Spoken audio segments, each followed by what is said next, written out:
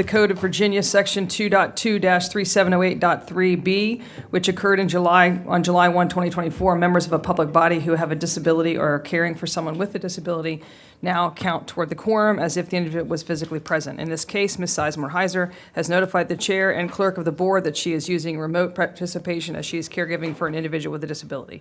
Thus, she will be counted as in person for the persons of quorum tonight and do not need to be voted in by the board.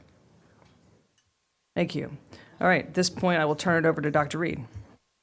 Thank you, Ms. Lady. And this morning, it's a great opportunity for our board and our community to have an opportunity to review Goal 4.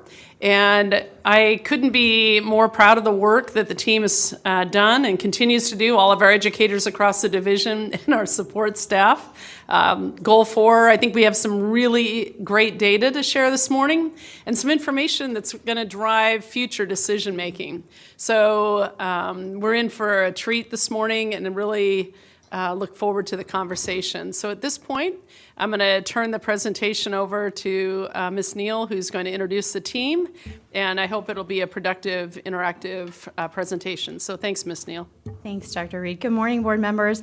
It is my pleasure to introduce with us today Mr. Howard Bell, who has been the CEO of ABLE since 2020, and Dr. Stephen Gehring, who is the Chief Academic Officer for ABLE. And they are joining us today and will be co-presenting with us and supporting the board's discussion around the work we're doing to look at course-taking patterns. So our objectives for today's meeting are to provide the board with an update on our progress towards meeting our 2030 Goal 4 measures, to talk about the work that we're doing around Goal 4, and to have an opportunity to talk about policy, budget, and strategic considerations as it relates to our Goal 4 work. And just as a reminder, Goal 4 is our equitable access and opportunity goal, and the work is deeply connected to the goals within our strategic plan. There are 5 measures in Goal 4, which are all on the screen, and today's presentation is going to specifically focus on measures B, D, and E, looking at accessibility and participation. Today, we're going to share data that examines high school course-taking patterns through the lens of academic intensity, and we will also look at accessibility of activities for students. At the very heart of our Goal 4 is the notion that students are able to make informed choices about the opportunities they pursue, that those choices are aligned to their passions and interests, and that those choices support their future goals and success. This goal also recognizes that availability does not necessarily equate to accessibility or connection to student interest. Our student experience survey that is currently wrapping up will provide some additional insights into accessibility gaps, where students want to pursue something that they're currently unable to do. And the data from that survey will be shared with the board in May. So we began a pilot this year working with ABLE and 20 of our high schools to look at course-taking patterns by examining transcripts for last year's senior cohort. Our pilot schools were able to see patterns of academic course-taking for their students that correlated with readiness for post-secondary education. We had Dr. Reed. Yeah, thank you, Ms. Neal. I just wanted to pause for a minute, and I want to share with the board how this was rolled out, because I think it's important. We met with the High School Principals Association a year ago. We actually met last spring, and we began to share the ideas that were inherent in this work. And what I shared, and I say this to the board because we've had a large discussion on being a system of schools versus a school system. And so what I shared with the high school principals was every high school would be involved in this work, but it would be a 2-year rollout.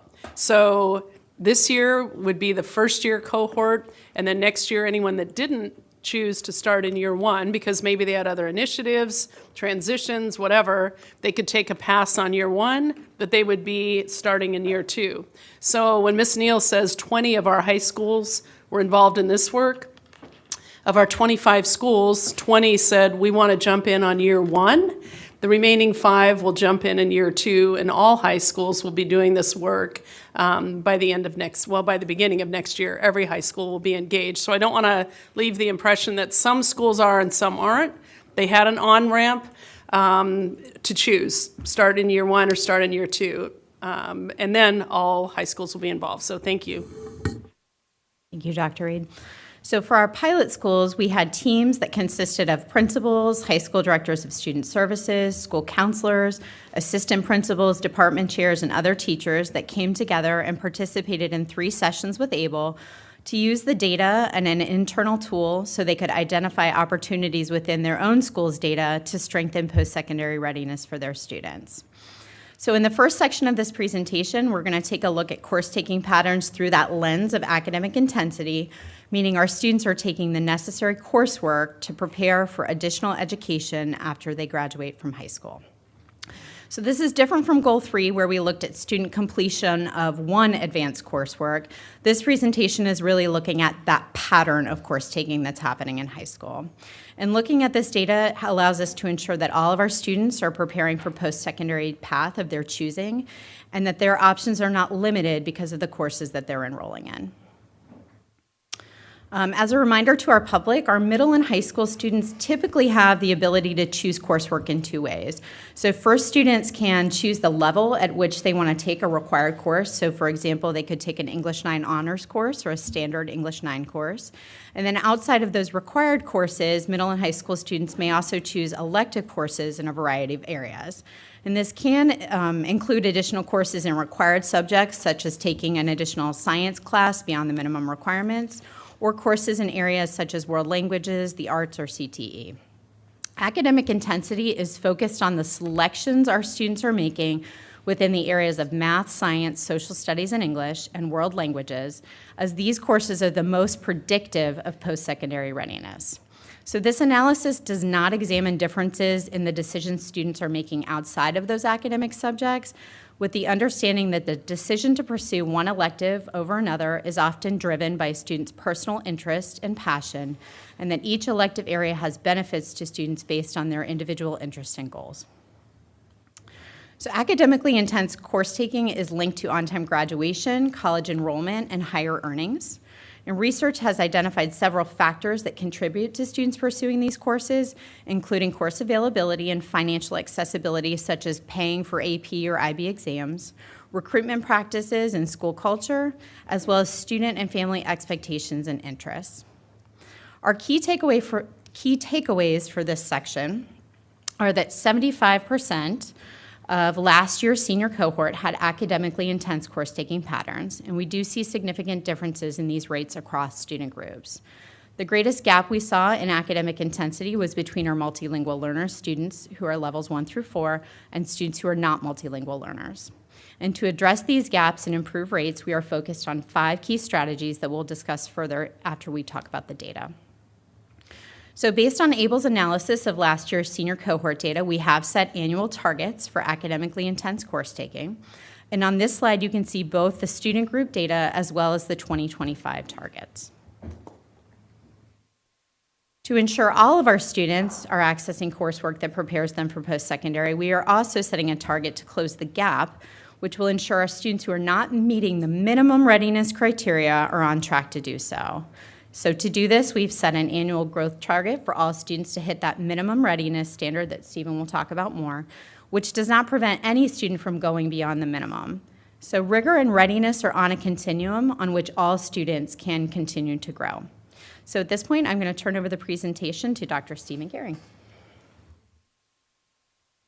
I'd like to start off with this quote: "The schedule is the place at the secondary schools where all of this interacts." So as students start making those choices, in terms of how many years of courses, what are their electives, the schedule is the place where students can access more intensity, or oftentimes sometimes those inequities are memorialized inside. We started out with some of the work with the schools talking about where are the future of jobs. So we started looking at Virginia's economy, we looked at the national economy, talking about the shift in the United States, particularly over the last 15 to 20 years towards post-secondary. Not all students need a 4-year degree, but we talked about the need for students to have something beyond their high school diploma. About 70% of the jobs in Virginia require, it's actually a little bit higher in some of the latest projections. So talking about, are we making all of Fairfax students post-secondary ready, and talking about how this was based inside research around post-secondary preparedness. When you look at the research on post-secondary preparedness for high schools, the single biggest predictor out of all the metrics that you could pay attention to is academic intensity. So if you had to choose one metric for high schools to pay attention to, it's the intensity of the coursework that students are taking. It's particularly important for African American, Latino students. Out of all of the metrics to pay attention to, second is grades. We also collected data on test scores, which we'll talk about, but the most important out of all of this is intensity, so that's where we'll spend the majority of time today. How did we do our methodology? It's a holistic evaluation. So when we're looking at it, there's not one right way. We talked about students having a mix of really rich electives to complement that. What we're looking at in their core classwork is how many years of courses are students taking? Are they going above and beyond the minimum Virginia and Fairfax County requirements? Did they access advanced coursework? Honors, AP, IB, college in the high school, dual credit. What mix of courses did they choose there? And we looked at their STEM course progressions. For example, a lot of research around the highest level of mathematics that a student completes. What was the highest math course that they got to? And specific science sequences, things like biology, chemistry, physics, very important for students majoring in STEM subjects. Out of that continuum, we scored the transcripts on a holistic scale, very similar to how a college would score it on a 25-point scale. We're not suggesting all students need to get out to that 25 points, but we do have research that shows if students can get to that 10 points, they're much more likely to move on. We also have benchmarks that we can talk more about in terms of GPA and test scores. Our methodology, again, looks at the 5 subjects. Students can score up to 5 points in English, math, science, social studies, world language. Lots of ways to do it. We keep reiterating with the team, there's not one right way. There's so many ways students can choose to add to their course intensity over their junior and senior year. And we're really, again, shooting for that score of around 10, which is highly predictive of a student enrolling somewhere, persisting to their second year, and completing some sort of post-secondary. So if students can get to that level of intensity, increase their momentum, they're much more likely to move on and persist in some sort of post-secondary studies. That's why we use that benchmark and why we verified that benchmark through research. So let's get into the data, the exciting part. So this is a continuum, and I want to start out saying we work all over the United States with school districts. We've never seen in course taking intensity this high. So definite compliment to the division. All of those students in that dark blue, so you're talking 75% of students hit that benchmark. That's very high. And 61% of students are in that 15 to 25 range. Those students are probably ready for any selective or highly selective college in the US. So big story here, it's a very, very high performing school district with the vast majority of students taking highly intense patterns of coursework across all schools. About 1 out of 5 graduates walking across the stage is a little bit lighter in their course taking intensity, and we'll spend a little more time talking about them through the rest of it. There's 2 students. We're just using these 2 students to illustrate our methodology. This is a student in that blue. And the key thing to note is their really strong core coursework. So again, as Marcy was laying out, students have choices their junior and senior year in particular. This student chose to start French in 8th grade and move on to a 3rd year of French.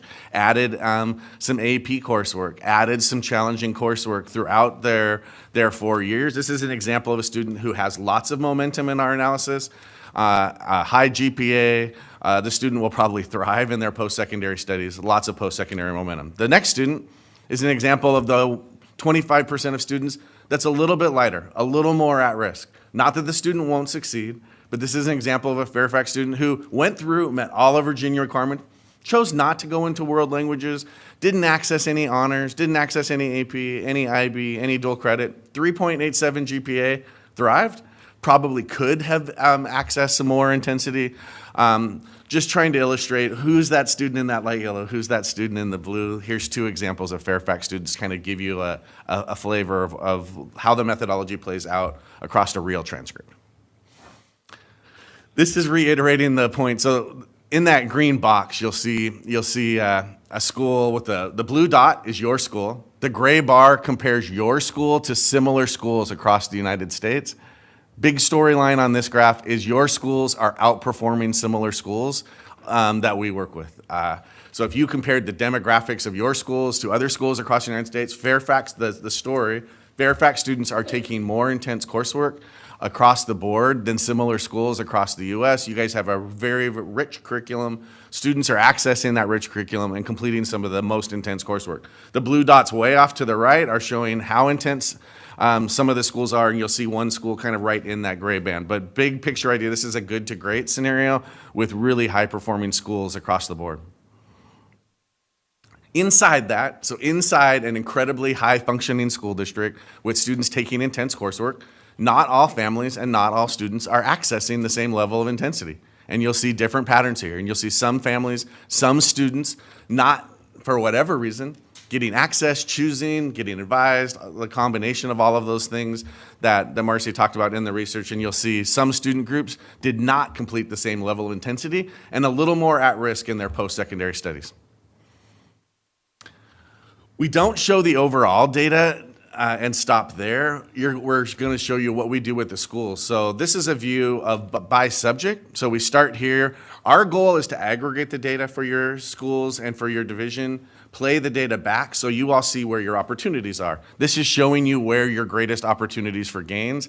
The subjects that you have the strongest intensity is science, social studies, and English. Again, we haven't seen it course intensity like that. The areas where you're likely to see the greatest gains is math and world language. Those are the opportunities where if you wanted to move the needle a little bit, those are the places where you're likely to move the needle the most.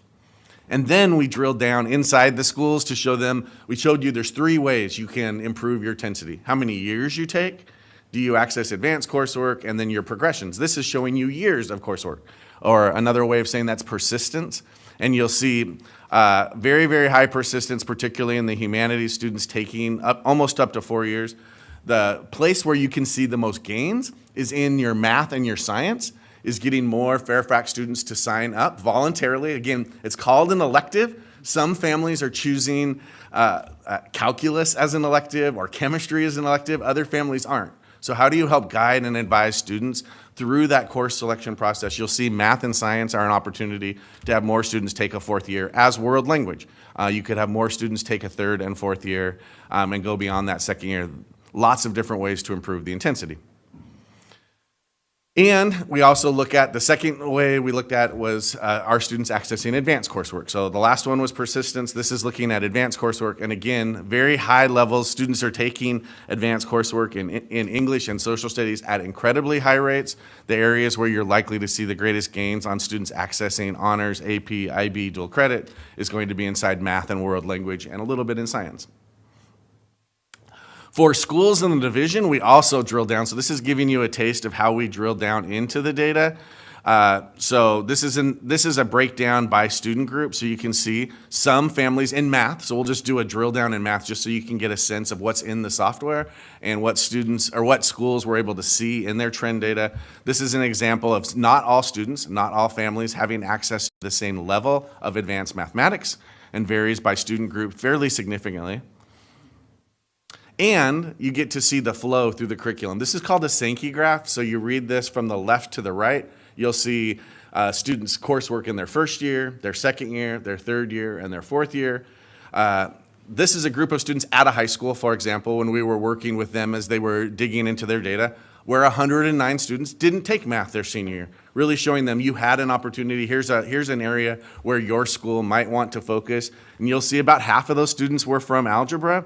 The other half were students who already had started algebra in 8th grade and started high school in geometry. So it was a mix of their students. Some of them were accelerated, some of the students were on track, really trying to show that high school there's a group of students that you could really tap on their junior year as they're choosing their senior year coursework to really shape their post-secondary readiness. Mathematics in particular is one of the most predictive. And this is another high school, just trying to show you the types of data that schools and the division can see. This is a high school on the left. You'll see this is their students who started with their very first course in algebra. So they had 181 students starting in algebra. You'll see the students progressing to a geometry sequence. Some of the students continued on into a multiple year geometry sequence, and some moved on to Algebra 2. Big ideas. Students at that high school who started in Algebra 1, only 6% got into a pre-calculus course. at that particular school. So we're trying to show them here's an opportunity to really recruit students or to really market your courses. Trying to get more students into pre-calculus is very predictive, particularly for STEM majors. The graph on the right shows their students who came already completing Algebra 1, starting in geometry, those 162 students.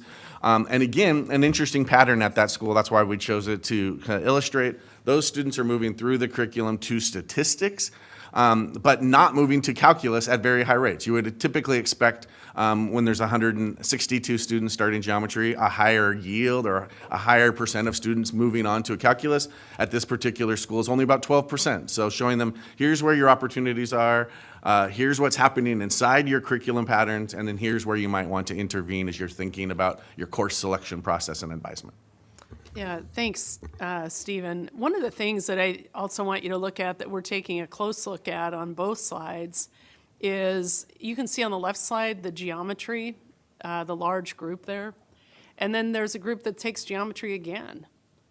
And on the right side, you see the Algebra 2, and then you see a group taking trig. And really, that should be the same class, right? So what we're seeing is a lot of duplicated classes in some spaces where as we begin to look at our schedule and our course offerings, we have some real opportunities to tighten up this persistence because that yield to pre-calculus is not much. I mean, 6% is not high. And even starting with geometry, having a 12% yield to calculus is just unusual. Yep. So we're going through this data fairly quickly, and each of these slides really has a story that has some depth to it in terms of our ability to make this work actionable. And as principals see the path in their schools, it's really opened up some significant conversation, I think. So I just want to pause a minute and kind of take a look at that. So thanks, Stephen. The other part, and partly why I created this, when I was a former chief academic officer, I could see the enrollment in my courses, and when I was a high school principal, what I couldn't see was the flow through the curriculum. It wasn't visible to me. I knew like how many students were in pre-calculus or how many students were in Algebra 2. This shows you the flow through the general to advanced. So Sample High School in Fairfax, you'll see 284 students started in general math. The big story is whatever you chose your 8th to 9th grade transition, at this particular high school, you're kind of locked into that. You're going to stay in the general track. They did have a nice bright spot their senior year where 71 students did get into an AP course. That's a real bright spot that we called out to that school. This is great. Can you find more opportunities to move students into that accelerated pathwork that might be ready to benefit, might have great grades, might do really well? That's an example of how to use this data to really leverage it for your advantage. So just piggybacking off of Stephen's last slide, this slide shows a snapshot of our math data from last year, and it looks at advanced math in 6th grade, Algebra 1 in 8th grade, and the percent of our graduating seniors who had at least one math credit beyond Algebra 2. And it's important, this isn't cohort data, but it is a snapshot in time for us to look at. And what we can see is there are gaps in 6th grade between student groups. Those gaps are larger when we look at the data in the same year for our students taking Algebra 1 in 8th grade, and those gaps are the largest in high school when we look at our final data point. We also see in this data that for some of our student groups, they're able to take advantage of honors and open enrollment at higher rates. And we certainly anticipate that as Algebra 1 participation continues to increase, that high school data will also improve. We mentioned that we looked at 2 other data points. So the academic intensity is the single biggest predictor. GPA is the next biggest predictor. We have 2 benchmarks for you. But we wanted to talk about test scores. Test scores are a useful triangulation point, not to measure individual students as much as to measure the system and how students are flowing through the curriculum, the quality of the curriculum. And we have a benchmark here of 1120. We collected from you all SAT, PSAT, ACT scores. We converted them all to a common number based on our predictive analytics, and we'll show you some data on how students are, the interaction of their course taking and their test scores. So first of all, this is the test score data. Again, very, very high performing school district. So about 45% of students walking across the stage hit that minimum benchmark, have lots of post-secondary momentum, and another 23% right on the cusp. Again, this is all your PSAT, ACT, and SAT data. This one was interesting. So a little challenging. The green bar is your course taking. So remember, 75% of your students are completing intense coursework. You would expect that purple bar to be a little closer to your green one, track a little closer. So for example, there's about a 30% gap between your course taking. Said another way, students are signing up for the right courses in Fairfax. They're not always hitting that test score benchmark, even though they're enrolled in that coursework. So that's something to definitely watch. And when we drill down, this looks at the intersection of the two. So the bottom axis is your course taking. So for example, that 45% in that dark blue, those are students who took very intense coursework and they also hit that test score benchmark. They have lots of post-secondary momentum. It's about half of your graduates. That's the gold standard. The students, if students do not sign up for intense coursework at Fairfax, they're not hitting the test score benchmark at all. So that shows how important the course taking is and the electives are for students. The two that I wanted to really call out, that green box, those are students who signed up for intense coursework, 28%, but did not hit the test score benchmark. So it really starts talking about curriculum, quality of the curriculum fidelity, instructional practices. The students in that gray box are the most at risk. They're taking not intense coursework and they're not hitting that test score benchmark. Definitely a group to focus on over time. And then this one we really wanted to call out. Different student groups are experiencing hitting the test score benchmark at very different rates. The one in particular that had the largest drop-off was African American students, noticeably larger than any other student group in Fairfax. And it's said another way, African American students in Fairfax are signing up for a very intense coursework. They're not hitting the test score benchmark more so than any other student group in the school district. So we definitely discussed that with the division. At this point, we're going to talk about the strategies that we're using to increase academic intensity for our students. So as we shared in Goal 3, we're currently revising the K-7 math curriculum and standards to strengthen all of our students' readiness for Algebra 1 by 8th grade. As Dr. Reed mentioned, this data also provides FCPS with an opportunity to re-examine our current graduation requirements, our course offerings, and our enrollment practices and policies so that we can remove access barriers and ensure all of our graduates are prepared for their future. In multiple goal reports this year and last year, academic advising has come up as an area for the division to focus on, and we have a team that's currently working on recommended revisions to the academic advisement process, including activities during key transition years. And this work is going to include the collection of student and family voice data to help us ensure consistent, high-quality practices are in place at all of our schools, including early and consistent academic and post-secondary planning activities. This also includes an RFP for an updated college and career readiness tool. Our schools who've been part of the ABLE pilot are using this data to strengthen their practices and increase post-secondary readiness specific to areas of opportunity that were identified for their individual school. And as Dr. Reed shared, we'll be expanding this pilot pending board approval to include all of our high schools and our pilot middle schools next year. Finally, we want to ensure all of our students are prepared for the rigors of advanced coursework. And during the Goal 3 report, we talked about the honors framework that's in place to ensure rigorous instruction is embedded in all of our courses and that there are consistent expectations for extensions and honors level courses. We also talked about the adoption of the basal resources, including the math adoption that's currently underway, as well as common assessments to ensure alignment between the written, taught, and tested curriculum across all schools and classrooms. We've invested in increasing AVID in all of our Title I elementary schools to help our young learners develop those academic habits that will prepare them for advanced coursework in middle and high school.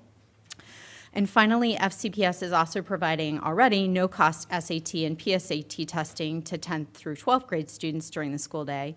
And this year, we're also planning to pilot no-cost test preparation so students can demonstrate their readiness on college entrance exams. As we shared in the last goal report, we continue to add dual enrollment options in both schools offering current dual enrollment as well as exploring new courses to be offered as dual enrollment based on student interest. We're also increasing the flexibility of the AP courses that can satisfy graduation requirements and expanding access to AP beginning in 9th grade.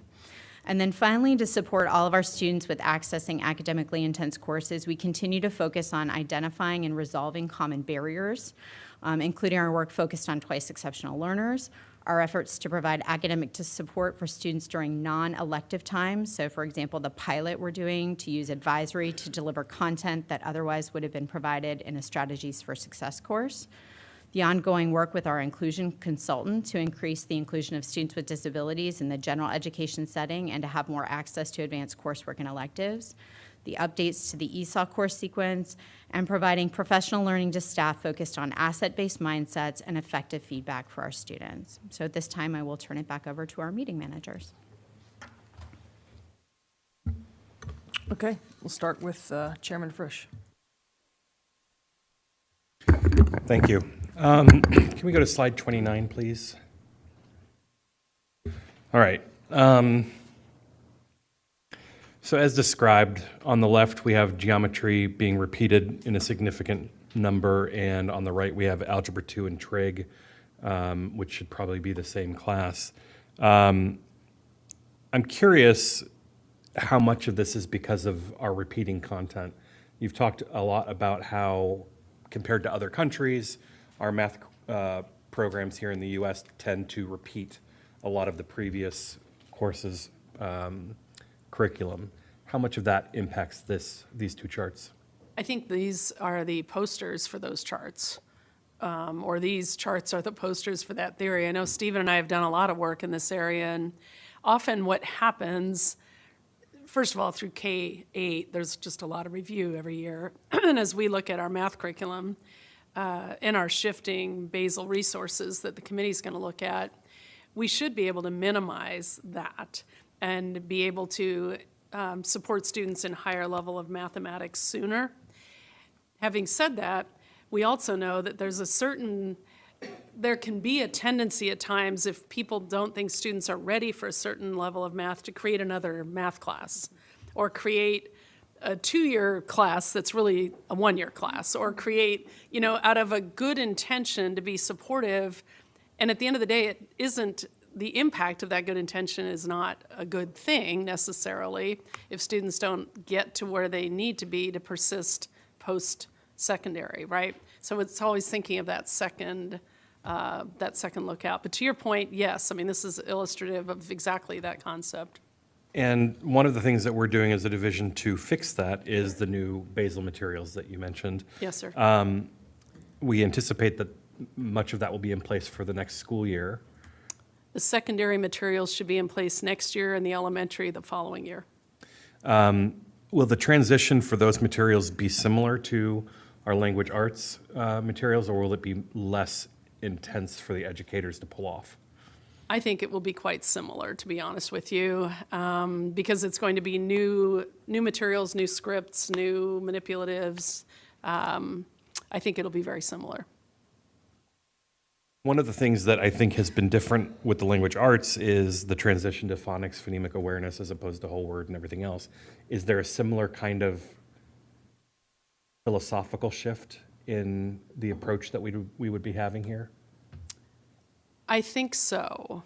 I think that one of the things phonemic awareness and the science of reading provides is, done well, there's a level of fluency that's possible, right? The learning of vocabulary, the intentional teaching of vocabulary gives voice and language that can increase fluency, which allows you to read more fluently.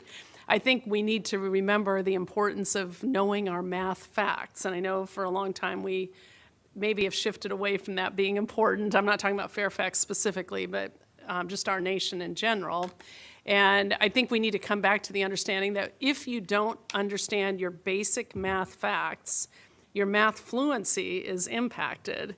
And math fluency is just as important as reading fluency if you're going to be able to be effective in a mathematics classroom. So, and we also are going to move to, much like the basal reading materials, an actual text, math books, if you will. And I believe one of the things that I've shared with the team is I think homework is important. I think practicing math skills, not learning new material at home, but practicing math skills such as basic math facts, it's critical to develop that math fluency and that those neural pathways for mathematics. So I think it is a very similar shift to the science of reading. And so it could be several years before we start seeing the dividends for the work. It could. Yes, sir. We should be stressing that as we have these conversations. I don't want people to see this as a panacea that overnight things are going to change. Can we go to slide 34? All right. Knowing what we just talked about, I'm curious if we have data breaking this information down by subject matter. Like how much of this or the lower numbers are representative of math scores being lower than language arts? We definitely have that data, not for today's presentation, but we can get that to you. So to your point, the SAT and the ACT provide subject. We get a reading score in the ACT, a very similar one on the SAT. You also have a breakdown by mathematics, so we can provide more detailed breakdown. This is the composite score, to your point, and definitely warrants some further investigation that we can provide in the future. Do you have anything that you can share that you might recollect from what that might look like in terms of the math component here? The math component definitely lags in my recollection, so I don't want to be held to that without having it in front of me, but you're right. I think in my recollection and across the country, in the data in general, that math tends to lag behind students' reading scores in these exams, and that's usually the limiting factor that has students in that pink and that light red and not moving into the blue in general. Sometimes you Especially find some people on the students- bubble, I'm assuming. Yeah. It's much more likely to be in mathematics than it typically is in reading. There are some students that are outstanding in mathematics and are on the other side, but you're right. In general, it's mathematics is the limiting factor. Well, one thing I'd like to see as we bring this to the regular meeting is some information about, when we talk about Title I schools, for example, we're always talking about the other schools that are on the bubble but not getting the additional support, right? I'd love to know, if we follow through on these changes to our approach on mathematics, what is the number of students that are on that bubble where with the additional support they'd tip into the next category? Because I think what I'm seeing throughout this part of the presentation is how important the mathematics component is to each facet. And so I think it expresses the urgency of the changes that are underway and perhaps even the changes to graduation requirements that you've discussed. So I'll be eager to see more on that. Yes, sir, and I'm glad you brought up the graduation requirement changes. I will be recommending to the board that we add two things. One, a fourth year of mathematics, because in talking with our principals, it would be so much simpler just to default to a fourth year requirement, which many, many states in the country already have. And we have students that actually are done, in some cases, at the end of their junior year and aren't taking any more math, some at the end of their sophomore year. And then secondly, I believe algebra trig needs to be a graduation requirement. It is the exam that apprentice exams are based on. It's whether you're going into the military, into work, or into post-secondary, it's a must to understand the principles in algebra trig. And those two additions to our graduation requirements, I believe, would position Fairfax County Public Schools, particularly here in the Commonwealth, to be a leader, because the Commonwealth doesn't require those and is clearly lagging in mathematics, as we're 50 out of 50 states in the NAEP math scores. But over 40 other states already require algebra trig as a graduation requirement. So I feel like this is an opportunity for Fairfax County to say, we're going to raise expectations not by changing how we measure kids, but actually changing the experience for our children educationally. And I think it's essential. This data is a key piece of that. But I really feel like that's something that our kids are capable of and our community would expect. So I'll be putting on the next steps document a request for more information about the benchmark test data broken down by subject area, not only in the aggregate, but also in the demographics broken down on slide 37. Thank you very much. Thank you, Chairman Frisch. Dr. Anderson. Thank you, and thank you for this very interesting presentation. I'm glad, and it's not a surprise that you found that Fairfax County is a high-performing school division, and I'm glad that you raised it before me, that while it's a high-performing school division, it's just not uniformly so for all of our students. You made a point of highlighting the performance of African-American students who are accessing those higher-level courses but not having the yields on the assessments. What are, in your analysis, what are the reasons for that? Yeah, I definitely have some hunches that we were following up on with the division, some of the internal conversations.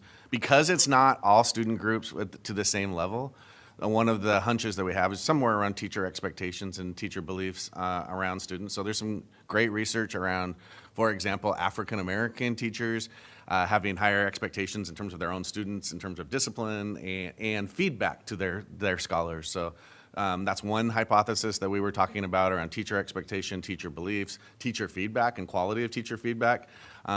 So that's the first hunch. And then really looking at curriculum and curriculum fidelity inside some of the schools with higher concentrations to making sure that the courses are following the curriculum guides, have the same expectations across the division, across the region, to make sure that those Algebra 2 courses, those pre-calc courses are offering the exact same curriculum, the same standards, using some of the same benchmarks. So those would be the first two I'd start with, is teacher belief, teacher expectations, professional development around that, combined with some curriculum fidelity, particularly in targeted schools where you're seeing larger test score drops. Thank you. Are you seeing also a consistent application of those African-American students in terms of where they're being the least successful around our division? Is this uniformly across all of our regions, or are there concentrations in spots? Concentrations in particular regions. We broke the test score data down by regions, not for this particular presentation, but we did break it down by region and by schools, and you'll see some schools are having more success than others, and some schools are less success, and some regions. So you can see concentrations that we provided data, hopefully for the division to do some further investigation and follow-up tied to the strategic plan that Marcy laid out. Thank you. Dr. Reed, I would be very much interested in seeing some of that information. And lastly, and I have a hunch that this is connected to your other hunches, what have you found as related to teacher experience, if anything? Yeah, teacher experience nationally, when you start getting beyond 4 to 5 years, so there's definitely evidence in the first 4 to 5 years of teacher experience that there's a very strong correlation. After that, the correlation drops off pretty dramatically. So you're not seeing necessarily a teacher with 15 years of experience being 3 times more effective than a teacher of 5 years experience. That research just doesn't show up.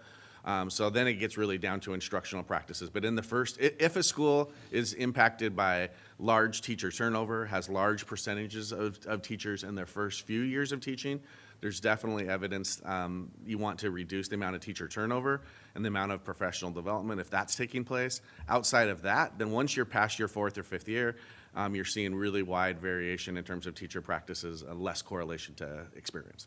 Thank you. I would also be interested in seeing what the teacher turnover rates are in those areas where you have identified as having greater issues with maintaining the level that is occurring elsewhere.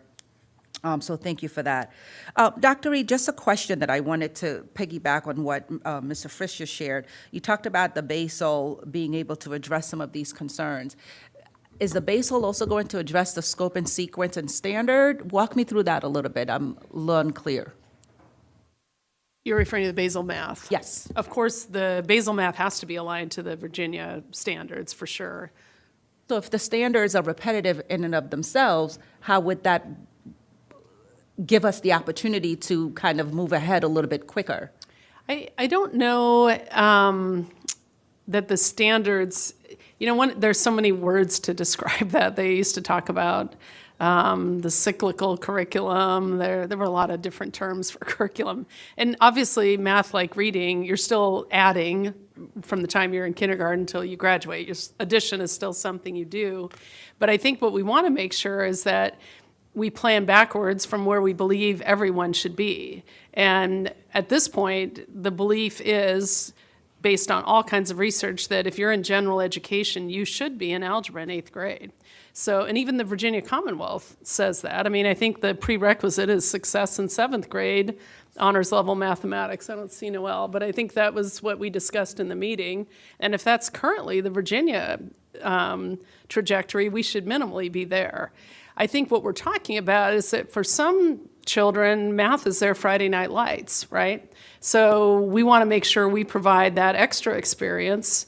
And we know that acceleration for some children is just kind of where they are in mathematics. Just as you can go into a library and pick any book, I can choose Go Dog Go, or I can choose Of Mice and Men, depending on where my independent reading level is. But in a math class, often I'm going to be in 3rd grade math, right? And so what we want to say is, look, you can do 3rd grade math, which is going to be robust and rigorous, and it is here in Fairfax County.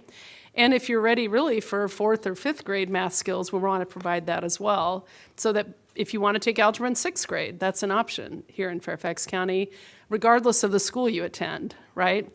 And we would like eventually, I think, to get to a point where you don't have to leave your school to go take algebra in elementary school.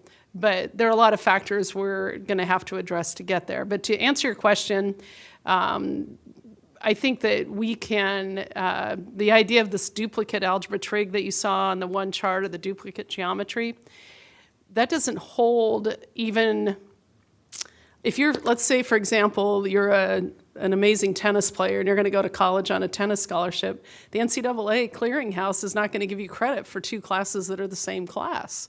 So we're setting kids up for problems if we don't make sure that we have those discrete courses in a really discrete and thoughtful pattern. No, sure, I definitely understand, and I also understand the need to have a basic curriculum because it also levels the playing field a little Right. bit in terms of what's happening in one classroom is consistently happening across Right. all classrooms at that grade level.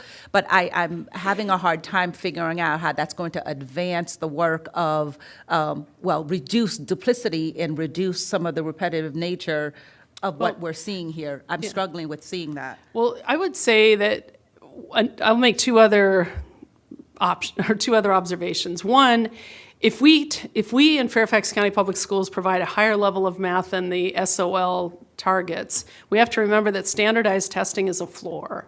It is not a ceiling, right? It's kind of a minimum that everyone should be able to master. So if we end up with a basal math curriculum that actually is set, as we do a reset here in mathematics, to have, if we move through things in a way that doesn't have as much review, our kids are going to be fine, right? What I often notice, not in Fairfax County, so for those watching, I'm sure it does not happen here, but there are places where sometimes they never get to the end of the book, right? And it used to be probability and statistics was at the end of 3rd grade, 4th grade, 5th grade. And so by the time kids got to 6th grade, they'd never seen it because they never got to it because they got stuck on chapter 4 for umpty-ump weeks and chapter never seen that 5, either. and you've never seen that either. So it's not a Fairfax thing, I'm sure.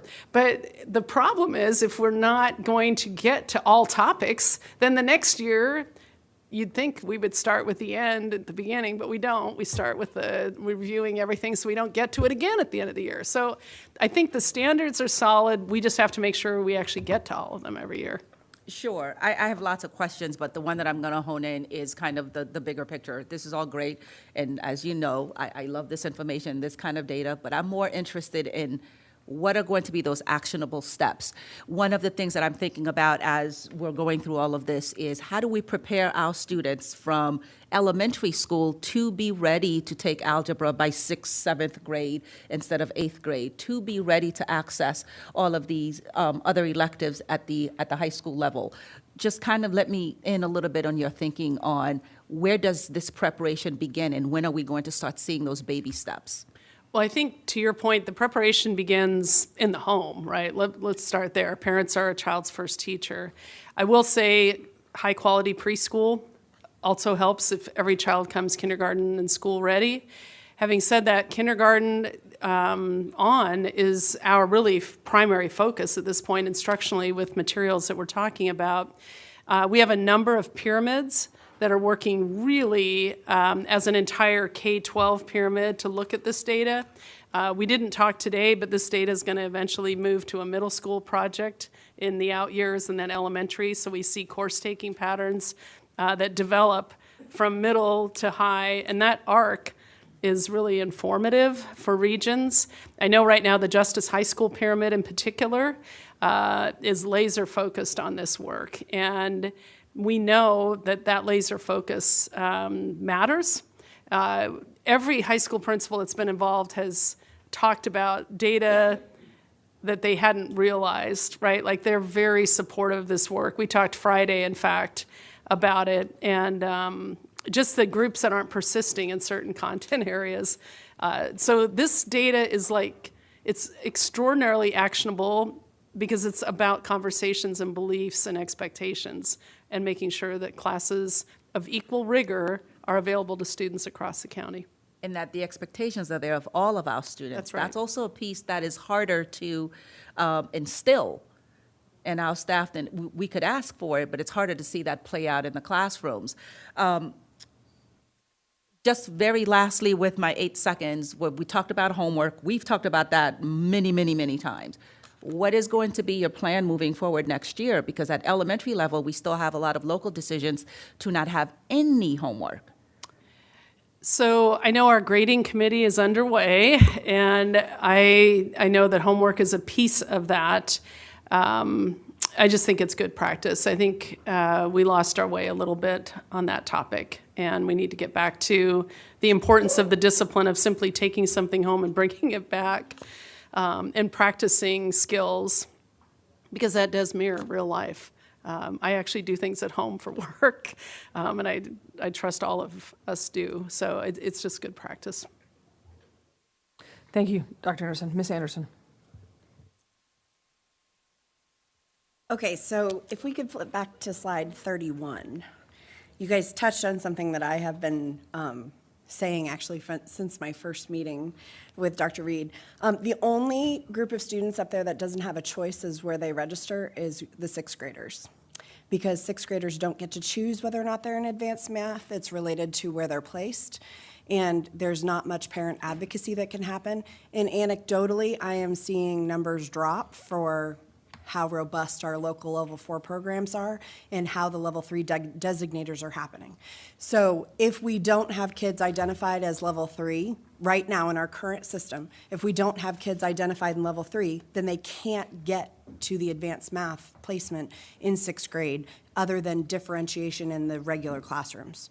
And so that is something that I'm seeing just at schools that were previously very high performing local level 4 programs that had robust level 3 offerings. I'm seeing that anecdotally happen in locations, and I would like us to pay more attention to that as we move forward. The other thing that I would love to see here is how many of the 34% of our kids that are in sixth grade math, what does their flow chart look like? Because I think that is essential information for us to understand why it's so important that if we don't provide that higher level math in the elementary level, that they don't feel ready to necessarily get there. And I think that it's a holdup of ours that we need to, and you've got a bunch of kids that may be deemed as discipline problems that are just bored. And I would really love to see us challenge those kiddos a little bit more. So that's one thing. The other thing that I wanted to ask is, I know our focus right now is on math, and I love that. I think that what we pay attention to is what we succeed at. And my question is, for world languages up to this point, what benchmarking have we done amongst schools to ensure a certain level of instruction for world languages across the board?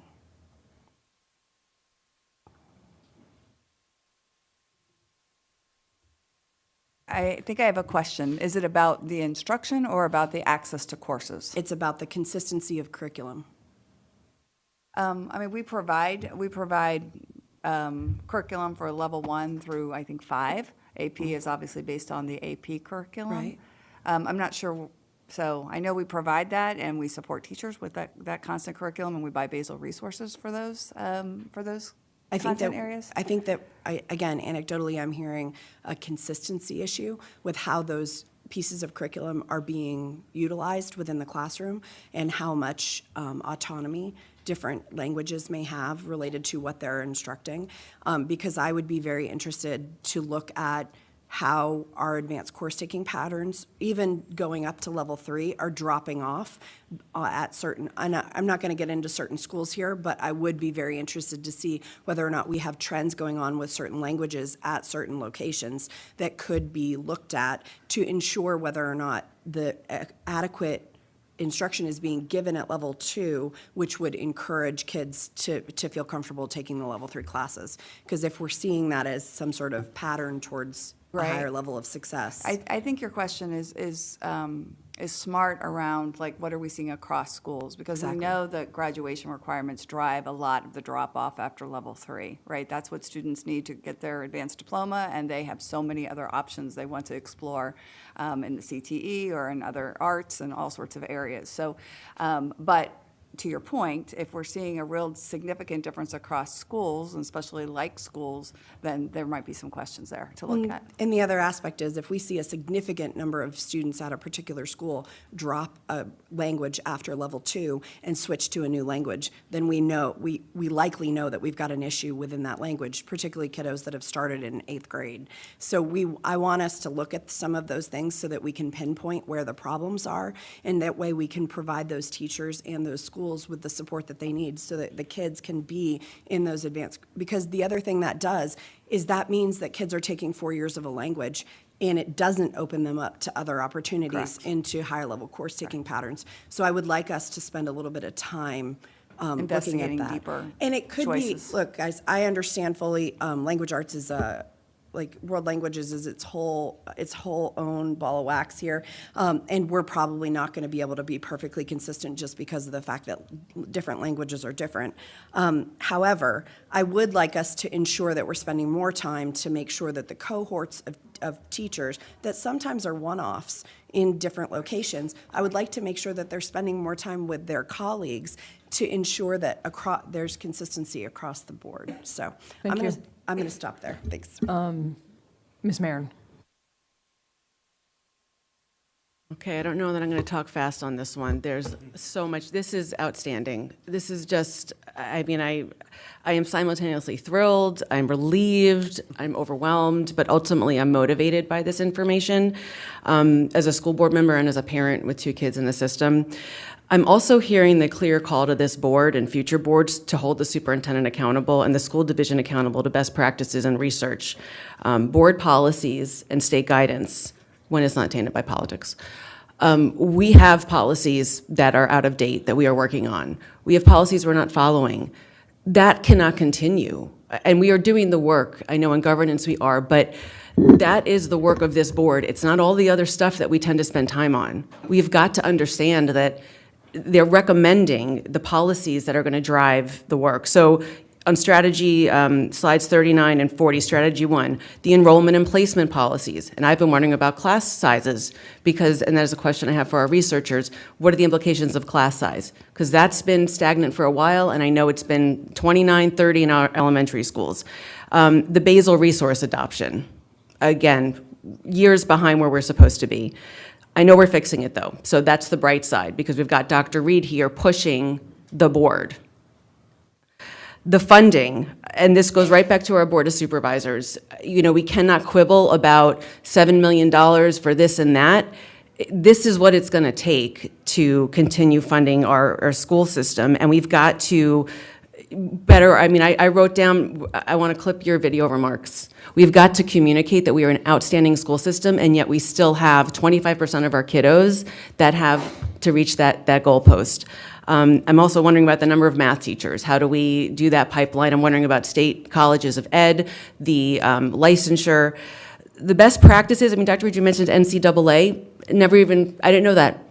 We need to know what the best practice research is on all the things that it's going to take for a graduate of our school to go on. That's what I want to hear at a work session. I want to understand. I want to see this kind of data and modeling.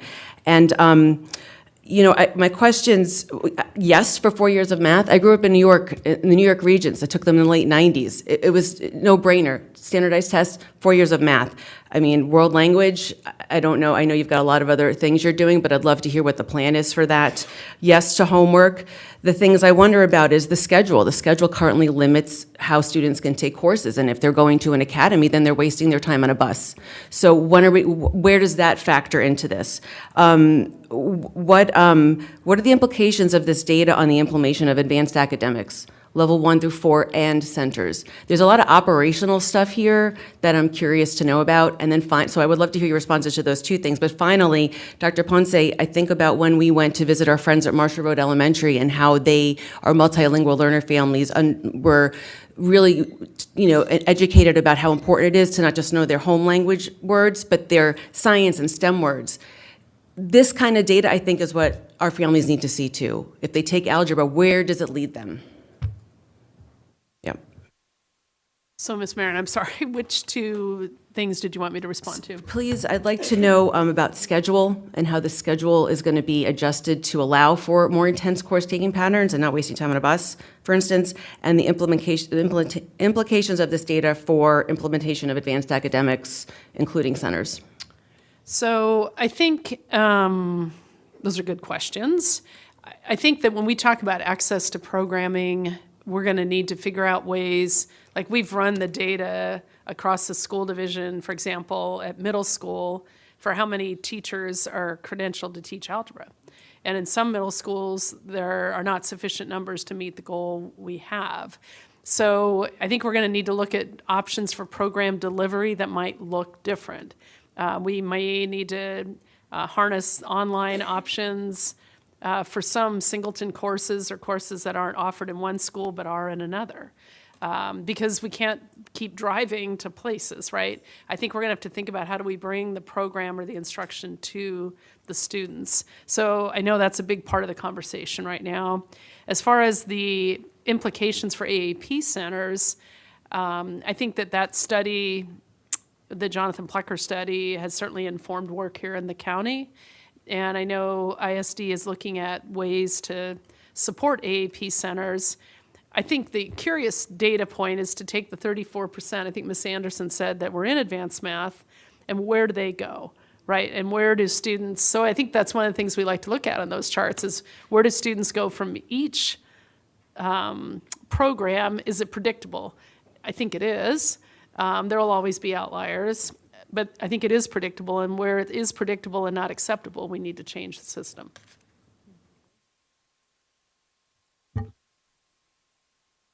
Thank you. Ms. Sizemore-Heiser? Thank you. I appreciate it. It's nice to see you all. First, Dr. Reed and staff, can't this hear is you. incredible work. Yes, you're gonna have to speak I up. love We the cannot data. hear you at all. Can you guys hear me? Can you hear me okay? Perhaps it's us. I don't know, but we still cannot hear you. Oh, I can hear you. Hang on, let me change my microphone. You test your mic again? Testing. Can you guys hear me? Nope, it's still too low. I can turn mine up on my end. Can you hear me now?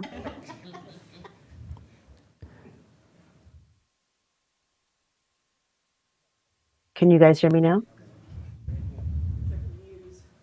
Well, now I can't hear you either. Okay, that's much better. Okay, can you hear me now? Yes, please proceed. Okay. All right. Sorry, I lost my thought. Can I do you mind if I start my time again? I apologize. I kind of lost my train there. Your time is still at 3 minutes. Okay, thank you. Oh, there, I can see it now. I appreciate that. First, thank you, Dr. Reed and staff for this work. It's really excellent work, and I'm really excited to see the focus on intensity in math. First question, and I apologize, I had to come in a little bit late for a previous meeting, but what is the plan on really focusing, I know you're talking about new basal material, on increasing the intensity at the elementary school level? I think one of my colleagues, Ms. Anderson, mentioned about sixth grade not having a lot of choice in who goes into advanced math, but also the repetitiveness you mentioned of the curriculum maybe causing students to get bored. And I actually think the message of you don't have to take 4 years of math sends a message about math itself. So can you tell me a little about your plans about increasing the intensity from kindergarten on for all students? And I'll pause there. So thank you for the question. I think that having new materials that are consistent grade to grade, classroom to classroom, school to school are going to be extraordinarily helpful.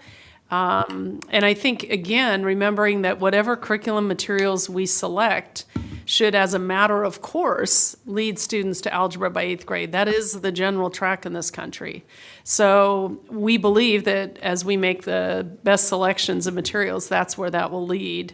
And I think the ability to also enable students to soar in whatever way they wish in terms of more advanced mathematics at younger ages, I think it's gonna require us to use some more creative interventions to do that. But minimally, the curriculum has to get all students to algebra by 8th grade.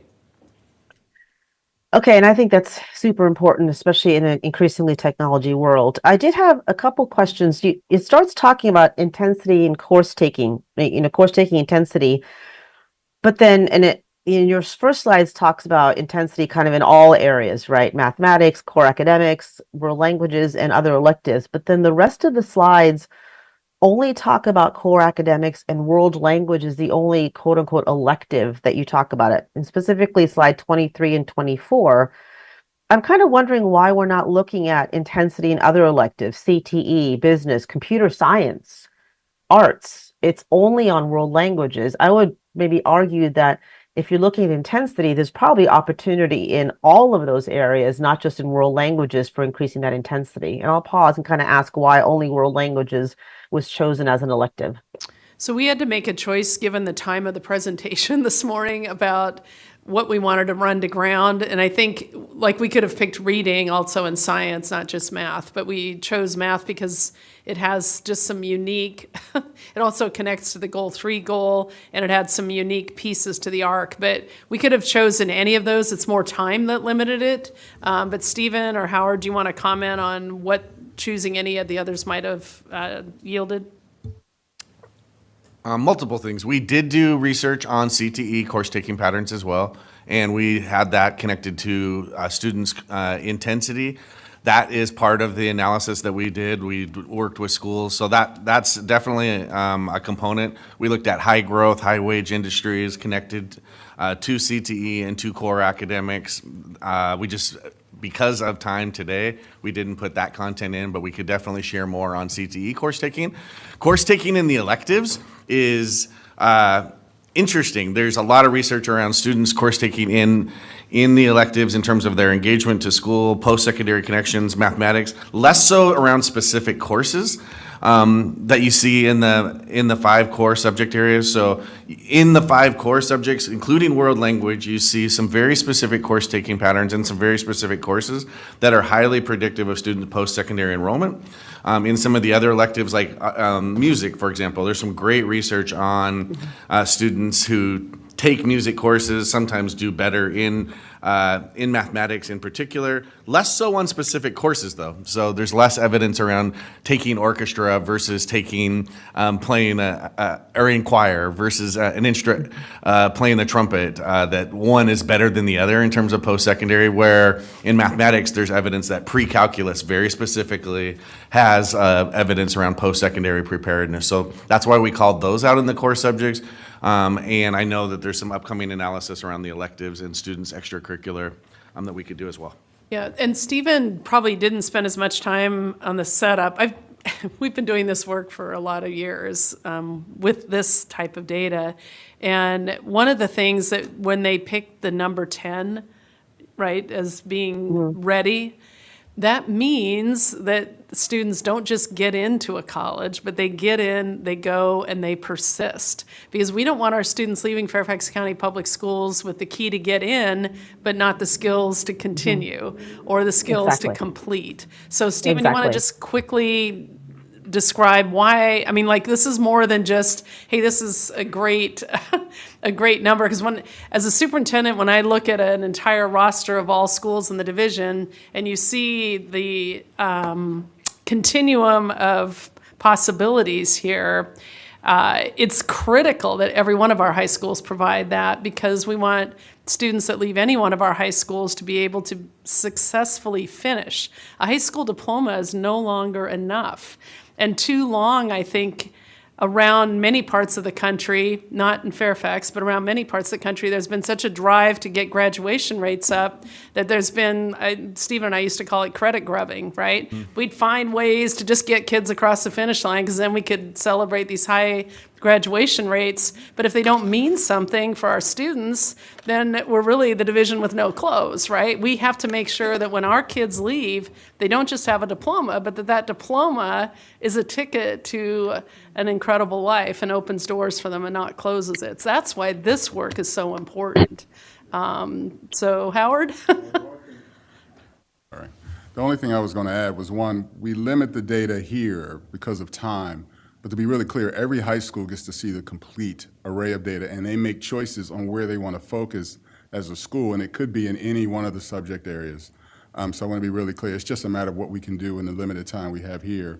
The second part, which I think Dr. Reed is talking to, is what we really want to create is sort of a national understanding that when a student shows up in any post-secondary setting, that they become identifiable as a Fairfax County student, that they know when they show up, they're prepared and they're going to excel. That is going to be the real meaningful thing that I think continues to attract more and more people to this region. By the way, I know I'm introduced as CEO, but I am a Fairfax County resident. My son went to school in Fairfax County, graduated. He's now at UVA, graduating this year. When we moved here from Connecticut 10 years ago, and I distinctly remember him saying at the time, "Dad, the teachers are better here. And the courses are better," and it was unsolicited. And so you should understand that what we're talking about here is a good to great move.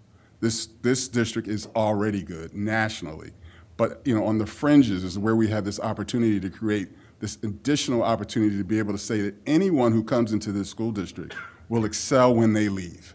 And so this work, and I applaud everyone in the questions you're asking around what are we going to do about elementary, and what are we going to do about kids of color? Those are the right questions to ask. Because what we want is all boats rising and everyone to be available to, whatever job, military, or post-secondary training they need to go to. No, I appreciate that, and I'm very bought into, especially on the math aspect of this, and very bought into this work, and I think it's very important that we do it.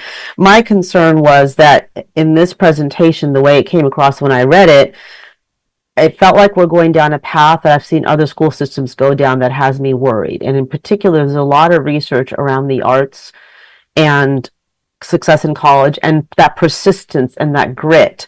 And having world language be the only elective that was discussed had me worried that one of the things I think Fairfax is known for is the breadth and the intensity of its electives. And so if we're going to talk about electives, it'd be helpful somewhere, maybe in the full report. I understand time today is not there, and computer science and sort of how we're going to make sure students access the intensity of those as well, that also have data behind success beyond graduation and success in college and career. So that was the point I was trying to make with that. And it seems like, to me, that got lost in this. And I don't know I know you mentioned CTE, but I don't know if you have data around all of those other areas. And in my 22 seconds, I may take a go back. I wanted to mention, Dr. Reed, I'm going to put a plug in that in slide 40, you talk a little bit about, the strategies pilot and some of these things that we're doing, but I applaud your team for doing this work around the math pathways, the math basal and the literacy basal quickly. If that other work isn't also done quickly in conjunction, you're going to continue to leave that set of students behind. I know my time is up. I'll take a go back. Yes, ma'am. And we had a meeting yesterday morning at 8 of the team around the 2E learner data and this very specific bullet. And I think there is a strong sense of urgency, but to your point, that's not always transparently clear to families. So we will. The strategies pilot has been in the work for 5 years, so I'm just putting that out there. That it's got to have the same urgency, or you'll leave them behind. Yes, ma'am. Thank you, Ms. St. John Cunning. We're sharing a mic today. First of all, I want to thank you for all the work that you've done. This is really impressive, and it's great for us to see this data. having just come back from the South by Southwest Educational Conference and listening to what other divisions and jurisdictions are doing, I'm not surprised that FCPS is where it is. I mean, I told my colleagues when we were there, it's like, we need to be presenting at these conferences because we're light years ahead of some of the presentations I'm hearing. And so that's always a very comforting thing to know, having had 3 students that have gone through FCPS schools and having worked at them. However, it's that getting to great and working on the fringes that's important. One of the things that I did want to address in terms of how we work with our multilingual learners and how we work with foreign languages through our immersion program, how we leverage that. I know that from experience, my own experience with my kids, that when those students and scholars go through those programs, they opt out of college requirements for language. So that translates into dollars and cents for parents. I mean, let's face it, or for the ability for those kids to do a minor, have the space to do a minor. So that's a question I'd like to ask, how we leverage those opportunities in world language for our immersion students, but also for our multi-language learners, because the ability for them to retain and maintain their language and also have proficiency in it, because once you start learning in another language, the proficiency in your native language drops. So those are things that maybe we can creatively look at, and just asking how we do that in our system, or if you came up with any data. I definitely wanted to follow up. I think your hunch is really wanted to follow up on your multilingual learners as a great opportunity to both encapsulate and formalize their written language in their native language, and as an opportunity to see themselves as scholars, if you see it as a strength. So you all are doing some competency-based testing, very robust competency-based testing, but one of the recommendations that we had initially in the year is to take, for example, your Spanish-speaking students who are highly proficient, and creating pathways for them towards dual credit, not just getting competency, towards dual credit, where they then see themselves as a scholar, and then hopefully add some intensity in some other areas. So I think there's a great opportunity for you all to take those speakers. There's some districts we work with that after a 1-year or 2-year on-ramp, those students are passing AP Spanish language and AP Spanish literature, getting multiple college credit, money in their families' pockets, and then seeing themselves as very successful scholars, and then moving on to some other areas. So I think that's a wonderful opportunity that you all could be capitalizing on a little bit more than you are with your competency-based exams. All right, seeing no other placards, I'll take my turn. Obviously, I love this presentation. It's everything I do and where I live. I just want to keep 2 words in mind at all times, which is preparation and persistence. Everything we do has got to be around preparation and persistence. The other thing I want to talk about is I want to highlight a couple slides in terms of academic intensity. If we look at the 2 sample slides on 19 and 20 of the 2 students, I really want to highlight the second student who, has a cumulative GPA of 3.87 but has not taken any honors courses. When a college is evaluating a transcript and they see grades that are this strong and they don't see any honors or AP or IB, there's 2 thoughts that go through their mind. One is, this is a student who's perfectionistic, and they maybe don't have to be quite frank, they have a mental health issue around fear of not getting fear of not getting an A, so they won't push themselves. Or they're in a situation where they don't understand course-taking patterns and someone hasn't pushed them. The other thing I would say is, we talk a lot about backward design. I think that we have to approach that with kids, that math is 4 years. I do have a question on the slide that shows geometry back-to-back 2 years in a row.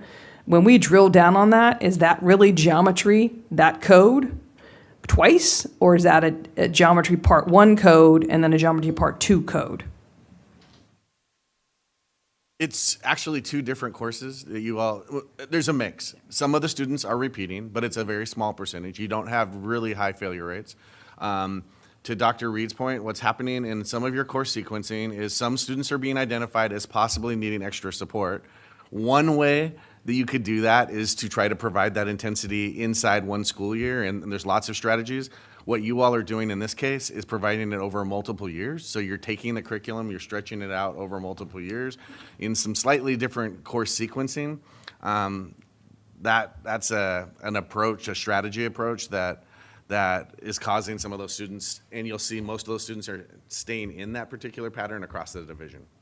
Yeah, I just want to bring that up. And I would also say we should never have kids spending 2 years in geometry. With all due respect to mathematics, Algebra 1 and getting to Algebra 2 are essential. We've got to figure out how to do this. And again, sometimes if we have to double block in Algebra 1 first year so they're getting math every year and they get that solid foundation, it needs to happen. So, Ms. Lady, I'm going to invite Ms. Clemenco, too, to talk about this, because I think we want to clarify that this is our AFTA course, and so I think she can provide some additional context as well. Yeah, I think we have some limitations in the modeling, and so that it's been represented as 2 years of geometry, which in some respects, it is another year before they get to Algebra 2, right? But we do have a course that is called APTA, Algebra Functions, Patterns, Algebra Functions Data Analysis. And it is a step towards Algebra 2. It's not a repeat of geometry at all. It's not even in the geometry family. It's in the algebra family. And it gives students time to learn some of those algebraic concepts in more concrete and explicit ways to prepare them for Algebra 2. Don't disagree that maybe an on-ramp isn't a good idea, but it's the on-ramp we have. I just want to be clear that it's not a 2-year geometry sequence, and it's not, the majority of those children are not repeating because they failed geometry. No. It's only been in place for, I don't know, I'm going to say, Robin and others might know, a handful of years. Five or it hasn't been six. something, Yeah. we avoided it for a long time, and at the urging of many, we went ahead and put it in. Well, and I think that key to all of this is the belief our teachers have in our scholars. And I can't underscore that enough. We've seen that with benchmark with reading.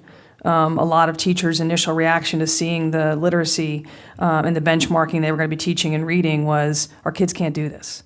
And here we are, a semester in, a quarter in, there were epiphanies happening everywhere. They were like, oh my gosh, they can do this. Like, we have not been stretching them to the point we need to. And I'm going to take a go back, but also echo my colleague's comment about behavior.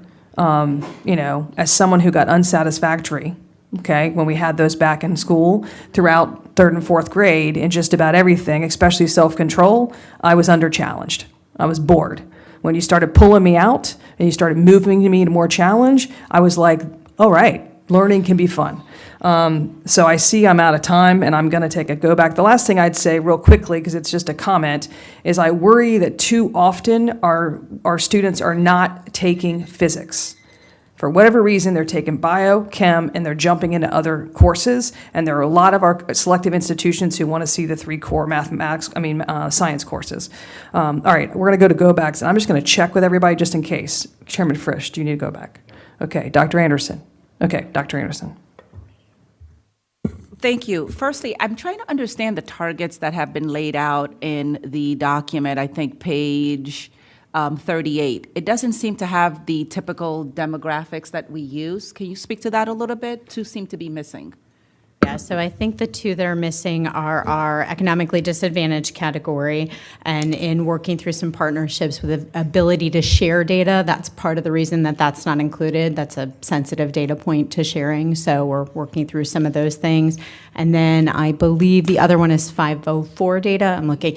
And I believe that's something that we've talked about trying to get for future reports. Some of this is how they're able to take our data and our categorization and use the existing data, because we're looking at how ABLE is benchmarking across other school systems. We're looking at large aggregate data. So that's an ask that we have, Dr. Anderson. Thank you. And it also focuses on seniors. The conversation that we are engaging in right now leads me to believe that there's an opportunity to have targets beyond that group. So what is the opportunity for expansion, for us to kind of be a little bit on top of it before it's too late? They're seniors, they're gone. No, it's a great question. I'll start and I'll have Stephen jump in. So we recognize that this is the culmination of course-taking patterns, right? What students experience in elementary school, middle school is showing up in their transcripts, which is why we're going to bring this work down to the middle school next year, because we need to do some additional work on this topic. So we see this as a starting point for setting some targets for ourselves, but not the ending point. And I'll ask Stephen to jump in as well.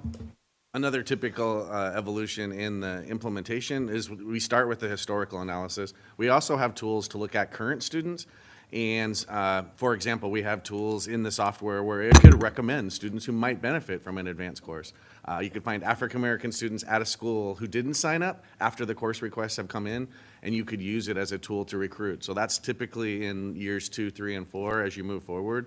Actual current students before they actually sign up for their courses the next year, to your point, to shape what they're taking before it's too late and they graduate. So we start here to understand the trends, and then oftentimes the division chooses to move forward and say, we want to have current data on our students as the course requests are coming in, so we can have an opportunity to correct some of those and to recruit some of those kids who maybe chose not to sign up for whatever reason and get them into those courses before they graduate. I would certainly like to see some other targeting, some goals in that area, because I think it's just too late with the seniors.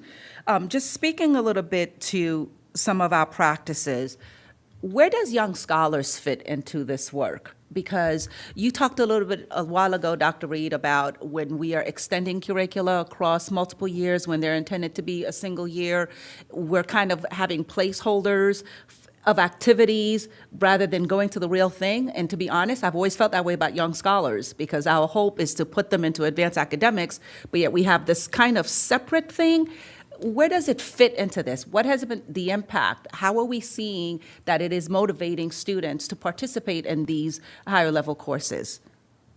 So I'm going to answer that question in a minute, and I'm going to answer the question you didn't ask, but is inferred in your discussion with Stephen and Marcy, which is to say, we're actually exploring, in some cases, an opt-out instead of opt-in. When we know a student's capable of a more rigorous course, instead of recruiting, we just need to put them in it. And if they don't want to be in it, then they can come back out of it. So we do that with other courses. We place students in without recruiting them into other courses, often remedial courses, right? We place them. So what we're talking about, we had a very spirited conversation last week about having our default, if we have data in front of us that says student X is capable, putting student X in that rigorous course, period. Certainly talking with them about it, but not waiting for them or tracking them down to find out. So that's a system shift we're talking about that is an implication for the conversation you just had. For Young Scholars, I'm going to ask Dr. Presidio, because we just did a paper on this for part of the conversation to this very question. So Dr. Presidio? Yeah, no, thank you, and thank you for the question. So our Young Scholars are actually receiving advanced academic services, right? So we made a programmatic shift in that program a number of years ago. That originally was like a talent development program to try to get students to bridge the gap for being included in the program. But really, Young Scholars are included in receiving advanced academic services. So to Dr. Reed's earlier point, when we look at the data for our Young Scholars, about 90% of those students when they move from the elementary to the middle school and the middle school to the high school level are continuing to enroll in advanced courses. That doesn't sound bad, 90% is good, but to Dr. Reed's point, it really should be 100% because those are students that were accessing advanced services at the elementary level. So again, we're trying to figure out like how can we change the way that we work through the course advising process to just make it a default setting so that those students continue in advanced courses. And if they choose not to take, for example, the 4 honors courses in 7th grade and 8th grade, then we can work with the family and the student through the advising process to respect their wishes in terms of course enrollment, but we want to send the message that the expectation is that they continue with full-time services at the secondary level. Okay, thank you for that. Another opportunity that I think we need to include in this conversation, and Ms. Anderson started to talk about it a little bit, but I want to hone in on the local level 4 programs. You and I had this discussion not even too long ago. Each and every single one of them looks differently from each other. So that does not inspire confidence by parents. That does not give us that robust data that we're looking at. What could be the expectations in this area to have a consistent delivery of programming at the local level 4s? So yes, ma'am, I know we just talked about that, and I certainly there's opportunity for improvement in that level of consistency. Dr. Presidio, I know you guys have been working on a plan for several years, I think, following the Plecker report. So where are we on that? Yeah, so I think a number of things just to remember. First of all, a student does not have to take local level 4. They still have access to the center. So it's a choice if they want to remain in their base school to stay with their neighborhood students, neighborhood peers, then they can choose to do that. And you're right, there's differences, not in the curriculum, but there's differences in maybe how students access the curriculum to some extent in local level 4 programs. Because if you're in a school that has a large number of students staying back for local level 4, you might have an advanced academic third grade classroom in a local level 4 program. But if you're in a school that has a smaller number of students, you might have a cohort model of students in third grade. So you might have 6 or 8 students in the third grade classroom receiving local level 4 services. And obviously, that makes it a lot more difficult for the teacher because you're managing different groups of instruction for smaller numbers of students that are accessing that off-grade level or advanced grade level curriculum. So definitely there are differences, and I think one of the things that's important is that when we're explaining those differences to parents, that that's clear and transparent, and that they understand, because if they think that they're going to have something that is maybe a different experience than what they're getting, that wouldn't be what we would want to deliver. So we try really hard to make sure that parents understand they have the choice to go to the center or to receive access to the local level 4 program, and what that experience would look like. So in terms of growing the number of students in advanced academics in a local level 4 program, I mean, we're serving 50% of our students right now in advanced academics in this county at either level 2, 3, or 4. So that's a pretty large number of students. So we have to really think about what's the best and most effective and efficient way to deliver those services. In the past, we thought it was centers, but we perpetuated a large number of centers across the county, and oftentimes that created more barriers to access. So we opened up the local level 4 programs, and now I think board members and community members are raising questions about consistency of experience. So we're working hard with our administrators, we're working hard with our advanced academic teachers to provide clear expectations of curriculum delivery needs to look the same, the instruction needs to look the same, the supports, extra curricular experiences, enrichment activities need to look the same. But that's an ongoing continuous improvement process, and I wouldn't dispute that we've got work to do in some of our schools, and Sure. we're continuing to work on that. Thank you. And I'm looking forward to see some of that work because as I understood it, the last time we had this discussion, the local level 4, it's like the Cheesecake Factory menu. There's so many options that schools can engage in. That's not reasonable. It doesn't give our families the rigor and expectations that they're looking for. Thank you. Thank you. Ms. Anderson. I know we have more to talk about, so I'm only going to ask one other question. On slide 30, when we're talking about the throughput, like the kids that are going from general to honors, and then hearing Dr. Reed talk about some of our availability of teaching staff, is every child that signs up for an honors class able to take it, or are there any that aren't able to take it because they haven't been part of the cohort, so then they're not in the planning? Well, honors courses are open enrollment, so I anybody's- understand that they're open Right. enrollment, but it doesn't necessarily mean that we have everybody that's teaching an honors level course. And so what I'm asking is there availability, if every student at the school decided that they wanted to take an honors class, knew that next year, would we have the staff available to teach those courses, or any of those Well, kids you that would are? have you would have the staff available because there's not a licensure requirement to teach Right. the course. The only part where perhaps that might be an issue is, let's say, for example, if it was an honors geometry course Right. and you didn't have enough certified staff, and Dr. Reed was talking about this earlier, that had the appropriate licensure to teach geometry, that would be a problem. We haven't run into that problem yet, and as Dr. Reed pointed out, we've run the analysis, we worked with human resources to look at teacher licensure, particularly in math, and then science is the next area of focus, to make sure that we see those areas where, as students are accessing more advanced coursework in future years, that we need to work with the school to make sure that their current staff either increases their licensure or that they're hiring to make sure that they're prepared to be able to offer everything.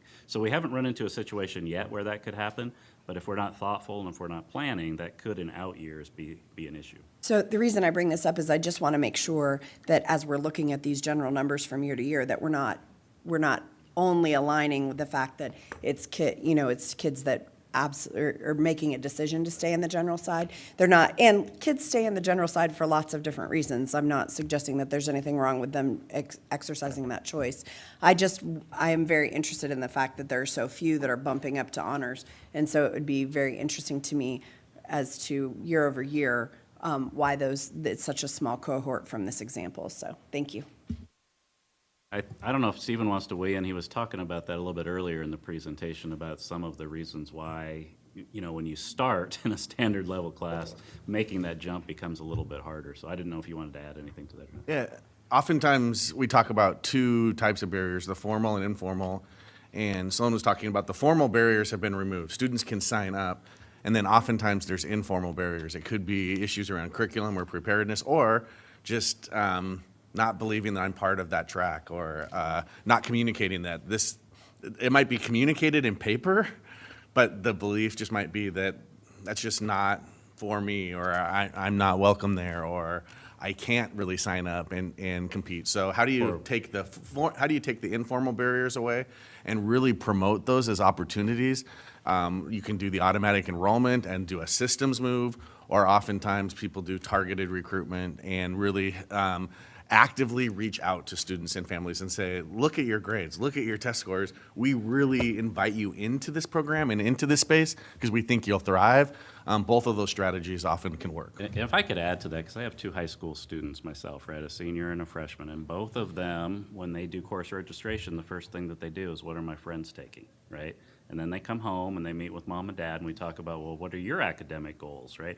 So if every student doesn't have somebody pushing them, because obviously I know a lot more than the average community member about our course taking options, then we have to do it ourselves as staff members, as Stephen is saying, is really that intense, personalized academic advising process, because left to their own devices, a lot of students are just going to go where their friends might be going.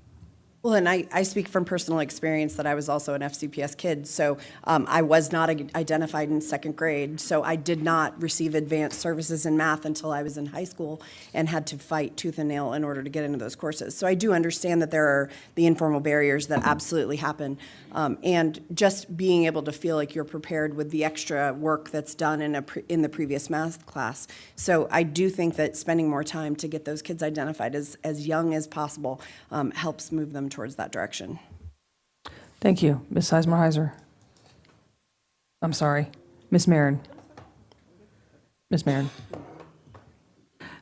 So I think, I want to say I support community schools, neighborhood schools. Students should be able to receive what they need to their ability at their local school and not have to travel somewhere else. But just reflecting on the previous comment, ultimately, it's really about considering the approach with each scholar, and I love that word, and I'm going to use that more often, the vernacular, those things that really matters. But, what does the scholar need, how to expand the scholar's achievement to their full potential each year with an eye on graduation and beyond that? So yesterday, I was meeting for my 6th grade son's IEP into middle school. He's dyslexic. And, I know some things, but I didn't know things about that transition. So that's one piece about, and that's the one I want to get to. But so he's going to get fewer hours, but now that I understand that he's going to be in English and whatnot, it makes sense. But, that was one conversation once a year, and now it's going to get, higher stakes, right? So I really see, if we could, someone's advanced, someone's dyslexic, someone's autistic, we have these labels, and some of them are legal, but how do we move beyond that to really get to the point where we are counseling our students? And this gets to communication. I'm really, I don't want to say disappointed, but we haven't talked about families really at all, or communications, and as the over-reliance on students to transmit information home to their families has got to stop. These are 11-year-old children, 12-year-old children. They cannot articulate, and I'll tell you, like Dr. Presidio, I know some things, and I had many questions about the course selection process. Driver's ed, IB credits, summer school, course. And I only got to meet with the counselor because my daughter, amazingly, asked me to join her. And is she going to have a different counselor next year and another one the year after that? There is so much, and I've been on this, the tactical part of it, but we can have all the access we want. But if we do not educate families about where the kids are going, every step, repeated messages, every year they know what to expect, so their next kid goes to the same thing. And it's not different if their kid goes to IB or TJ or whatever. I mean, it's gotta be a school system on this. I will take another go back, or I could finish now. Okay, Ms. Sizemore-Heiser. Hi, thank you. Can you guys still hear me okay? Yes. Okay, great. Thank you. Just a couple other questions. I wanted to pick up, Dr. Reed, on where I left off in terms of the strategies pilot, as well as, you and I've talked about program delivery models, as well as how education is being delivered. But what's the plans on doing that in conjunction with this work? I'll pause there. Well, I know that the program delivery model, we are doing the inclusion work. There's going to be a cohort that begins this coming year. I believe there was a meeting Monday on that. And the strategies pilot is continuing this year, and I believe will be the model next year. So Dr. Presidio, do you want to elaborate just briefly on both of those? Sure, you're doing a great job, though. So pretty much Dr. Reed already nailed it. On the service delivery model, we have 12 schools in our Phase 1 early adopter model that we're supporting. We have 2 special education consultants that are working with our 12 early adopter schools. And we're working to increase dramatically the number of students with disabilities that are educated in the general education setting. So we have been working with those schools. We actually have a full day planned of support and professional development this Friday with those 12 schools. We're going to continue to support them throughout this, the remainder of the school year, the summer, and next school year doing intensive on-site professional development and coaching to make those transitions to a more inclusive service delivery model. The idea is to try to develop 12 model schools that other schools can learn from. So we've got 6 elementary schools and 6 secondary schools, either middle or high schools, in this pilot. And then in year 2 and year 3, we will bring on the remainder of the rest of our FCPS schools in this process. And we anticipate that it probably would be about a 3-year process to, within each of those schools, really implement all of the changes that we're asking them to make. If we can go faster, we'll go faster, but we're estimating probably about 3 years within an individual school. And then the Strategies for Success pilot, Ms. Sizemore-Heiser has been a great advocate for that, and she's right. It's taken us a lot longer to get that going than we would have liked. We're actively running a pilot in middle schools and high schools right now, where students and families can opt to receive their Strategies for Success supports, that executive functioning and academic support curriculum, not in a standalone class, but embedded in a special section of advisory. And that allows them to open up another option in their schedule to take an elective class. And that project has been going quite well, and the goal and expectation is that we make that available to students in all of our middle schools and high schools next year. And it will be based on an IEP team decision where the student and the family would like to receive those supports, either in a class or in this new alternative to the class, whichever is going to best meet their needs. All right. Well, I would just recommend, and I have a lot of other topics off this topic, but Dr. Reed, really recommend on keeping those two work together and not siloed. Because 3 years is not, I think, enough time to get it done in time. But I'll leave that there. I also want to just lift up what some of my colleagues said about behavior and boredom. I think there's a lot of students who could access advanced math earlier, but then get turned off of it because of boredom from a very young age. So I'm really hoping that part of that teacher training will be to recognize those signs and then recognize that maybe where we need additional challenge for the students as opposed to behavior intervention plans. So I wanted to put that out there. And I missed the beginning. Are we going to talk about the extracurricular aspect later, or is that part of this presentation as well? We're trying to get to that. We've not done that presentation yet.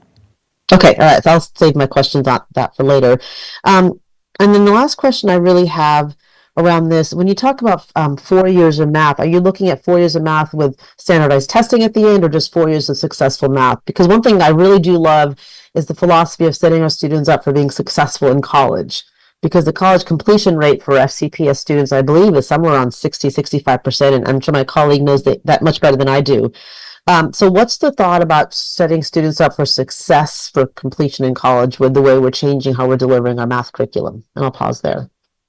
I think the intent is to make sure that there are 4 years of successful math, not necessarily, I wouldn't advocate another standardized test.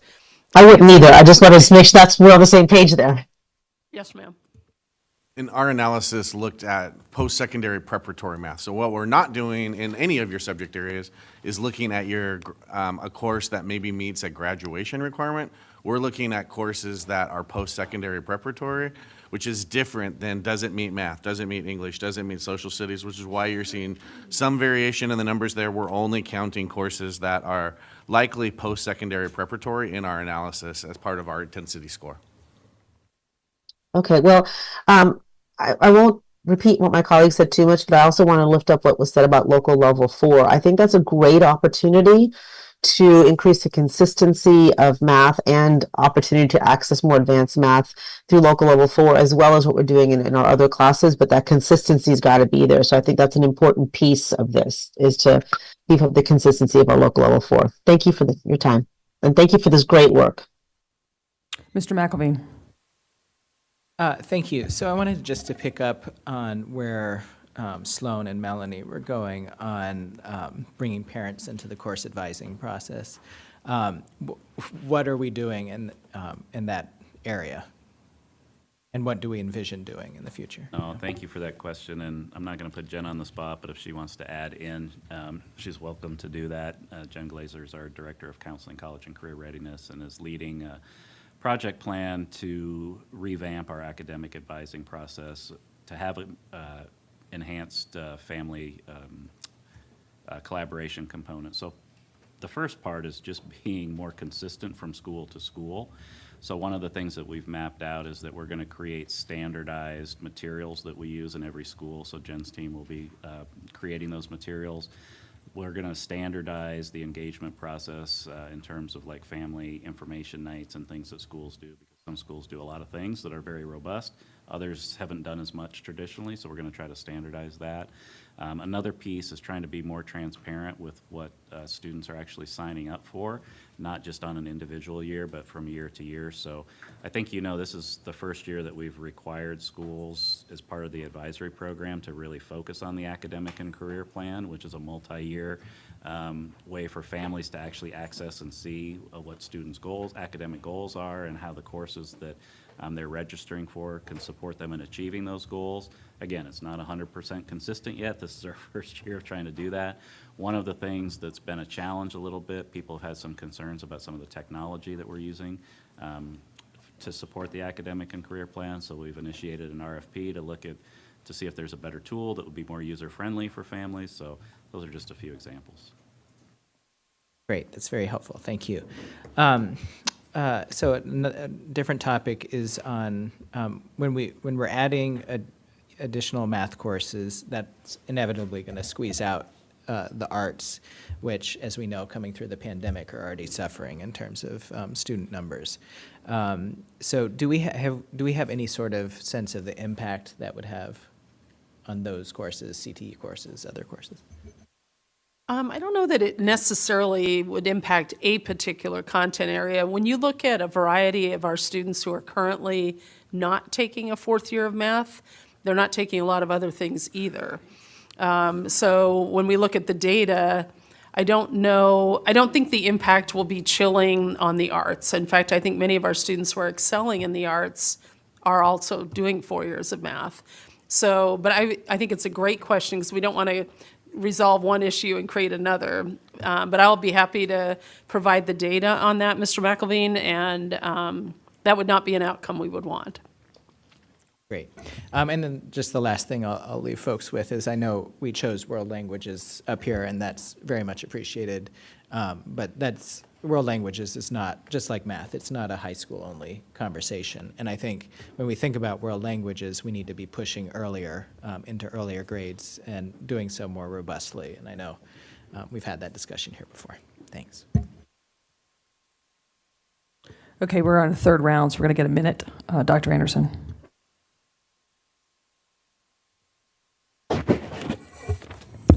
Thank you. Trying to get some of my questions that I did not ask yet.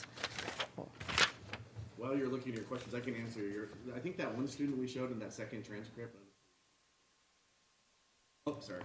That second student in that transcript that we talked about, I think it's an example. We can provide you the data, but that's an example of a student who excelled in the arts and had plenty of opportunity.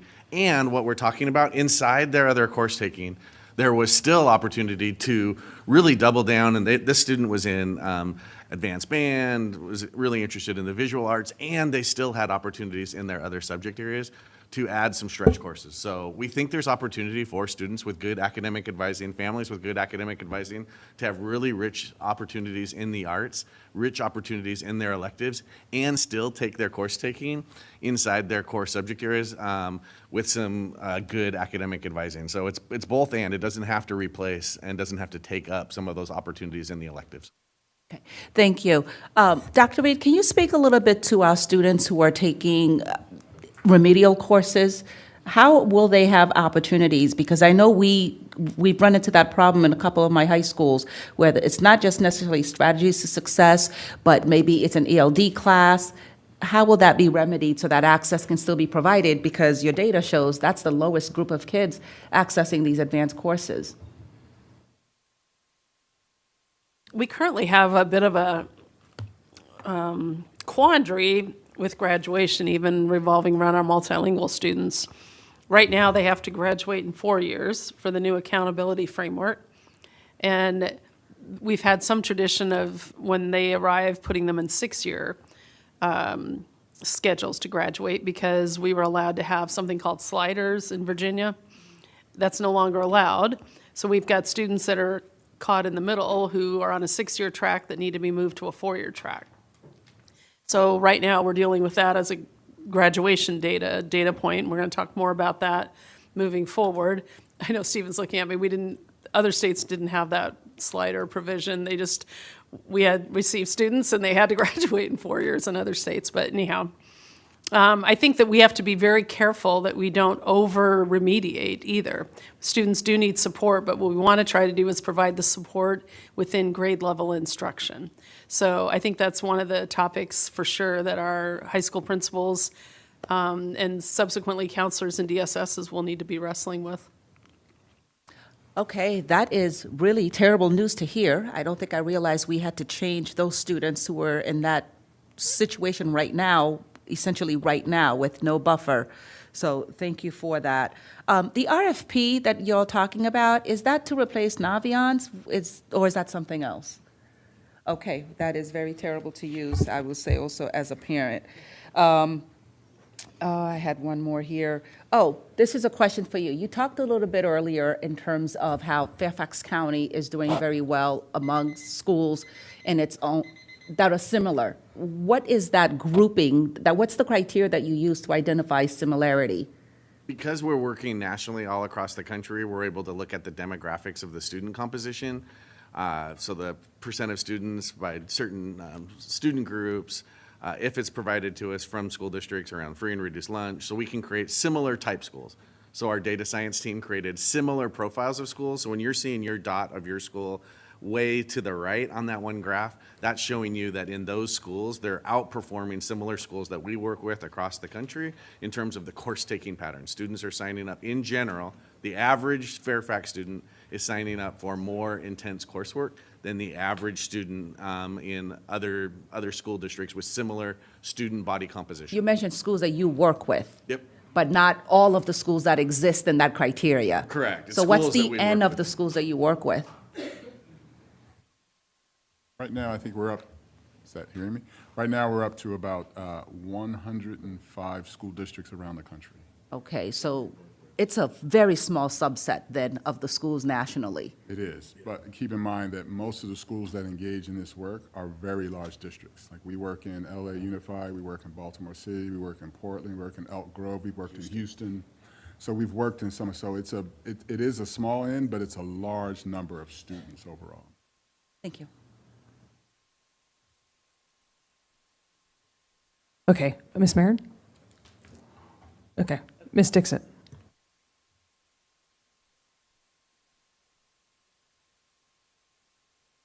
All right, Ryan, did you want to go back? Okay. All right, I'll take a quick turn. This has been, oh, sorry. I'll take a quick turn, and I'm trying to be quick here. First of all, I think that I heard an excellent argument from Dr. Presidio around AAP centers being in all of our middle schools and probably all of our elementary schools. The programming that we've created is pulling kids away. If we just keep them at their home base, we save money in transportation, and we raise the bar for all of our students, and we can differentiate instruction much better. Secondly, IB Math, there are some tracks that end in junior year, and I need those schools to be offering AP Stat and AP Calculus in their building. Although I do understand that that particular IB track doesn't necessarily prepare one for calculus, and I'm not as familiar with that curriculum, so definitely AP Stat. I also want to highlight slide 35, and this is my biggest point, test scores. 75% of our students from course-taking patterns put them in academic intensity and 45% in test scores. That is a bad data point. And I'm going to argue that it is because we have not been doing homework, and we have been doing test corrections in mathematics at some schools for years, and also reassessments up to 100%. And I'm going to argue our foundations are not strong. And I can't emphasize that enough. Can't emphasize it enough, because before we got to this year's way of doing grading, I was aware of practices at some of our schools and studied, AP tests. I'll tell you, when I was at Chantilly, we didn't do test corrections, we didn't do assessment up to 100, and our AP scores rocked. Our kids knew their math, and their math SATs rocked. And so I'm just saying, I think we need to get back to homework. I'm not saying we shouldn't reassess. I believe in it. But when we're talking about learning at that level, we have to have high expectations of our students, because there's no retakes in college. Ms. Marin. Yeah, well, good thing, Governance Chair Lady, we did the governance policy and, the grading policy, which now incorporates our homework policy. So we are on the way. The board should have done it in the past, but we're on the way. I just saw a little bit of an article in the Atlantic about teen engagement that really made me sad, and I want to share it. But just thinking about, there was a comment made earlier about engaging our scholars, and Dr. Reed, you'll say, when kids are engaged, they're not on their cell phone. And yeah, that's true on the basketball court, and Go South Lake's going to the state championships this Saturday, by the way. But, can they be that way in math? Can they be that way in science? Do we have science labs? So there's all these things, that engagement piece, how are we, engaging them?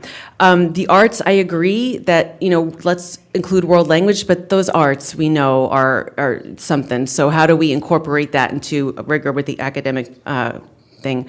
I opt out of rigorous course placement. Yes, that's fantastic. And 3 questions for Dr. Gehring. You'd said that teacher expectation is the biggest impact on student success, was it? Wondering about how the class is taught and the class size. And my other 2 questions, colleagues, please. Did you investigate the counseling methods used, the advising used in the schools they sampled? And then how can we support our multilingual learners? More question for you, Dr. Reed. Do we teach in heritage language? Is it our ESOL program? So you got that, Dr. Gehring? I think I had 2 of those. I might need Class help size and the advising method. So how much does class size implement what's happening and how the class is taught?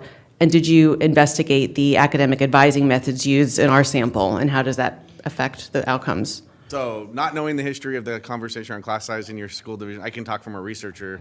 Yes. I can talk from a researcher perspective. There's not a lot of evidence on class size having a large impact on student performance until you get down to around 15.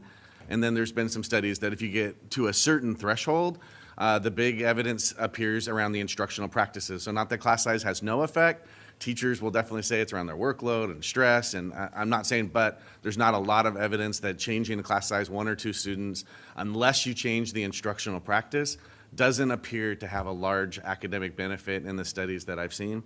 The second one was, the advising. We did not do individual studies. So what we did bring to you all is best practices across the country around a library of strategies that we've shared with schools and with the division around best practices that we've seen in the country. We didn't go to individual schools. One of the things I was pushing your schools in the PD, a lot of the schools continue to talk about, and Dr. Presidio talked about that with the new model, continue to talk about counselors being responsible, and I was continuing to push the schools. a few counselors at the schools with the ratios that they have cannot solely be responsible for the academic advising if you guys are really going to move the needle and supporting all the families for all your scholars. So you have to think about every single adult doing advising with kids. Now, do counselors play a critical role? Absolutely.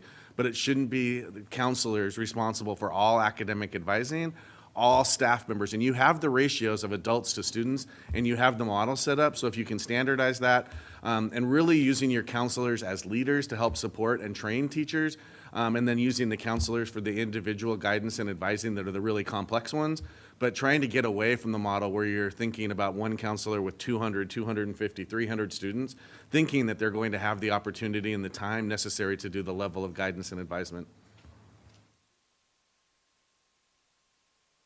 Okay, we've had 3 go-backs and we have another presentation, and we're supposed to be done by 1. So I'm going to conclude this one and transition to Mr. Horn's presentation. Or I don't know who's doing it. I'll defer back to Dr. Reed. Thank you, Ms. Lady. And Mr. Horn, why don't you join Mr. Smith? And let's go ahead and proceed. Time is of the essence. All right, I will try to go quickly through our slides today. So for the Actually, before you go quickly, I just want to say this isn't just about activities. This is about student connections. This is about mental health. And this is about actually this well-rounded education that we think is critical here in Fairfax. So go ahead, Marcy. Yes. Okay. All right. For our second part of our presentation, we're going to take a look at student access to activities. And as Dr. Reed set up so well, participation in activities is linked to a number of positive school outcomes, such as consistent attendance, academic achievement, and student well-being. There are several factors that impact students' participation in activities, including school climate, family and student obligations, and student interest. Our middle and high school students can access many division-funded after-school activities in areas such as the arts, academic enrichment, community service, or athletics and intramurals. And our Title I elementary schools also provide a set of Title I funded activities, including math and science Olympiad, as well as other enrichment offerings. And then additional elementary school after-school opportunities rely on our community and parent partners. Our current focus for this measure is understanding the extent to which there are barriers, are a factor in students participating in desired activities. And this recognizes that students may choose to participate in programs in the community in lieu of school-sponsored events, such as travel sports teams. So to understand accessibility of activities, we analyze data from the Virginia Climate Survey, as well as the Fairfax County Youth Survey. And based on the data from these surveys, the majority of our middle and high school students are indicating they're able to participate in activities, and most do so regularly. The Student Experience Survey is going to help us gather additional insights into participation barriers and will form the basis of tracking accessibility to activities as a part of our 2030 goals. So the Climate Survey is an anonymous state-required survey that's given to students in grades 6 through 12. The survey is administered in alternating years to students in grades 9 through 12 and students in grades 6 through 8. So according to the most recent survey, which was last year, 72% of our high school students, which is looking at that green bar, did not experience difficulty participating in activities. We saw that all of our student groups and grade levels had similar results, with the exception of our Hispanic students, who were substantially less likely to be able to participate in activities. Based on those climate survey results, we also can see that high school students were less likely to access activities if they were transfer students. So in other words, they hadn't spent all of their years in the same high school. They missed 11 or more school days. They received an out-of-school suspension. They lacked a positive relationship with an adult. They experienced any issues with school climate, or they had recent moderate or severe symptoms of anxiety or depression. So, and it is important to note that these are associations and not necessarily causations. So for our students who said they were unable to participate, so thinking about the kids in the yellow bar from the previous slide, this slide shows their self-reported reasons for not participating in activities. So for our middle school students, the most commonly cited barriers were interpersonal factors and logistics, while our high school students reported other obligations, feeling they wouldn't fit in or be welcomed as their primary reasons for not accessing activities. So as I mentioned, we also analyzed the Fairfax County Youth Survey data to measure participation rates. So on the green bars on this slide, you can see the data from the climate survey. So again, looking at 72% who are saying they are not experiencing barriers to accessing activities. In the yellow bars, you can see that 62% of our students who completed the youth survey last year participated in after-school activities 2 to 3 times per month, and this could have been in any setting. It was not specific to school. In the blue bars, we see that 49% of our students reported participating in after-school activities daily at their school. So what this data is showing us is that most students report no issues with access. However, that doesn't necessarily translate to school-specific participation. So for example, when you look at our 6th grade students, they had the lowest participation in the daily after-school activities, that blue bar, but their regular participation in activities in any setting, which is that yellow bar, was actually 1 percentage point higher than the division average. So it suggests that these students are just as likely to have access to activities, but they're doing some of that in out-of-school settings. We saw that boys and girls had similar rates of participation in school-based activities, and while the youth survey did only include LGBTQ+ data for our students in grades 8, 10, and 12, we also saw that those students reported substantially higher rates of participating in daily school-based activities when compared to the division average. So currently, FCPS collects student-level participation data for both middle school after-school programs and Virginia High School League sports. And on this slide, you can see the percent of students who participated in the middle school after-school program for 30 days or more for the last 2 years. So last year, we did see a 2 percentage point increase in students participating in the program at that level. We also see that 78% of our middle school students participated in the program at least once last year, and 30% of our middle school students participated in 15 or more days of programming last year. And there are additional details in the full report on this. And then this slide shows data on the percentage of high school students participating in VHSL sports.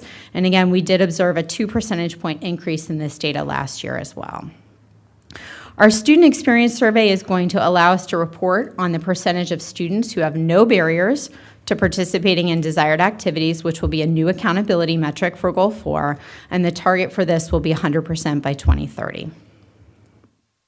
So finally, I'm going to highlight the division efforts in this area focused on accessibility to activities.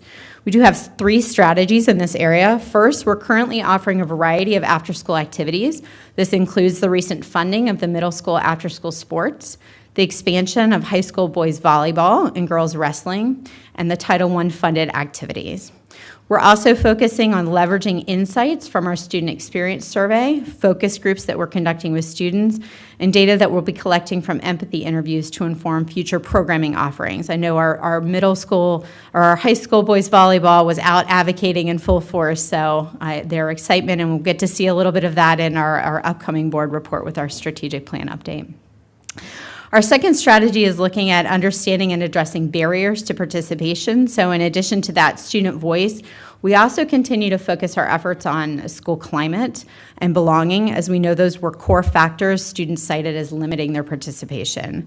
So this includes the work around social emotional learning and continuing to provide programs like our Purple Star Student Ambassador Program that helps connect those new students who are coming in to their school, as well as programs like our Minds Matters program that aim to reduce the stigma associated with mental health.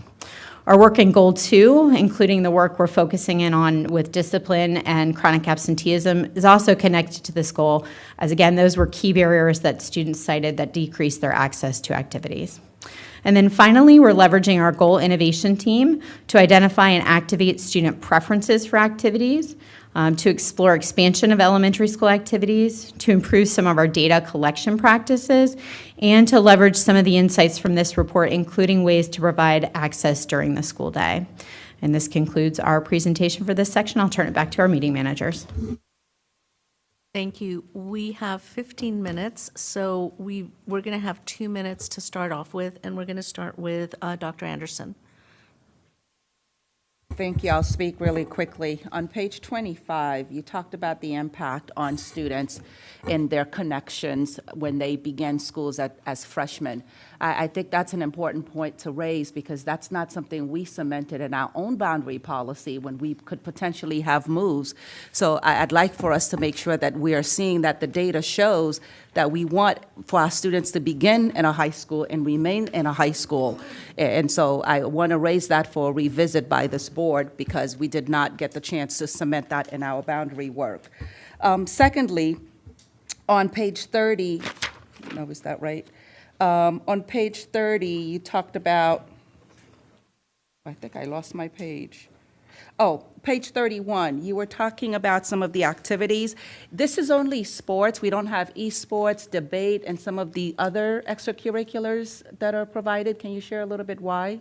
Sure. So esports is included in the VHSL data, I believe. I'm looking at Mr. Horn. Yes, for confirmation, yes. So esports is in there. And Mr. Horn, I don't know if you want to talk a little bit about some intended data collection moving forward.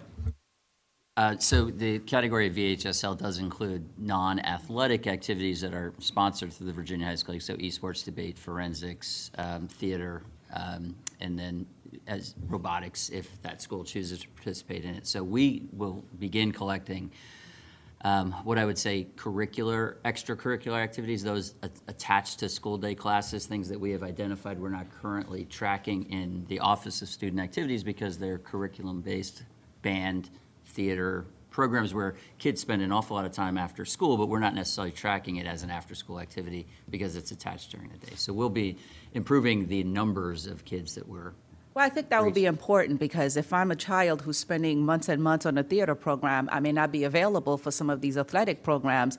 And so it doesn't give us a full picture of how connected our kids are. So I would love to have that information. And I did find my place. The last thing, I think it's pretty timely that we're talking about middle school activities, given the conversation that we've been having the past couple of weeks. This is not a question, it's just a comment. I do appreciate, and I think it's important to see that you've outlined on page 30 that 70% of our students who participate in middle school after-school programs are economically disadvantaged. And we have 22,000 middle school students who participated back in 2023, and then that number just continues to increase. It's just a point to share with the public what the impact of not having this program will do to our middle school students. So thank you. Mr. Moon? Thank you. I just want to echo the comments made by Dr. Anderson about middle school, after-school activities, especially if the funding is cut. Especially for the families who are unable to provide their own wholesome activities for their potentially very vulnerable, young students. I know this is not a budget work session, but we have to be, I remain hopeful that County Board of Supervisors will do the right thing. But in case that doesn't realize, then we'll need to make sure that those students are not negatively affected.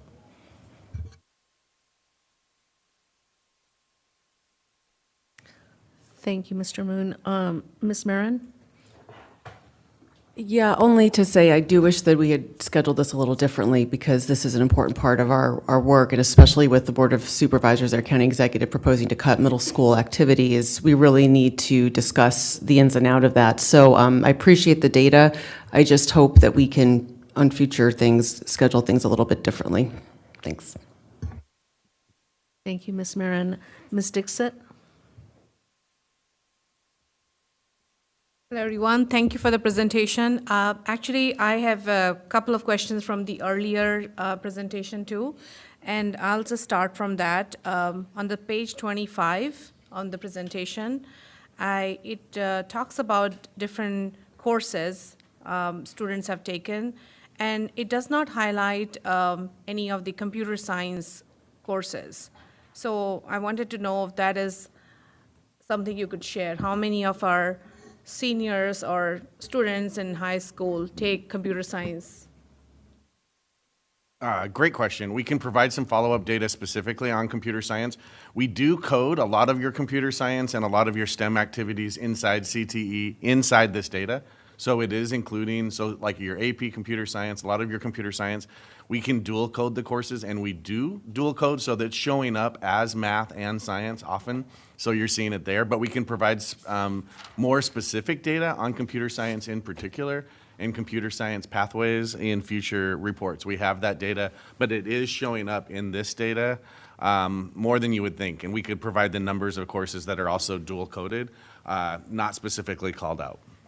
Yeah, I noticed that even with my own son, when he was taking computer science in high school, it was under science as a subject, not as a separate CS track, which I think is really important, given in our current environment, that we should have a separate track for computer science, and it should be tracked from middle school, from when students start taking a little bit of those AI computer science related courses. Then I have a question on slide 28, which is really surprising, and I think not surprising to my colleagues who have been in FCPS for long, but seeing as data point that 29% of students do not take math during their senior years.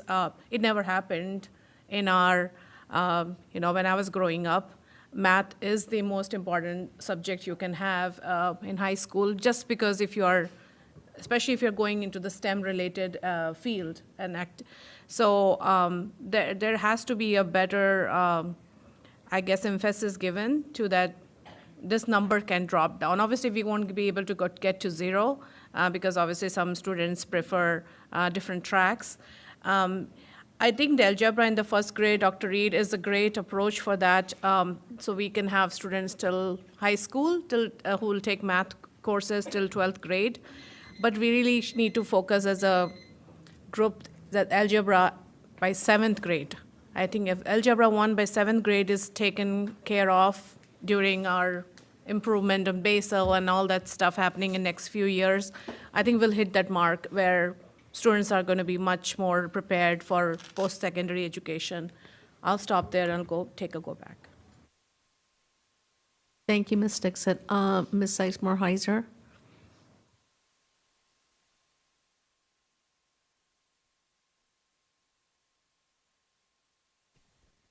Thank you. Sorry, it took me a minute to get my camera working.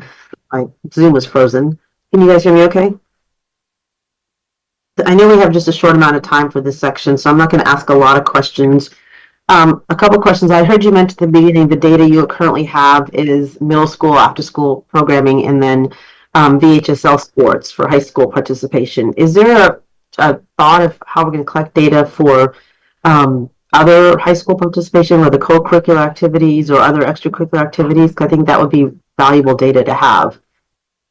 Yes, ma'am. We actually, a lot of the data we wanted to look at, we don't currently collect. And that would be around musicals, theater, music, the scholastic arts, DECA, FBLA, right? So we're putting into place systems to collect that now so we can have a baseline. Even things like speech and debate. I know that some students who participate in after-school speech and debate. We don't currently offer those as a class, which I think is something you and I have talked about, the importance of offering speech and debate in classes. But I know those activities, international clubs, all sorts of things that we have that it would be good to know what students participate in. And then I saw on slide 47, there's a data amongst high school students about 33% felt like they don't want to participate because they wouldn't fit in or be welcomed. And I've heard concerns sometimes from students around this as well. What are we doing to maybe make the after-school activities more welcoming? I'll pause there. Thank you, Ms. Sizemore-Heiser. I'm going to turn it over to Dr. Horn, Mr. Horn. Not a doctor. Candidly, Ms. Sizemore-Heiser, that's a number that is new to us and our office, right? And it is surprising and is unacceptable. So today, I don't know that I could say that we have a defined plan on how we reduce that number and attack it, but we have a commitment that no student, much less 33%, would feel uncomfortable with the programming that we're offering. So exploring how we're making connections in the buildings at the high school level, how we're making programming known to students, right? Which teachers, how do students get connected, the use of homerooms, school counselors. There are a lot of avenues where we can improve their feelings about whether they would be accepted in those programs. So the other thing I would add, Ms. Sizemore-Heiser, is we have a hugely disparate level of pre-high school experience in these programs across the county.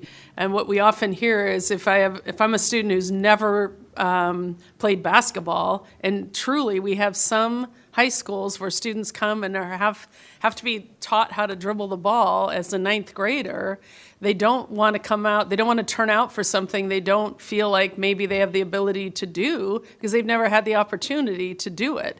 And that translates to debate or Model UN or music, or they haven't learned an instrument early, and as a ninth grader, it's very difficult to pick up the viola and suddenly, play in the orchestra. So I think a significant part of the 33% is providing earlier opportunities for our students across the county to experience these opportunities where there are fewer, every kindergartner believes they're an amazing artist, right? And by high school, they don't want to draw anything in front of anybody for the most part. So I think where they have fewer inhibitions and fewer concerns when they're younger, that's when we need to make sure our children feel more capable. And I think that would also add to that, which is why, after school and enrichment programs are so important for children. Yeah, that was actually what I was going to say. Partially, I think it's maybe some training for the people running the programs as well, right, in terms of how to build those communities and connections. I think it's some work with the students as well to kind of, talk about, how we talk about acceptance and things like that. I think that's some work. But I do think that's why we need to have some consistency of what we're offering in elementary school. You and I have talked about elementary school theater programs. I think mirroring what we offer at elementary school after school to middle school after school to what you have in high school, I think would help that through line as well, right? Like it's hard for a student to start doing theater in high school and they may not have that access in middle school. It's the only reason I pushed the strategies pilot for as many years as I have, right? Because students who don't traditionally access this stuff, who are already getting segregated, are going to get segregated everywhere, right? If they don't have those opportunities when it's not as high stakes. So if we segregate them in middle school away from electives, then they're not going to do them in high school and they're going to be more disconnected. Same with the after school programs. It's hard to go when you don't know anybody at all because you're with the same 6 kids all day long. So I would really look at intentionality between what we offer after school elementary school, what we offer after school middle school, and how that has a through line to high school. I know my time is up, but thank you. Thank you. Ms. Lady. One comment from the previous part of the presentation around executive functioning. I love this idea of ninth grade advisory. I think that should be universal in all of our schools. I know when I taught at TJ, when I was a counselor at TJ, we spent time teaching executive functioning in IBIT because they don't come with the skills. The other thing I want to make sure our public understands, because I've gotten a plethora of emails related to the funding of our middle school after school specialist. Our public needs to understand that is a line item that has been funded by the Board of Supervisors. It is not in our Fairfax County School Board budget. It is in the Fairfax County budget. They have decided as of now to eliminate that. So I appreciate the advocacy in my email box. However, that is something that is completely out of my control. If you drill down on their budget, you will also find that they're eliminating crossing guards at several schools, and they're also eliminating some of our nurses. And I just want to bring that because this presentation around activities, it's absolutely essential that our students are connected extracurricularly or co-curricularly, because the more adults in their life, then there's the greater chance they're going to see a kid who might be misstepping or being pulled by a peer perhaps in a direction that's going to take them off course of success. The more adults that we have, mentors, coaches that we can have in kids' lives, the greater they're going to meet with success. So I have confidence in the Board of Supervisors that they are going to fund that, but I want to make sure that people understand where that budget item lies at the moment. Thank you. I'll take a quick turn before we consider going to go backs in the interest of time. Ditto to everything my colleagues said, but I would be remiss if I didn't point out what I've seen across all of these graphs is the lack of participation by Hispanic students and to ask if there were any specific barriers identified that led to that. In this specific analysis, we don't have the ability to provide that information, but when we have our student experience data back, we will have that ability to drill in a little bit more. Thank you. At this point, we're 2 minutes away from our break, and Ms. Dixon has a go back. Can we agree to take an extra 5 minutes before we go to lunch? Okay, seeing no objection. Ms. Dixon? And I'm going to be quick. I'm looking at the slide 46, which is again the one which talks about students' self-reported risk factors where they're less able to participate in activities. No positive relationship with adult. There was, quite a bit of that section. I saw there's some room of improvement there. It's basically, when my son was in middle school, one of the principal at that time said that every student in the school should have one adult in the school building they can trust. And that builds that relationship and their trust factor, and then that could also translate in them feeling more comfortable in the school. And obviously, it's not possible for everyone, but that's something is a champion for students. I think they called it that time. It's like 10 years ago. I don't remember exactly now, but it was in Rocky Run Middle School. Speaking of Rocky Run Middle School, yesterday we had a budget town hall yesterday. The students were amazing. They all talked about their middle school after-school program, and they advocated for themselves. They said, we don't know about rules and laws and funding, but we don't want our programs to get cut. I really like that voice coming out of students themselves, and it speaks volume of our kind of students we have in our schools. They speak for themselves. I'm really proud of them. One last thing I would say is that one of the other program my son attended was a Westfield High School was doing a summer camp for elementary school students in the theater club. And that's how he got introduced to theater. So if our high schoolers clubs can invite middle schoolers and elementary and get them that 1 week of experience for different clubs, I think they would really love it. They'd absolutely love that program. I mean, my experience. And they did a show after the whole, the week of camp. So that would something I was going to suggest. Thank you. What I really want to say, I mean, we have this limited time, and by no means does this indicate the lack of importance to this topic. We all know that extracurricular activities are what helps some of our students belong and what inspires confidence in them, which then translates into their academics. I would encourage my colleagues to look at the next steps document if they want more information about this, because just due to the time factor, we were not able to spend the time that I think that this topic merits.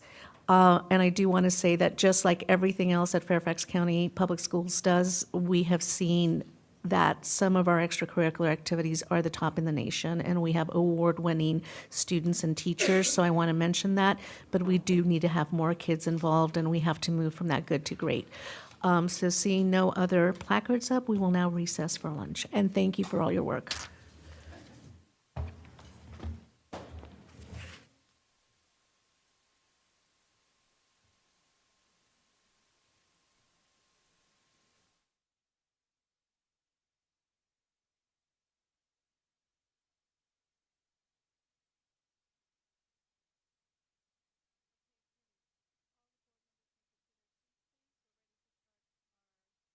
Session.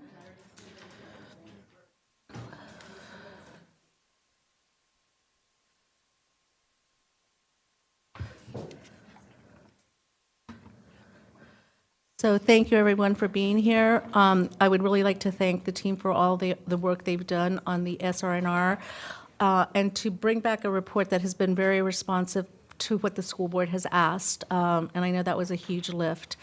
I appreciate the efforts you have to increase consistency and equity throughout our division. And I think what's a really important point, that when we look at the student rights and responsibilities, that we don't neglect the responsibility part, and that responsibility also extends to our parents. I just wanted to make that point as a former family liaison. I'd also like to welcome and thank our principals who will be sharing their experiences on the execution of the new cell phone policy in their respective schools, and that was a new program that I think we're going to find has been very positive. So without further ado, would you please start your report? All right, thank you. I'd like to thank the board and those community members watching. It's an important topic, and I want to introduce Dr. Nardis King, our Chief Equity Officer, who's leading this work. So Dr. King, if you'd introduce your team, please. Thank you, Dr. Reed, and thank you, esteemed board members. We are excited to be here. It's been a nice long year of engagement, robust. Inside joke. So greetings, school board members, colleagues, and community members. Today, our time will be spent engaging in meaningful discussion regarding the Students' Rights and Responsibility Regulation for the 25-26 school year. This is the first of 2 work sessions on SR&R. The second work session will be held on April 8th. Our work in refining the SR&R is not just about proposed policy adjustments. It is about ensuring that our schools are spaces where students feel safe, supported, included, and empowered, where educators are provided valuable resources to make positive discipline decisions, and community members' relationships are further strengthened, and all these efforts align to Goal 2, our division's strategic plan. Today's presentation is divided into 2 areas. First, we will explore the proposed discipline-related changes to the SR&R that focus on improving clarity, equity, and consistency in policy enforcement. After reviewing these changes, our team will pause and allow for a collaborative discussion and questions. Following that, we will transition to discussing proposed cell phone policy and storage changes to the SR&R, which have been guided by data from our cell phone pilot program. All of the changes presented today are reflective of extensive community engagement. In this section, you will also hear from school principals who will share firsthand experiences from the cell phone storage pilot. At this time, I would like to introduce members of the Chief Equity Office who have been instrumental in leading this work. Kathleen Waltz, our Executive Director for Equity and Student Relations, Deanna Shin, Senior Manager 2 for Equity and Student Conduct, Alicia Martinez, Administrator for Equity Programs, and Lisa Forrest, Administrative Hearings Office. We have other members of our collaborative team from different offices sitting in the back and in here to answer specific questions if they should arise. I invite Kathleen Waltz to begin our presentation and guide us through the foundational elements of today's discussion. Not yet. All right, good afternoon, everyone. Today's session is intended to achieve 2 desired outcomes: review and seek approval of proposed changes and recommendations to the SR&R, and determine alignment between school board and staff around community engagement feedback. The Virginia Model Guidance, which governs state discipline codes of conduct, requires that school board policy provide for the systematic review of local discipline regulations. As such, FCPS reviews the SR&R on an annual basis to ensure alignment with any state-mandated changes, staff-recommended changes, and community feedback. On May 9th, 2024, the school board issued several follow-on motions which directed the superintendent and staff to engage in robust community engagement around the cell phone policy, a cell phone storage pilot, and an assessment of disciplinary practices. Starting June 1st, 2024, the Chief Equity Office engaged the community through training, feedback forms, focus groups, web dialogues, office hours, surveys, and has provided mechanisms and tools to support the data entry of cell phone violation incidents into the student information system. This community engagement is ongoing. Our community engagement plan produced opportunities to hear from community members, including school-based administrators, teachers, central office staff, students, families, and community partners. To date, there have been 55,343 touch points between June 1st, 2024 and January 31st, 2025, related to the 5 follow-on motions set forth by the school board on May 9th, 2024. As we consider feedback from these community engagement touch points, it is important to highlight key emerging themes that have played a crucial role in shaping these changes.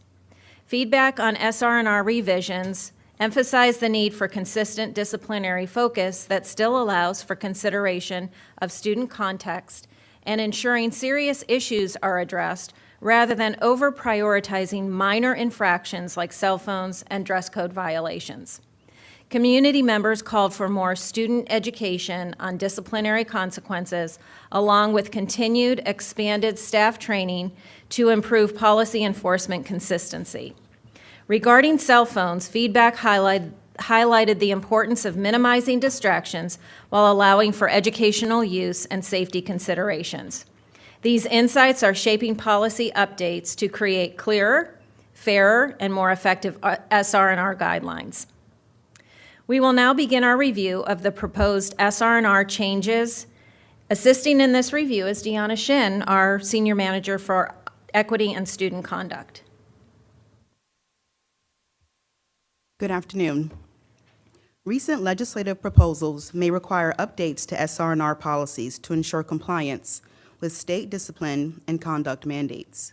Senate Bill 908 expands school board responsibilities by requiring stronger policies and procedures for preventing and addressing cyberbullying. Additionally, House Bill 1987 updates the Drug Control Act by adding new substances to Schedules 1 and 9. These bills have passed both the House and Senate and are awaiting the governor's signature. In response to community feedback, student SR&R lessons and videos will be revised to better emphasize student rights and ensure their voices are heard. These updates will include age-appropriate lesson plans, storytelling videos with relatable scenarios, and student assessments to measure understanding and identify areas for reinforcement. Key learning areas will focus on student rights and responsibilities, with materials made accessible through the district website and parent newsletters to keep families informed and engaged. Here we have summarized the proposed SR&R discipline changes. The updates include clarity and enforcement enhancements to ensure more consistent discipline practices across schools. The proposed discipline matrix would now feature clear definitions, cross-referencing for infractions, and detailed guidance on weapons policy and substance use to support context-based responses. Data monitoring has also been strengthened with required interventions, mandatory SIS data entry, and 24-hour parent notifications to enhance transparency. Additionally, the Chief Equity Office will review key discipline cases to ensure fairness in enforcement. To support effective implementation, administrators will continue to participate in annual integrated discipline training, reinforcing consistent disciplinary practices. Now, we will review the SR&R discipline crosswalk. The crosswalk is a comparative tool that systematically aligns and contrasts our current discipline policies with proposed changes. These discipline changes reflect community engagement, relevant legislation, and feedback from our school board. We'll begin with our first theme, clarity and enforcement enhancements.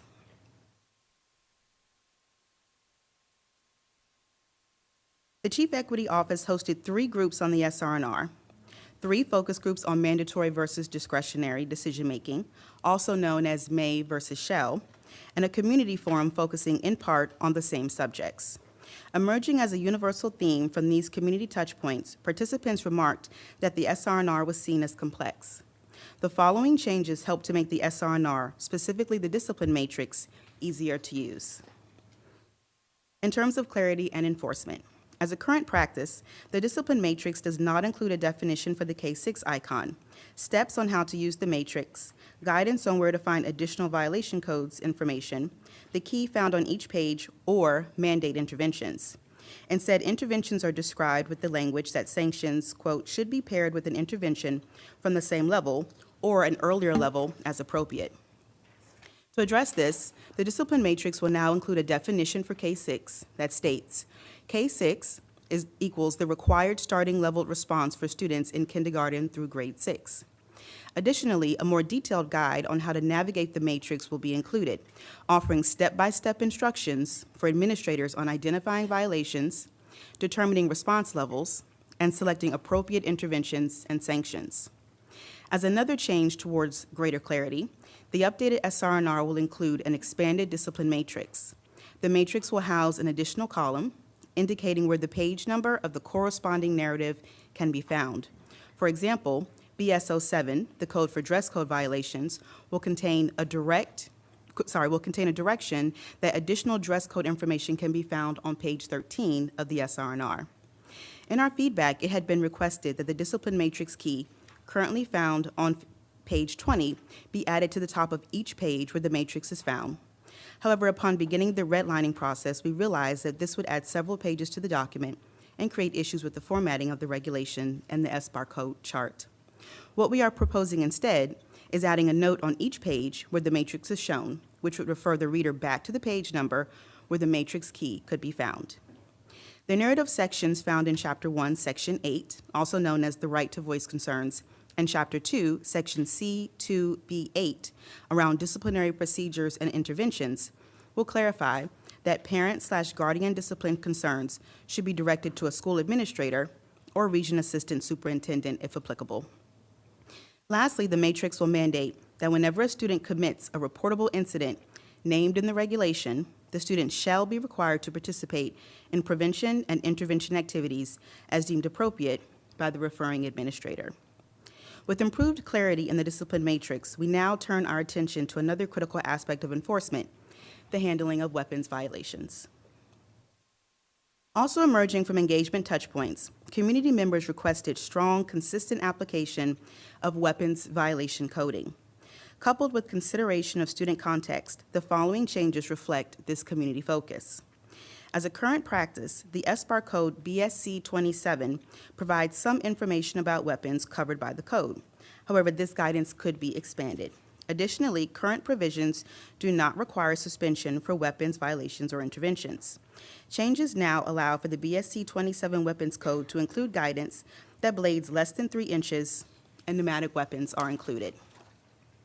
Additionally, weapons violations related to A, possession or use of statutory weapons, possession or use of switchblades, machetes, and certain other knives, and use of other weapons will now require a suspension, unless the referring administrator determines the student's age, background, intent, previous infractions, disability status, and/or other circumstances should not warrant a suspension, as well as a referral to the school-based risk prevention team to determine appropriateness for further risk assessment in accordance with Regulation 2111 and any other appropriate intervention. Having established clearer guidelines for handling weapons, we now shift our focus to another area, substance use. Community members' request for consistent application of coding also extends to student substance use.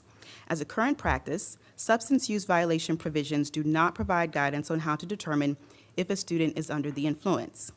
Changes will now include a footnote in the discipline matrix that, when determining students are under the influence, administrators shall refer to the signs and symptoms of substance use within FCPS overdose protocols for administrators before rendering a decision. While ensuring clarity in substance use policies is critical, it is important we now turn our attention to assault and battery offenses. As a continuing theme, community members requested strong, consistent responses to assault violations. The following proposed changes are responsive to community requests and feedback from this school board. As a current practice, there is no clear distinction in the narrative sections of the regulation between assault BESO1 and BESO1A, and assault and battery BESO2 and BESO2A, despite the distinction being made in the discipline matrix. Proposed changes will include this distinction with the following specific provisions. Assault violation narratives applicable to BESO1 and BESO1A will now provide the VDOE definition of assault, which is defined as intending to cause physical injury to another person. It will distinguish that assault violations occur without injury and require referral to one or more of the most appropriate interventions. Assault coding violations BESO1 and BESO1A will not make any changes to the current provisions discussing suspensions or referral to the division superintendent. Lastly, the sub-provisions related to hazing will be removed from the assault section and placed into its own section titled Hazing, since hazing currently has its own SBAR code, BESO 11. Assault violation narratives BESO 2 and BESO 2A will now be outlined in a new section of the SR&R titled Assault and Battery. The new section will contain the VDOE definitions of assault and battery, which is defined as causing physical injury to another person or staff member. The section will provide that violations within this provision may result in a suspension from school for up to 5 days unless the principal makes a referral to the division superintendent, in which event the principal may suspend for up to 10 days. This language mirrors the same provisions discussing suspensions and referral to the division superintendent found in the assault narrative. The assault and battery violations also mirror the assault violations to include any involvement in a group assault and battery upon another student or any other person other than a staff member, assault and battery upon a staff member, and improper touching of another person, whether or not consensual. For students in grades K through 6, an assault and battery upon a staff member, identical to the provision, may result in a suspension from school up to 5 days unless the principal makes a referral to the division superintendent, in which event the principal may suspend for up to 10 days. For students in grades 7 through 12, assault and battery upon a staff member shall result in a referral to the division superintendent, and the principal may suspend for up to 10 days. In the event of an assault and battery, the referring administrator shall make a referral to one or more of the most appropriate interventions. Lastly, an additional code would be added to the matrix to allow for the coding of group assault and battery. This code would be listed as BESO1B. Now that we have addressed clarifications in assault-related violations, we will review enhancements to discipline procedures and oversight. To ensure accountability and enforcement of proposed changes, SR&R revisions include new requirements for data entry, parent notification, and oversight by the Chief Equity Office. As a current practice, there is currently no formal requirement that administrators enter all disciplinary incidents into the Student Information System, also known as SIS, or notify parents within a specific time frame. Additionally, there is no current practice that provides monitoring to ensure weapons and assault violations adhere to set regulations. The revised SR&R will mandate that all disciplinary actions be entered into SIS and that parents/guardians be notified within 24 hours of any discipline incident, barring extenuating circumstances.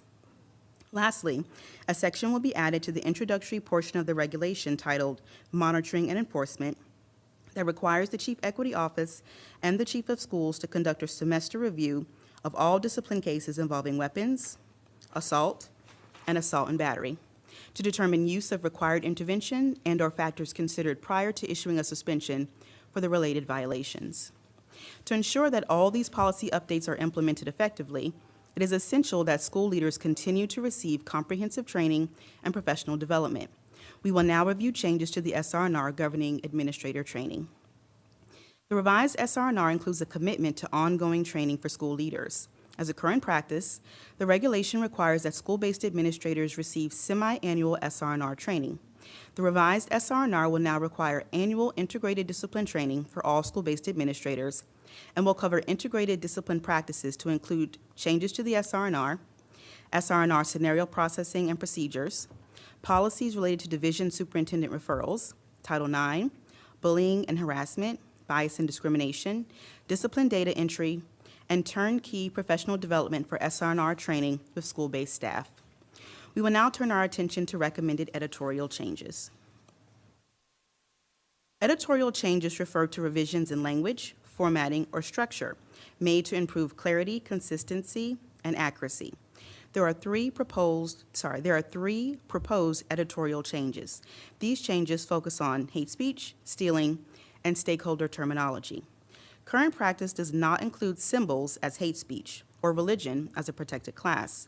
The revised definition of hate speech will now explicitly include symbols as a form of hate speech and ensure that religion is a protected category alongside other identified protected classes. Next, current practice uses the term stealing in the discipline matrix to describe property-related violations. However, the term theft is used in the narrative regulation sections and SIS. The revised SR&R will replace stealing with theft for consistency purposes. Lastly, current practice uses the term stakeholder throughout the SR&R to describe individuals or groups with vested interests in the school community. However, the term has historical connotations related to land ownership and exclusion. The revised SR&R will replace the term stakeholder with community partner or community organization. The next set of updates focuses on expanding the glossary to provide clear definitions for terms frequently referenced in disciplinary policies. These additions aim to eliminate ambiguity and offer administrators and families a consistent framework for understanding SR&R enforcement. Current practice does not include a definition for the following terms in the glossary: additional consequences, alternative education programs, assault and battery, force, group assault, individualized education plan, intent, progressive discipline, and region.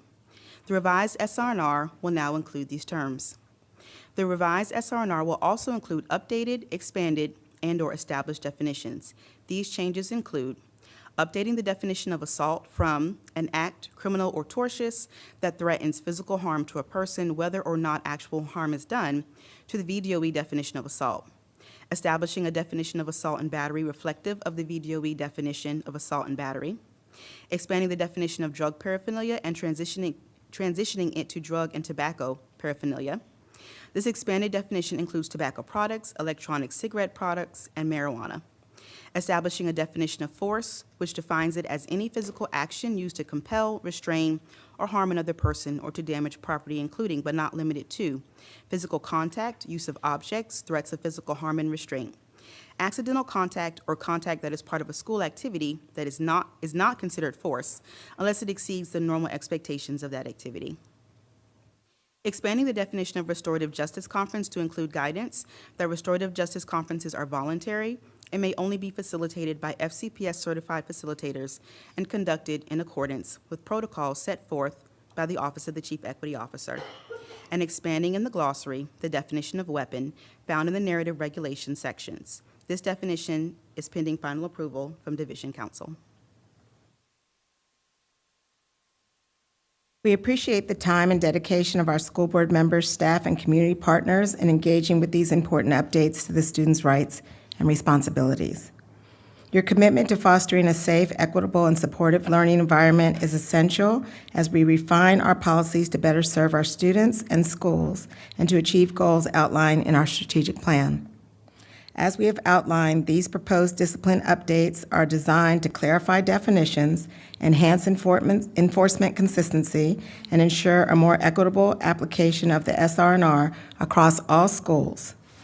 By refining the discipline matrix, providing clearer guidance on weapons and substance use policies, and distinguishing between different levels of assault, we are strengthening the consistency and enforcement of disciplinary decisions.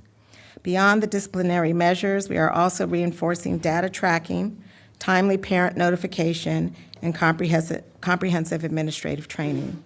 These systematic improvements will enhance oversight, promote consistency, and ensure that disciplinary actions are informed by best practices and a commitment to equity. At this time, we would like to open the floor for questions and feedback regarding these proposed discipline-related changes. Your insights are invaluable in shaping an SR&R that will be clear, equitable, and responsive to the needs of our students and school communities. We look forward to your thoughts and recommendations as we move forward in the process. Thank you. I'll turn it over to the managers. Thank you. Dr. Anderson? Thank you so much for this robust presentation and all of the documentation that you provided us. Every time I went to my mailbox, there was something else from the Equity Office on this matter. I'm so appreciative of the intention to be more consistent in our practices because we know this is a concern in order to provide greater clarity. I think there's so many things that you've just outlined that will be so very helpful in this division, not just for the administrators who have to carry this out, but also to the parents. And I'm glad that we're having that conversation regarding not just the responsibilities of our students, but also they have the right to particular things. And we've all sat around this table and talked about the concerns that we've heard from our students about activities at schools and bathrooms that cause them to feel unsafe. And so I see that this work is to intentionally address that. So thank you. One of my overarching concerns regarding this, and this is not going to be new because it's what I shared in the 2x2s that we had, which I was also very grateful for, because a lot of my questions were answered there, where in one of the it states under each, I think, the weapons and a couple of other areas, that the administrator shall suspend for up to 10 days unless the referring administrator determines the student's age, background, intent, and previous infractions, disability, etc., do not warrant that. And I know the intent of this section is to provide flexibility. But to me, it raises like a big old flag, a red flag, regarding inconsistency of practice, just like everyone else in our division. You know, we just talked a little bit ago about teacher expectations of students, where it's not the same across our student body. I see the same thing happening with our administrators. So I'm very concerned this will further raise more disproportionality because of how I view a certain student's age, of how I view a certain student's background. That's all very different and so very subjective. This one is giving me some heartburn, so I would love to hear a little bit more about your thoughts here. So thank you for that question, Dr. Anderson.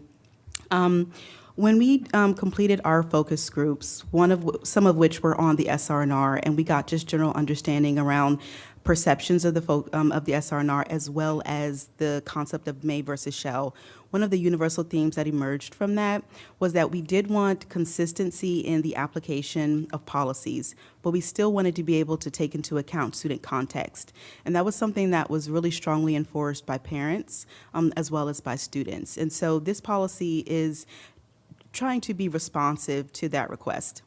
At the same time, to address your concern, one of the things that we've done is put in a required monitoring tool, specifically for weapons and assault violations that have this provision in regards to unless age, disability status, et cetera.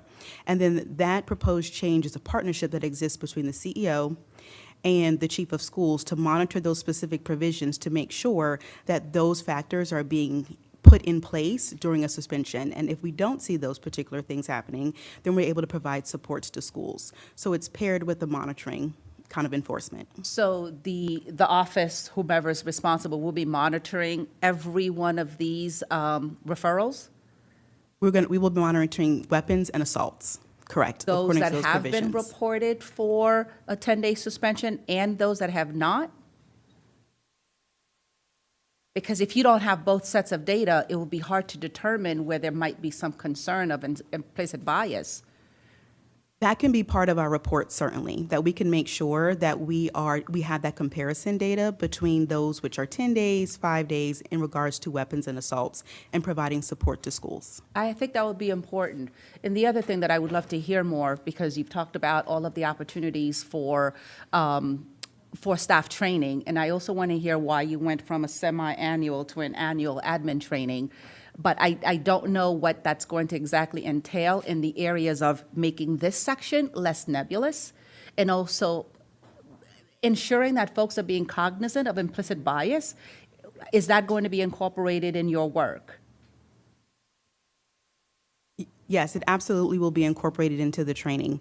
So the annual training, the shift from semi-annual to annual fits within the schedule of how we are operating trainings throughout the division, as well as just being responsive to administrative requests to kind of have training at the beginning of the school year. So that's why we've created that shift. But more importantly, in terms of the SR&R training, it is absolutely going to include training around implicit bias, harassment, discrimination, and how to make sure that we're equitably enforcing these policies and an understanding of these changes to the SR&R, as they are extensive and impactful in our schools. So the training will occur at the beginning of the year, but you'll capture new administrators throughout the year? Is that the plan? Absolutely. Okay, 48 seconds, what can I get through? One of the things that I also want to highlight is the notification that you talked about of parents. It's so important that students are not the first reporters of what occurred and that is happening in a timely manner. How is this being monitored? How is this being recorded? Are we on the honor system? I did it. Is there a checklist somewhere? Or we'll hear about it when a parent complains. Yes, so we have already started conversations in anticipation of these proposed changes with the Department of Information Technology in order to be able to make updates to SIS to ensure that there is monitoring of the parent notification and the 24-hour requirement, as well as many of the other proposed changes. So what I think I'm hearing is that once the communication has been made, there will be a checkoff and a date on that in SIS. So there'll be affirmation that it did occur. Absolutely. Okay, thank you. Lastly, if you could speak to, you mentioned there was an organization part of the tool that you said you were unable to do. I kind of missed why, and I'd take a go back, please. Could you give us a bit more information on that?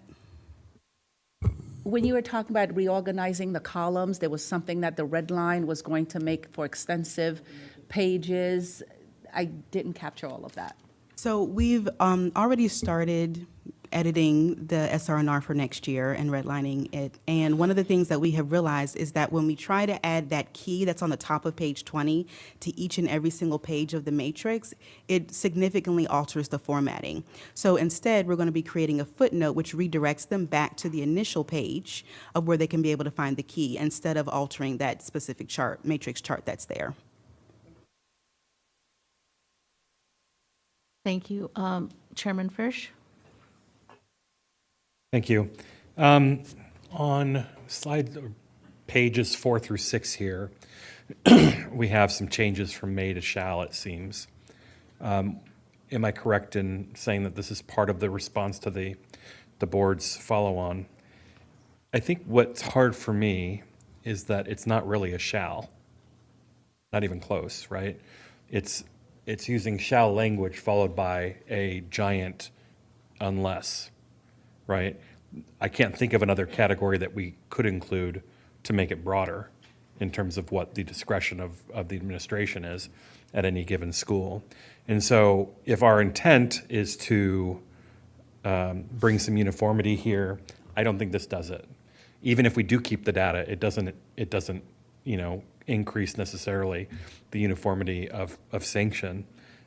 Even though the word shall is there now, without the word may, we might as well say they may do this providing X, right? Because shall implies that this is how it is. You can't have this is how it is with a unless. Any response to that? I definitely see your point. We want to make sure that when students are sitting before administrators, I'm going to give an example. A kindergartner brings a knife less than 3 inches to school. He doesn't understand that he brought that knife, that he wasn't allowed to bring the knife to school, and we want to make sure that principals have autonomy in ensuring that their age is taken into consideration as to why or how they're going to be disciplined. But it's not just age, right? It's a whole battery of potential mitigating factors. And if it was age, couldn't we just say, here's the penalty in this age group, this age group, and this age group? We could. All right, well, that's all I have in terms of the substance. I think the work is obviously very well done. I do want to talk a little bit about how we get here every single year. It's perplexing to me that our board is this deeply involved in the drafting of the SR&R. For the superintendent or others who may know from looking at other SR&Rs or whatever they call them in other divisions, how do other places do this? Well, in the state of Virginia, the VDOE does require that there is review of the discipline code conduct by the superintendent and the school board. So other divisions may not engage such a lengthy process as we do with 2 work sessions and et cetera. But there is a process of it that does happen by the superintendent and, of course, by the school board as well. Do any of these school divisions delegate the responsibility to the superintendent? There's a lot of portions of the code that say the school board must, that we then delegate to the superintendent. Some do. All right. I ask this because, there's probably another way of doing this work and getting similar results without taking an absurdly large amount of this board's time compared to the other work that this board focuses on. I mean, where else do we have room for 2 work sessions on a single topic? Let alone a 2x2 with that, and then a board discussion at the dais, and then a vote. That's almost, I mean, that's comparable to the budget. So I think I'll be talking to colleagues a little bit about our approach here and seeing if there's a better way. I'd much rather have some very specific guardrails in the executive limitations work that we do that spell out exactly what we're looking for with the SR&R, and then we can hold the superintendent to account. And then she'll have to come up with a method. Maybe that does include 2x2s and other things to get there, but I'd be much more comfortable with that. And then the slide about the feedback from the community. I'm just going to reiterate what I always say when we get these slides, is that there's no scientific information here, so it's informative, not instructive. It's a large sample. We should be able to break that down into segments of the school population that are scientific in nature to tell us what we're looking at here. Otherwise, we are bound to have overrepresentation of certain school communities than others, or parents who have multiple kids, and so on and so on.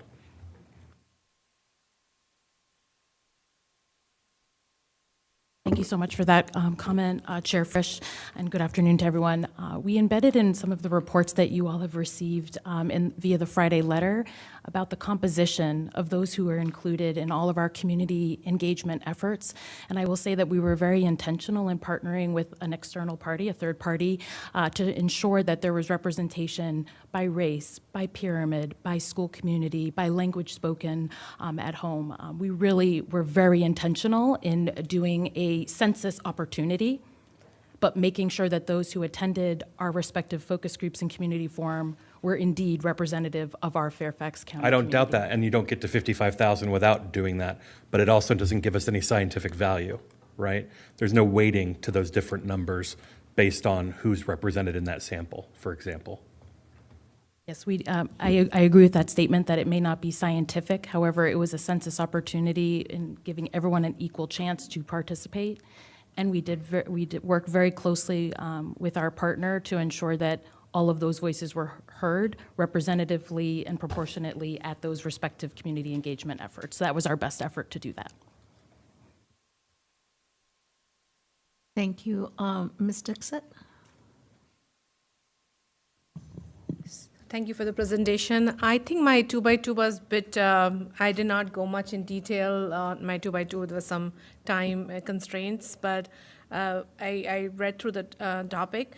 What I was looking for is a more restorative justice in our discipline actions. And I know it's not possible in every section, but to emphasize that in SR&R that we advocate for that, as we feel like students are in that age group which can be given the right direction, which can change the course of their life.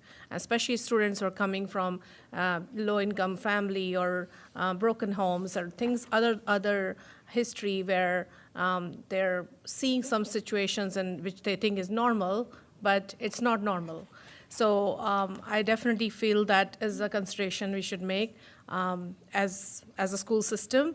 And I agree with my colleagues that this is very much in detail, and we should just continue to work with Dr. Reed to just put the EL in place and then leave it to the schools to monitor this and continue this path. I did want to ask the language. Some of the language is, as a parent, if I am reading SR&R document, and if I don't have a very good language skill, it's a difficult language for a lot of people. So how do we make it simplified, and how to reach out to more parents to collect data? Because I saw in some languages it was only like one person responded to survey, or 2 person responded to survey. It's not enough. So maybe your viewpoint on that. Sure, thank you for the questions, Ms. Diskett. I definitely want to have Ms. Shin respond to the restorative justice. As you know, Dr. Reed invested time, energy, and training into ensuring that every school in Fairfax County has 2 certified facilitators for RJ. That's how much we believe in RJ. And Ms. Shin can share with you, as she oversees the RJ team, some of the work that they've done. And then we'll respond to your second question.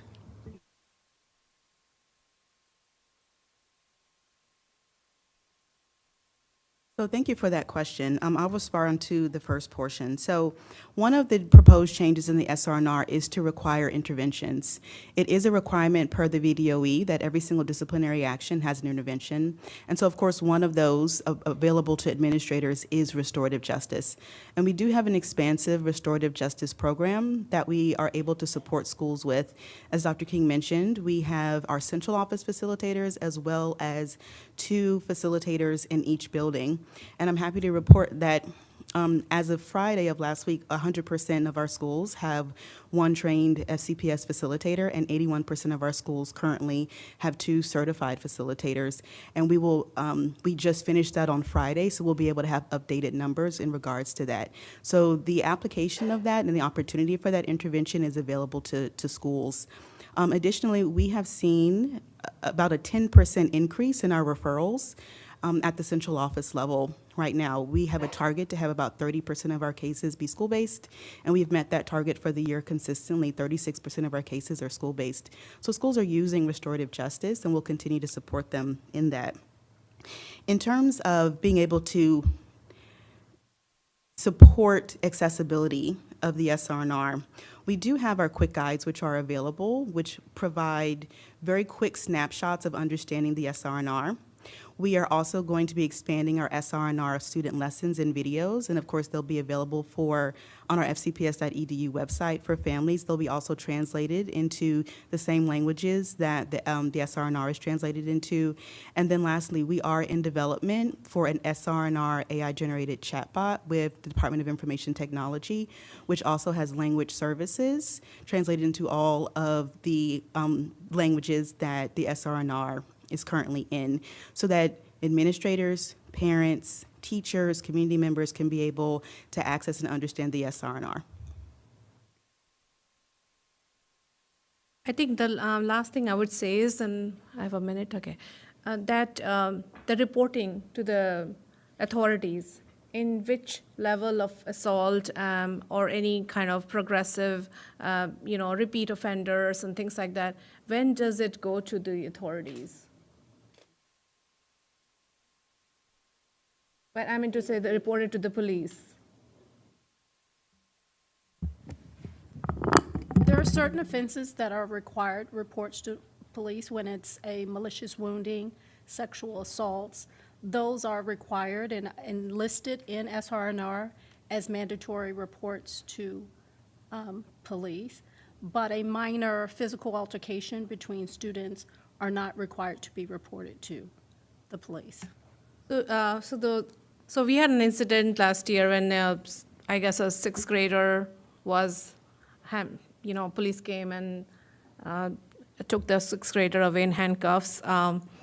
Wanted to ask, does every school sites and principals and the people handling the situations are aware that of the, again, student situation, and if they have any special needs going on, it's before reporting that to the police? So I mean to say, if some student just hit another person and they did not know they were doing it, it was it was one of the special need cases, how do you then address that? And I'll stop there. Certainly, school administrators are trained in assessing a student's cognitive ability and whether, and we also train on what an assault is. And so if a student has special needs and is escalating and makes incidental contact with a person, even if it harms that person, that is not considered an assault and battery. And therefore, we provide that training to school-based administrators to identify when it is indeed an assault and when there is just physical contact. And so we make a very intentional effort for administrators to know the difference between the two.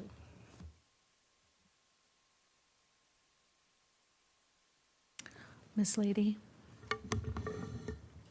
Thank you. Thank you for this great report.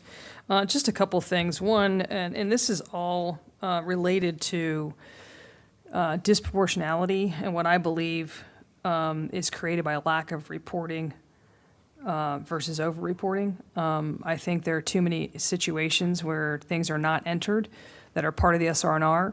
I'm not going to into more theories related to that, but having worked in the system, I've observed it firsthand. So one question I'd like to raise, mostly to principals, is an ask that you audit your discipline entries by alphabet or by grade, depending on who that administrator is, to see if, I mean, it could be that, you know, the A through Cs are the ones who skip class the most or have cell phone violations the most, or it could be that people are not entering things with the fidelity that it's expected.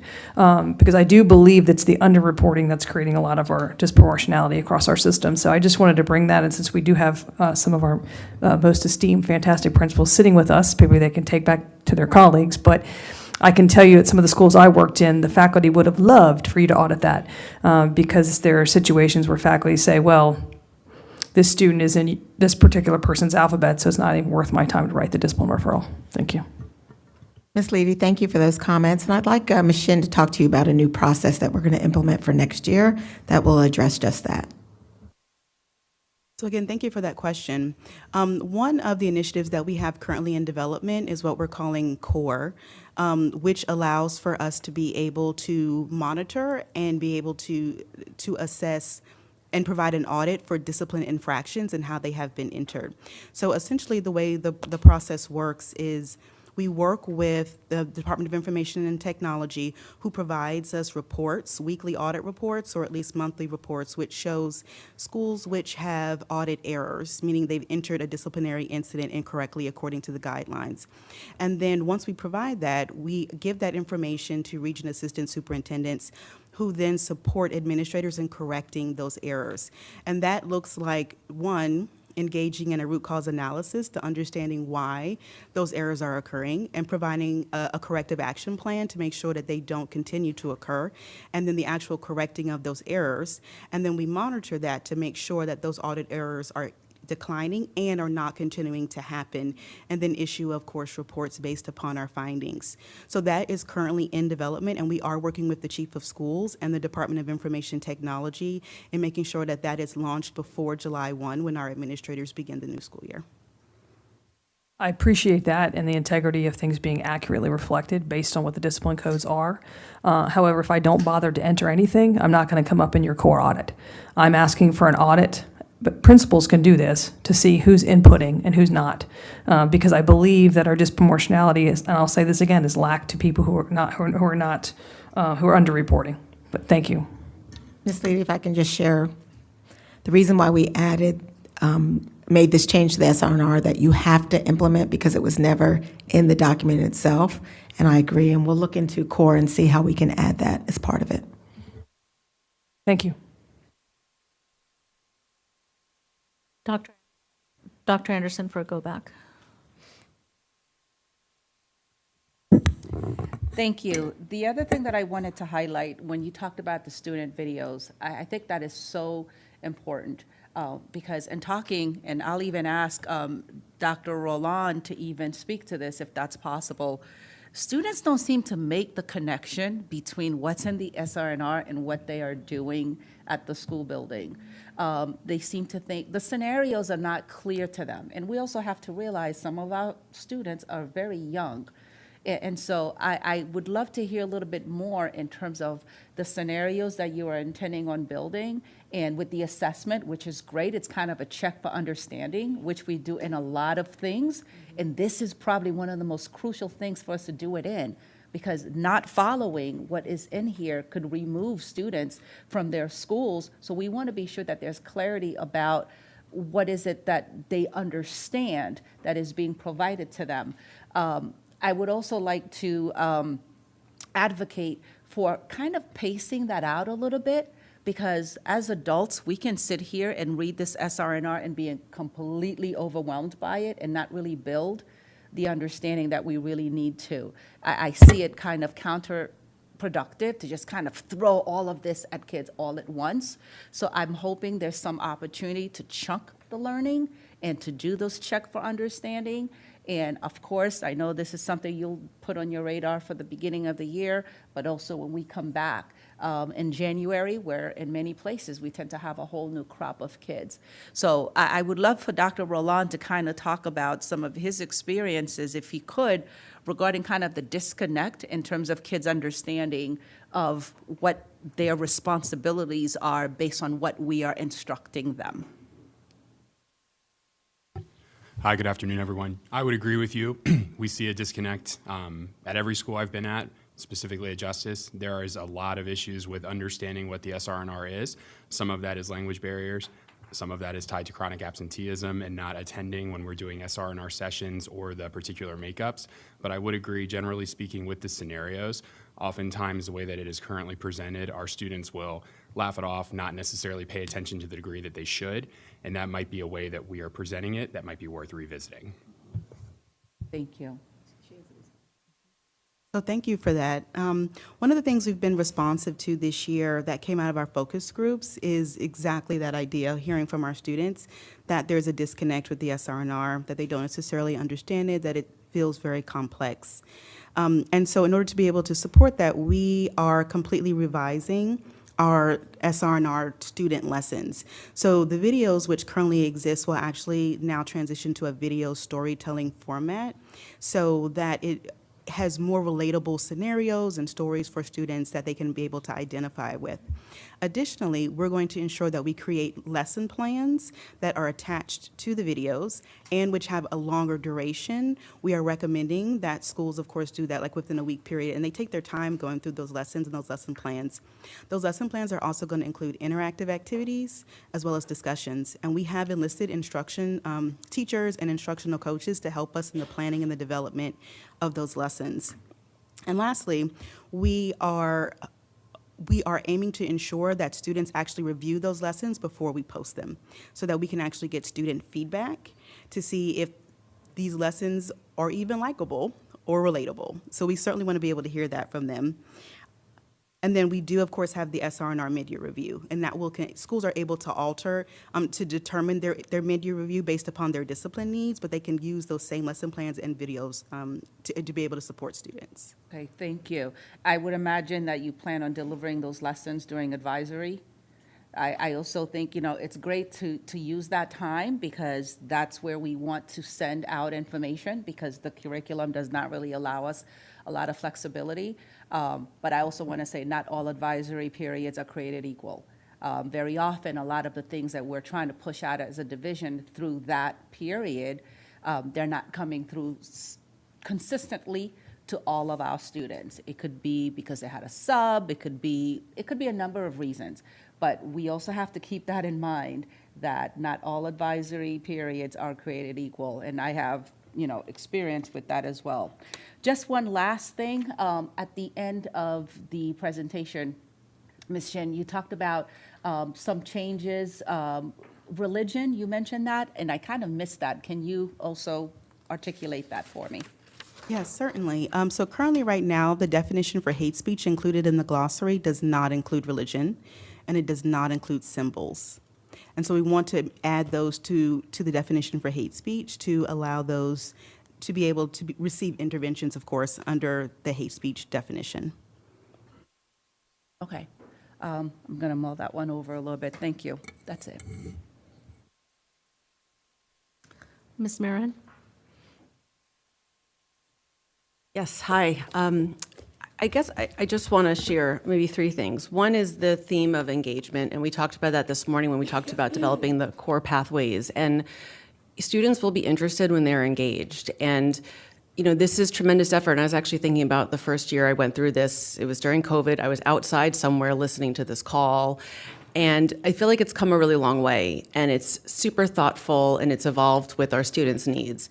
I do think it has a place in being part of the EL, and the superintendent reviews it closely. Our policy is currently redlined, and our governance committee is going to talk about that next week. And I'm really excited about that because the current policy is a paragraph, and we could probably put more in there about the board's values as expected by the community to do the work there.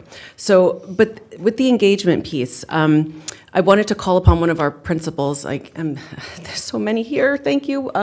But Dr. Mizell of Langston, I saw firsthand when my daughter was there, the level of engagement. And so, on the one hand, we have this very specific document with all of the things so we're ready when something happens. But I actually would like to call on Dr. Mizell to talk about what he and his team are doing to prevent the needs of the use of a lot of this. So would you mind, Dr. Mizell, talking about how you are engaging students to avoid some of the infractions and just what your data are showing about discipline? Particularly, I remember leaving the school at dismissal time. It was one of the first data points you told me about. So I'd love for you to share with the board, please. So I am simply being on my administrative team, being visible throughout the day. Hallway transitions, huge in the cafeteria. So if you make sure your cafeteria is intact, that solves many of your problems. Again, we're just all over the building. The kids hear us over the walkie. Every transition, my admin team, we just spread out. I'm on the red hall, I'm on the blue. Kids hear it, it's a good thing. The other thing is we're consistent and clear with our expectations. We're not out to get kids, as I often tell parents. Our goal certainly is not to make learning punitive. Just like I implemented hall sweeps, students have 3 minutes to get to class. The goal is simply that, to protect instructional time and get kids in class. And kids will do precisely what you ask them to do. And so I often tell teachers, you have to accept what you allow. So again, clear, consistent expectations. Would you mind sharing the data about how you adjusted the dismissal and the results you got from that? Do you remember? It was just a year and a half ago. Right, well, with dismissal, the school was releasing around 1,100 students simultaneously. So I implemented staggering dismissal, more so with buses. Rather than have 1,000 kids walking out on the bus loop, we release 10 buses at a time.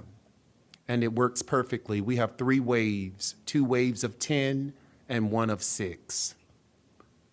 So it works really well.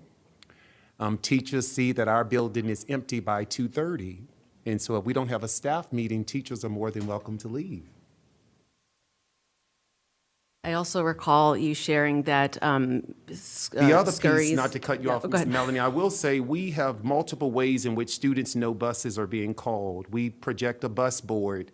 Every teacher is expected to project that bus board. Students have access to the bus board on the Schoology page, so they can pull up the bus board as well at dismissal. So they hear the buses as well as they see the bus board. I can even monitor the bus board. That's what I was just doing, watching dismissal. So. Well, thank you, Dr. Mizell.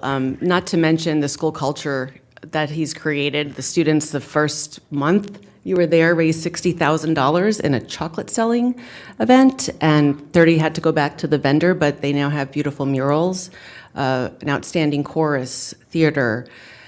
I guess, it's, when people, a lot of times now they're saying, what can we do to help public education? It's the school leader. It's, can we take the things that we know work and make it, then this, it just comes back to the same theme, system of schools or school system. If this bus board strategy is working, can we implement it? I mean, I'm not trying to tread on anyone's authority but it worked. It literally changed the school over a matter of days. So again, we need to have all of this, but I am just wondering about consistency. The last thing I'll ask about is, I'm glad to see the hate speech definition updated. We need to be bold and instruct our students on the matters that we're dealing with right now. And we know that that's involving the situation with Israel and Palestine and our Jewish community and our Palestinian Muslim Americans, Arab Americans. We are not going to do better until we figure out how to facilitate the respectful learning of that. We've been dancing around it for a year and a half. And anti-Semitism is the highest rate it's pretty much ever been since World War II. And we know that our other parts of our community don't feel heard as well. Thank you. Thank you. Before we move on, I just have a few words to say. I just echo, thank you for including the symbols as well, because those weren't included before, and I know of situations where nothing could be done when there were certain symbols, and now the fact that they're included is going to be really helpful for administrators. And I'm also really happy to see that there is going to be guidance on documenting everything in SIS, because I know that that has been inconsistent. And the thing that I would like to advocate for is the training that goes to our administrators is wonderful. It's a lot on their plate sometimes, and not, throwing any shade at them. Sometimes it doesn't filter down to certain teachers or certain staff members.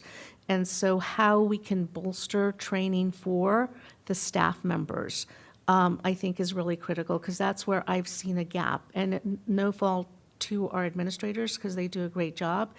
But that's where we start to see the inconsistencies with certain staff members and teachers. And I know it's a lot for everyone to do, and I hate to be the person that is adding more to an overfull plate for everyone.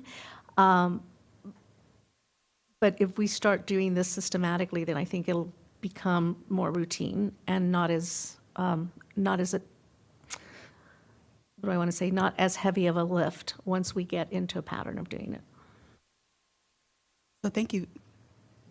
Thank you for that question. One of the changes to the annual training for administrators is going to include a turnkey professional development for staff members. So as part of that training, they will get their materials, their supplies, they'll get a script, lesson plans, et cetera, on how they can be able to turn that training around that they got and give it right back to their administrators, to their staff. And then we're going to pair that with our acknowledgement form, which has already launched this year, ensuring that those SR&R lessons with staff members are being done. And we asked administrators just to complete that acknowledgement form so we can verify that. Thank you. Also, I failed to see Ms. Sizemore-Heiser's hand raised, so go ahead. You've got the floor. Thank you, and no worries at all. I spoke a lot during our 2x2s. I have a couple questions. I appreciate all the hard work. I know this is a lot that goes in here, and a lot of thoughtful work went into doing this. I also agree. I think having the consistent reporting and training will be very, very helpful, just to kind of even get a lay of the land, right? Of where really are we really around discipline incidents once we have a little more consistency in that reporting. A couple of questions that I had. One was around MDRs. I think one of my colleagues asked earlier about special education students. I know you talked about principals are trained and understanding. Can you speak a little bit more to what training goes into for principals around understanding, the causes of behavior as well as how to conduct an MDR? I'll pause my time, please. Dr. Axler, are you prepared to share that? I mean, I don't see anybody from SPED here that can go into detail. No? Okay. I just think that's important to know, because one of my understanding, and hopefully someone there can correct me if I'm wrong, is part of what gets looked at in an MDR is the IEP.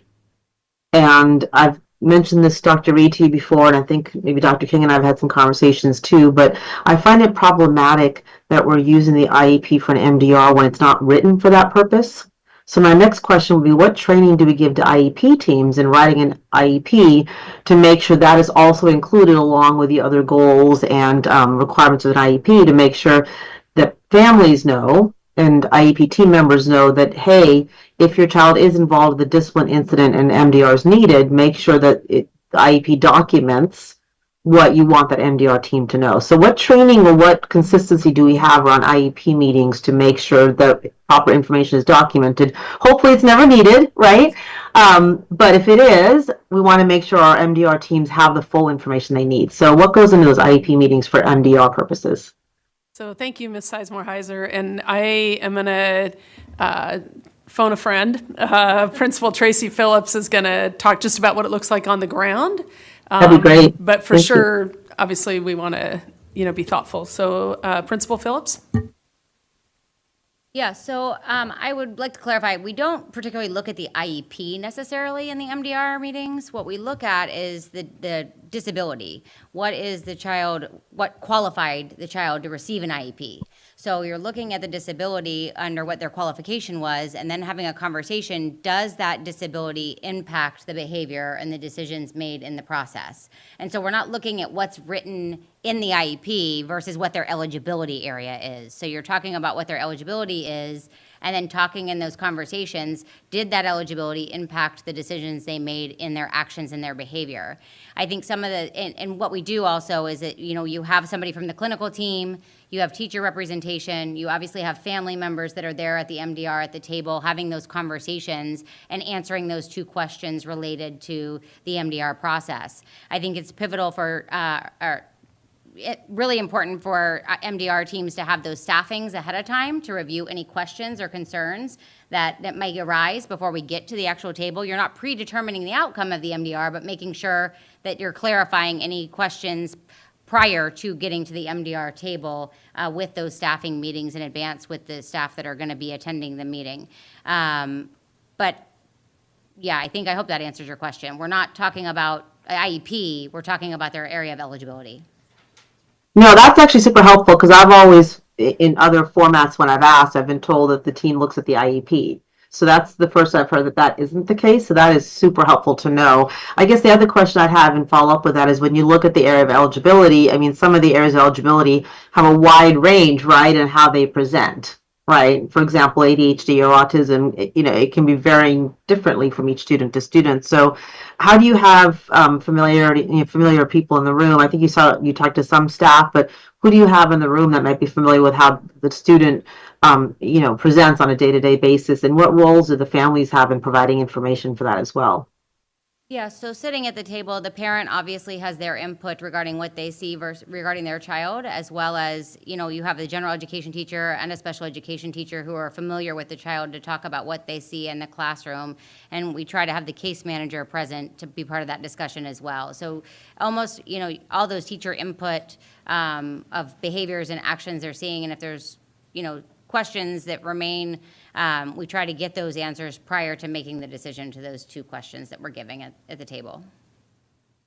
Okay, I appreciate that. So it's not just the area of eligibility, but it's really talking to teachers and staff familiar with the student regarding how that disability might manifest for that student. Yes, that's correct. All right, that's helpful. I appreciate that. And then I do think that it's also important as we're looking at the SR&R to really figure out what are our roles here and how do we balance our roles, because this document is quite large and we do get quite in depth in that. So I agree with my colleagues. I just wanted to kind of give some voice to that and kind of maybe rethinking this process around the SR&R. That's all I have for right now. I appreciate it. Thank you. Thank you. I think that we are now ready to move on to part 2 of the presentation. All right, thank you. And thank you for that conversation. It was very helpful to us as we move forward in the process. I'd like to introduce the principals who've joined us today. They were part of the cell phone pilot process this year, whether they had a storage unit or not, they were still part of this and provided great feedback to us throughout this process. So I want to say thank you publicly to all the principals who signed on to do this journey with us. So we have Tracy Phillips from Robinson Secondary, Sean Roland from Justice High School, Herman Mizell from Hughes Middle School, Matt Mao from Twain Middle School, Cindy Conley from Irving Middle School, Mandy Burke from Edison High School, and Dr. Ellen Riley at McLean High School. So we want to thank you again for joining us. As we transition from the broader discussion on discipline, we now turn our attention to another key SR&R issue, the cell phone policy and storage. Based on extensive, and I mean extensive, community engagement, and feedback. The proposed changes seek to balance minimizing distractions in the classroom while acknowledging the role of cell phones in student safety and communication. In this session, you will also hear from school principals who will share firsthand experiences from the cell phone storage pilot. At this time, I'd like to introduce Dr. Alicia Martinez, the Administrator for Equity Programs, who will review the key data metrics collected from our community engagement efforts related to the cell phone policy and storage options. Thank you, Dr. King. I have the pleasure of walking you through our community engagement efforts over the course of this school year. As shared in a previous slide, our team had over 55,000 touch points in our comprehensive community engagement efforts related to the 5 follow-on motions. There were 18 focus group convenings, which involved close to 800 voices in our Fairfax County community. 1 community forum where we gathered final input on the proposed option set, which included voices from community partner organizations, students at the elementary, middle, and high school levels, parents and caregivers, a representative sample from central office, and several school-based staff members, including teachers and administrators. The final community engagement effort reflected the collective feedback we received across all of these engagements, spanning from September of this school year through the community forum, and final input received from principals participating in our cell phone storage pilot, many of which are here today, either as a comparison or control school or school piloting one of the 3 cell phone storage options this school year. Our team partnered with a third party, K-12 Insight, to develop the SR&R and cell phone policy survey, which was open from January 17th through February 3rd. This census survey was sent to all FCPS parents and caregivers, FCPS staff, and middle and high school students. The survey was available in English, Amharic, Arabic, Chinese, Korean, Spanish, Urdu, and Vietnamese. We have participation details presented on the following slide, which I will present in a few moments. Overall, there were 14,592 responses. Key findings are presented on this slide and indicate 49% of parents and caregivers preferred to keep the current FCPS policy. 57% of staff favored the governor's recommended policy. The majority of secondary students, 85%, preferred to retain the current FCPS policy, and when broken down, that represented 74% in support among our middle school students and 90% support among our high school students. While 63% of parents and caregivers and 77% of staff either strongly support or support FCPS creating some kind of cell phone storage policy, fewer students do, only 13%. When asked about their top choice for cell phone storage, the highest percentage of parents and caregivers, 66%, staff at 57%, and secondary students, 35%, indicated that elementary, middle, and high school students should all use cell phone storage options during instructional time. Recognizing the importance of inclusivity, the survey was made available in multiple languages, which I already shared. This helped ensure equitable access across all community members to share their perspectives. In terms of participation, our team is most proud that we had the ability for people to participate in the survey in multiple languages. And as you can see, while the majority of participants opted to complete the survey in English, there was participation in each of the 7 languages across all 3 participant groups, students, parents, and staff. I'll now turn it over to Kathleen.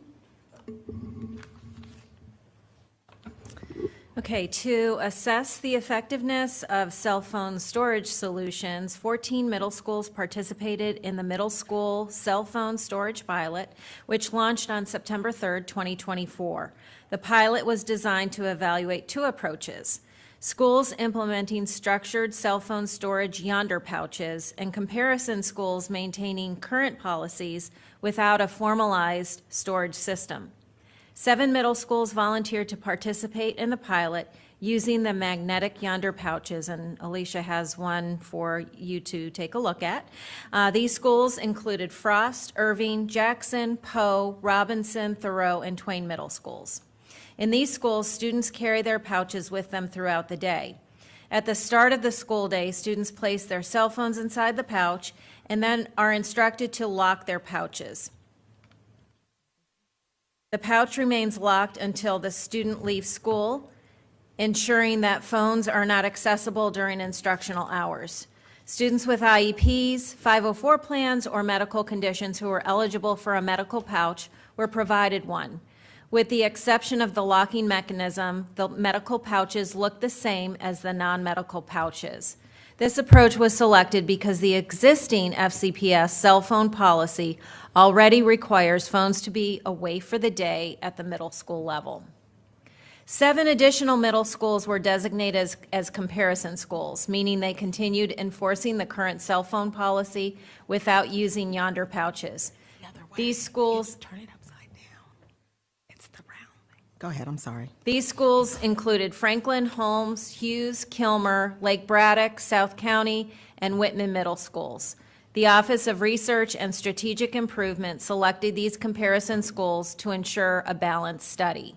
This allowed for an accurate comparison between schools implementing yonder pouches and those enforcing current cell phone rules without additional storage requirements. At the high school level, a similar pilot program was launched with 16 high schools participating in structured cell phone storage solutions during class time. However, unlike the middle school pilot, high school students retained access to their phones during passing periods and lunch, as consistent with the current policy. 8 high schools volunteered to participate in the pilot, implementing the structured in-class storage solutions beginning September 3rd, 2024. 2 different storage options were tested: calculator storage bags at Edison High School and McLean High School, and hanging holder storage at Falls Church, Justice, Lewis, Madison, Robinson, and Westfield High Schools. Under these storage methods, students are required to place their phones into designated storage areas at the beginning of the class period. Similar to the middle school pilot, 8 high schools were selected as comparison schools, meaning they continued enforcing the current cell phone policy without implementing structured storage solutions. These included Chantilly, Fairfax, Lake Braddock, Mount Vernon, Oakton, South County, South Lakes, and Woodson High Schools. As with the middle school selection process, the Office of Research and Strategic Improvement determined the comparison schools to ensure a fair and balanced comparison between pilot and non-pilot schools. On the slide, you can see the various tested storage options and their cost per unit or cost of unit per classroom. Perceptions of cell phone storage options at the elementary school level revealed key insights. The highest percentage of secondary students, 50%, indicated that FCPS should not create a storage policy, whereas 32% of staff indicated that they do not have a preference, and 31% of parents or caregivers prefer a door-mounted storage unit. When looking at perceptions among community members about cell phone storage options at the middle school level, the highest percentage of secondary students, 54%, indicated that FCPS should not create a storage policy, whereas 28% of staff indicated that they do not have a preference, and 28% of parents or caregivers prefer a door-mounted storage unit. Finally, when looking at perceptions of cell phone storage options at the high school level, 72% of secondary students indicated that FCPS should not create a storage policy, whereas 28% of staff indicated a preference for door-mounted storage, and 29% of parents or caregivers indicated that FCPS should not create a cell phone storage policy. I will now turn it over to Deanna Shin, who will guide us through the relevant legislation in the next section of our presentation. Thank you. To provide policy context to this discussion, recent cell phone-free education legislation was reviewed. Executive Order Number 33 mandates that Virginia Public Schools implement cell phone-free education policies to protect the health and safety of students in Virginia's K-12 public schools. As an expression of this executive order, the Virginia Department of Education issued guidance to every Virginia school division and local school board to review existing policies and/or work to create or revise cell phone policies that adhered with the provided minimum guidance. Lastly, State Bill 738, which has passed both House and Senate and is on its way to the governor's desk for signature, requires each school board to develop policies that restrict to the fullest extent possible student cell phone possession and use in the classroom during regular school hours, and expressly prohibits any student from being suspended, expelled, or removed from class as a consequence of any violation of such policies. Research on cell phone restrictions presents a complex landscape of benefits and challenges. A 2024 New York Times report found that cell phones can contribute to school fights, as students often use them to provoke, record, and spread videos of incidents. Schools that implemented classroom cell phone bans alongside increased security saw a noticeable decrease in fights.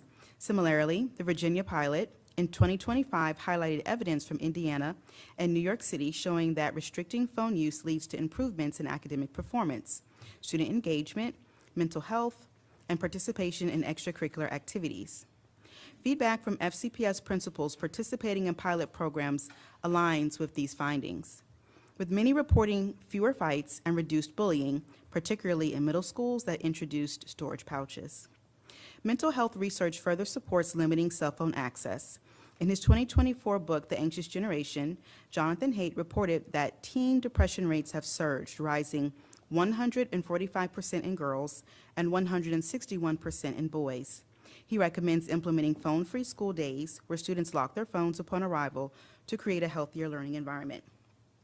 The FCPS Youth Survey for the 23-24 school year reflects similar concerns, showing that 29% of sixth graders feel persistently sad, while 25% of older students report feelings of hopelessness. However, research on the effectiveness of phone bans is not conclusive. A BBC study in 2025 found no clear link between restricting phone use and improvements in grades, behavior, or overall well-being. Likewise, the survey that was conducted by Orsi among students participating in one of the 30 pilot schools, findings revealed no significant difference in digital stress between students in phone-free and phone-regulated environments. Many students also expressed concerns over needing access to their phones for safety, emergencies, and communication with their families. Ultimately, while reducing cell phone use can enhance school safety and minimize distractions, it must be paired with policies that address student mental health and security concerns. I will now turn our presentation over to Dr. Nardis King to review our proposed changes to the cell phone policy and/or storage options.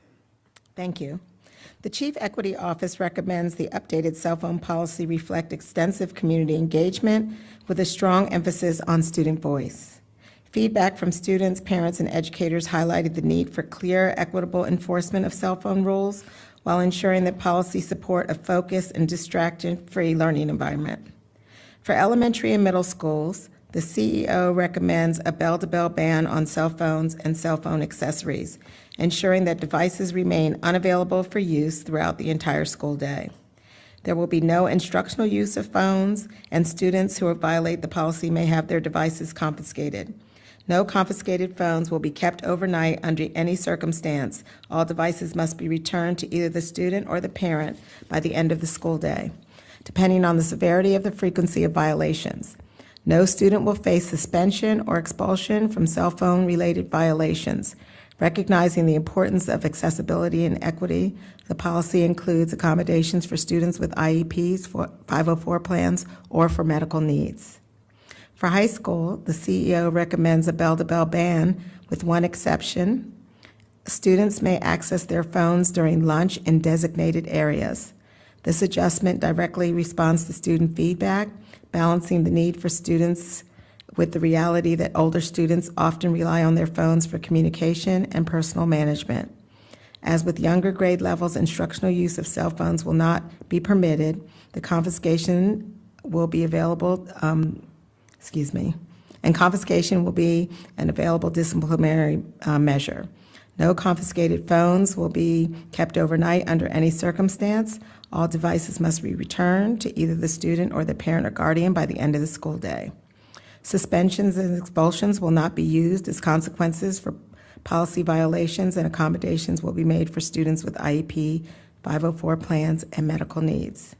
To ensure consistent and equitable enforcement of the cell phone policy, the CEO recommends a progressive discipline model. First-time violations will result in a confiscation and parent notification, while repeated offenses may escalate to detentions or temporary loss of phone privileges.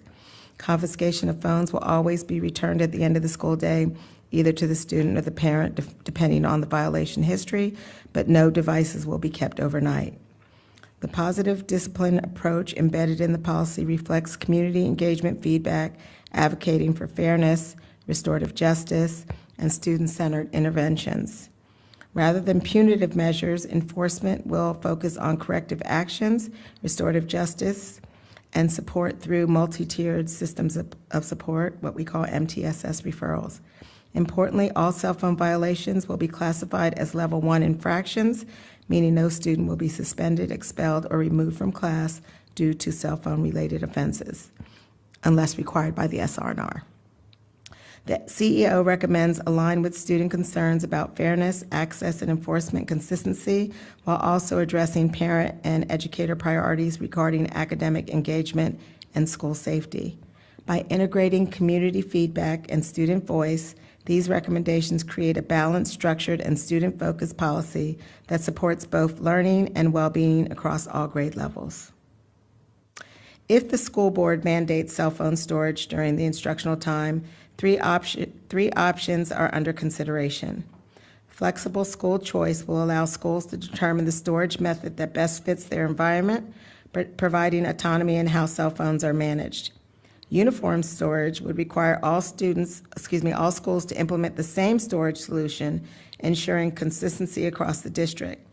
The third option, policy enforcement only, would eliminate the requirement for physical storage, but mandate strict enforcement of existing rules that prohibit phone use while not permitted. If storage units are mandated, several options are available, including individual locking pouches, which would prevent student access throughout the school day. Other options include classroom storage cases or wall-mounted storage holders, which would provide a designated space for students to place their phones during instructional time. While these storage methods offer physical solutions to the issue of phone use, they also introduce logistical and financial considerations that must be addressed. The CEO recommends option 3, policy enforcement only, ensuring that schools strictly enforce a bell-to-bell ban without requiring mandatory storage unit. This recommendation directly reflects the student voice, as students overwhelmingly express that they do not support mandatory storage options. Feedback indicates that storage requirements could create unnecessary logistical challenges, increase transition time, and add complications to an already structured school day. Additionally, students raise concerns that mandatory storage could lead to loss or damage of personal devices and create unintended barriers to access their phones when needed outside of instructional time. A key reason for this approach is that bell-to-bell bans limits the temptation for students to access their phones during passing periods when distractions, social conflicts, and unauthorized phones that tend to escalate rather than diminish. By prioritizing student feedback, academic engagement, and equitable enforcement, this recommendation ensures a structured, distraction-free learning environment while respecting student concerns about storage mandate. I will now turn this over to Ms. Shin, who will guide us through the cell phone policy crosswalk.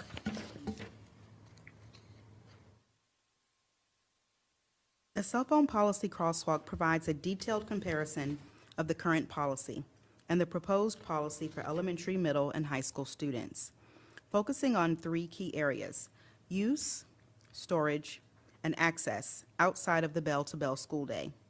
These proposed changes reflect anticipated legislation and community engagement feedback, with a particular emphasis on reducing distractions and ensuring equitable enforcement. Under the current policy, elementary students must keep their cell phones silenced and stored in backpacks for the entire school day. However, teachers may allow cell phone use for instructional activities with principal approval. In contrast, the proposed policy eliminates all instructional use of cell phones, reinforcing a strict bell-to-bell ban on both phones and accessories. Regarding storage, the current policy requires phones to be turned off and stored away from the student during school hours, but in practice, students may still access them in their backpacks. The proposed policy mandates that phones remain off and away for the school day, preventing any unauthorized use. For use outside of bell-to-bell hours, no significant changes are recommended. Elementary students may still use phones before and after school and on buses. They may text or listen to music with earphones but cannot make phone calls unless in an emergency. Middle school policies follow a similar shift. Currently, cell phones must be silenced and put away for the school day, with limited instructional use allowed at the principal's discretion.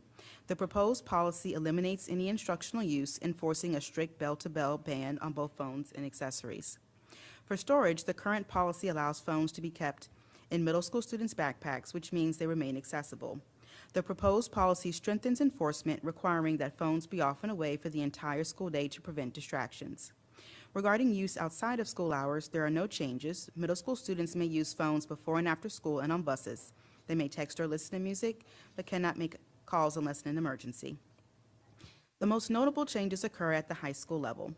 The current policy allows cell phones to be used during passing periods, lunches, and before and after school, with teachers able to permit phone use during class for instructional purposes.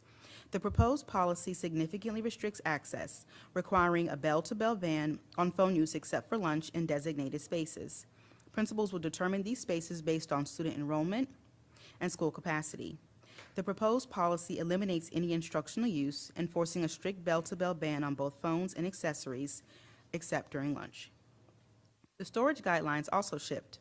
While the current policy requires phones to be silenced and put away during class, the proposed policy mandates that phones and accessories be completely off and away throughout the school day except during lunch, reinforcing clearer enforcement and minimizing classroom disruptions.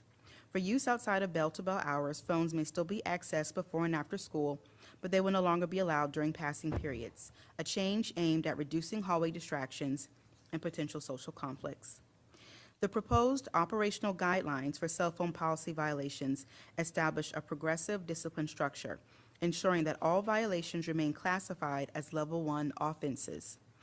This means that students will not face suspension, expulsion, or class removals as a result of violation of the cell phone policy. Instead, the response follows a tiered approach, escalating in consequences based on repeated infractions while prioritizing corrective actions, parental involvement, and student support.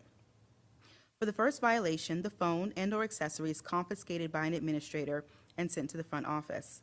The student can pick up their phone and/or accessory at the end of the school day. A parent or guardian is notified pursuant to listed SR&R discipline notification policies.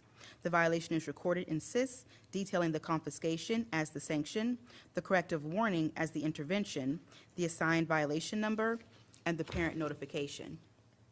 If a second violation occurs, the phone is confiscated by an administrator and sent to the front office. The student may not retrieve the phone until the end of the school day. A parent or guardian is again notified, and additional sanctions include a one-day detention and confiscation of the phone for the remainder of the day.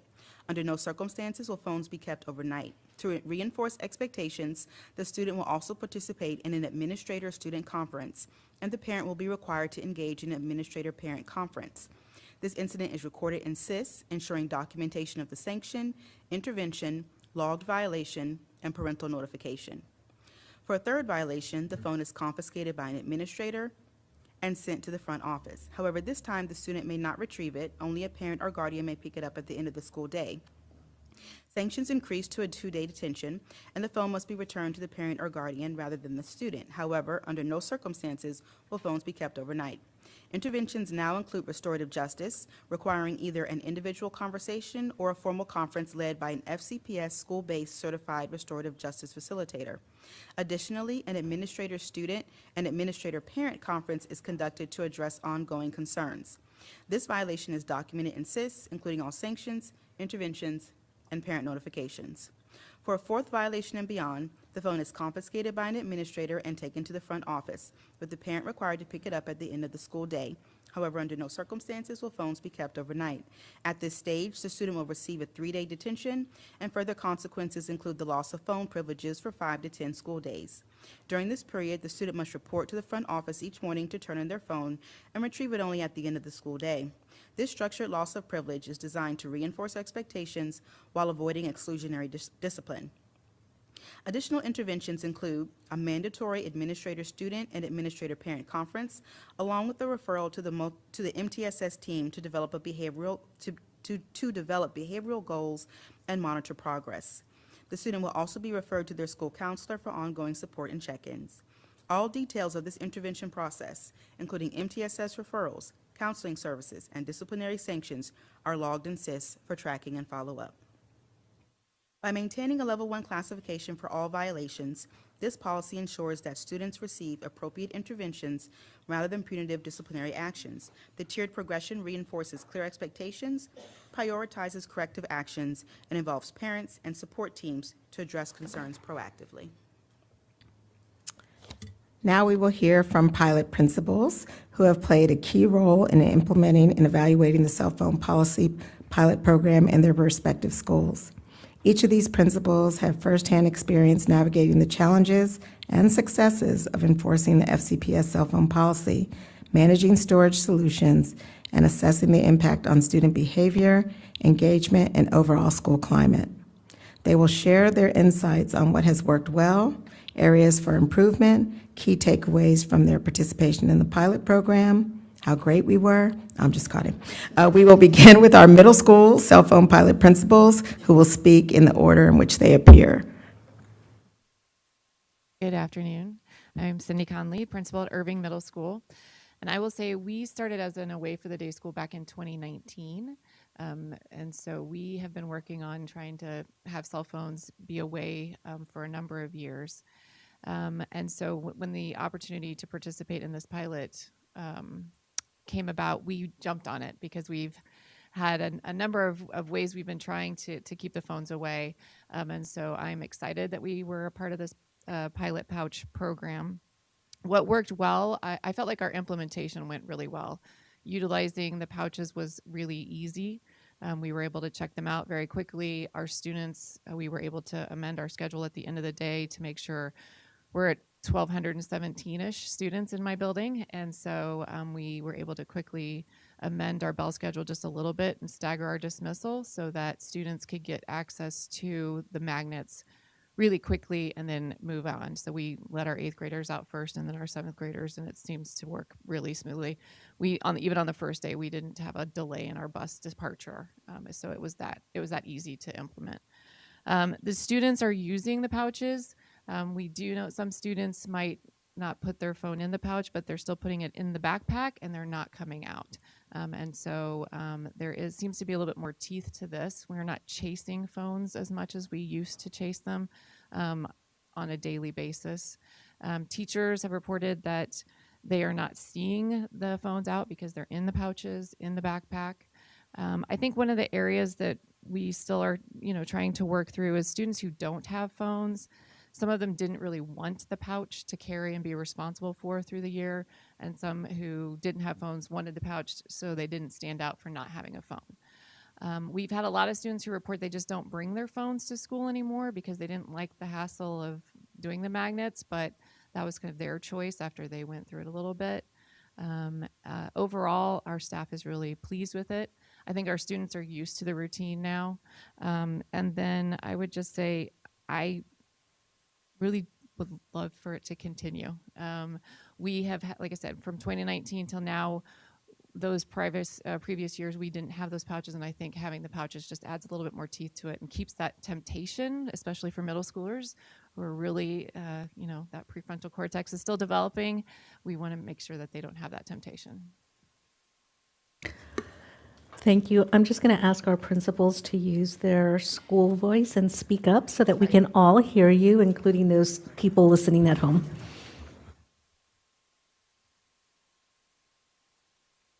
Okay, well, this cell phone is the center of a middle schooler's world. I will say we are a school not implementing pouches, but it has gone really well. I go back to being visible, vigilant, making sure that your expectations are clear, consistent, make sure that teachers understand it. The other piece is I try and deter teachers from confiscating cell phones. Simply submit a support call and allow an administrator to show and confiscate the cell phone. It is going really well at Langston Hughes. Again, I just think it's a matter of being visible, vigilant, consistent with your expectations.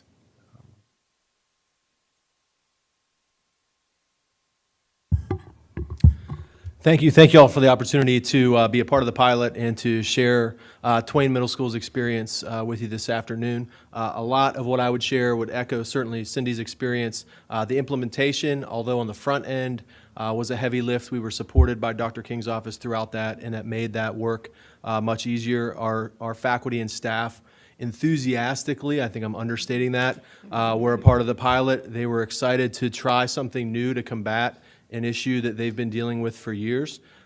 Twain already, similar to Cindy's experience at Irving, before I arrived, had a strong policy in place. The issue was consistency, and that word has come up a lot in our time together this afternoon, not just in this conversation about cell phones. The tool, the cell phone pouch, has allowed us to be more consistent. It has taken some of the interpretation out of the equation for our staff, whose energy I need focused on instruction, not on the minutia of did I see a phone, did I not see a phone, is that kid checking the time, is that kid someone who I can trust truly was getting a text from their parent, or were they engaged in social media? So it has allowed for instruction to flourish in a way that we haven't seen in years as cell phones have become more prominent for our middle school students. It has reduced our incidents where we have students recording each other when in conflict, which is, of course, gasoline on the fire of conflict. Once a phone's out, it becomes hard to walk away. For our young people, when they know that there'll be that video of them walking away and potentially looking weak will be shared with their peers. It has reduced our incidence of student meetups to skip class and to vape, and that, of course, is central to our making sure that the environment at Twain is safe for our students. I don't intend to speak in hyperbole, but I will say our students are addicted to their phones. This is a tool that helps address their addiction, and I am a huge supporter of student voice, and it does not surprise, I don't think anyone in this room that they didn't like this policy, but I would make the argument that our students that don't like the policy is because they're addicted to their cell phones. It's reasonable that they're not going to like a policy that restricts their access to those cell phones. So, thank you. Thank you, principals. We will now hear from our high school cell phone pilot principals, and I'm going to ask when Tracy speaks that she speaks from the perspective of a secondary school. Amanda? Hello, thank you for having me here today. In case anybody wants, this is, I call it AKA the lunchbox, but it holds about 30-some cell phones in it. Absolutely, please take it. So some things that have worked well at our school. First of all, as you can see, the collection holder is easy to go. So if you have to leave a building, you can grab it and go. And we practice that with fire drills. You see every teacher walking out with their lunchbox and heading out the door, so the kids know their phones are coming with them. So that has been great. Students and teachers report increased engagement and less cheating in the classes. One thing I'm also going to speak to, I'm sure many people know, we had a crisis at Edison not too long ago. Not having the phones out while that was going on allowed us to focus on the crisis and not manage all the calls coming in and the increased anxiety that calls from people communicating back and forth that may not be in our building. So for me, that was key in everything that happened in our building that day and allowing us to solve what was going on. Areas for improvement. Teacher enforcement is always an area of improvement. There is inconsistencies among classrooms. We do, my students, when I asked them what I should say today, they wanted randomized cell phone holder checks, which I was surprised to hear from kids. I just think knowing that, that expectation is there is an area that we all could improve on. They associated with the door locks, teachers locking doors when they're in there. The first year, we jiggle handles and see whose door wasn't locked, and then this year all the doors are locked, and so we have to use our keys to get in as far as a safety measure. So that has been great. Some takeaways: kids have seen the value both academically and socially. They'll tell you that they interact more with their peers, even in the hallways when they can still have their phones. So they have seen that that is increased. They also say their overall screen time is down. Just for some numbers, our fights with no injury last year were at 33 by the end of the year. We currently have only had 5 this year.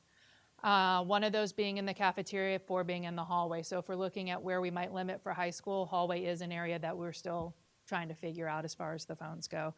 I'm going to put vaping, alcohol, and drugs all in one category. We had 88 incidents last year. This year we're at 28. So there is a direct correlation between them not being on their phones and how behavior plays out in the school, and it's a positive one. I started the school year with my teachers having to have some hallway duty to monitor hallways. We quickly saw that with the cell phones, we didn't need that anymore, and they gained back their time as far as not having to monitor the hallway. And I think that that's all I've got.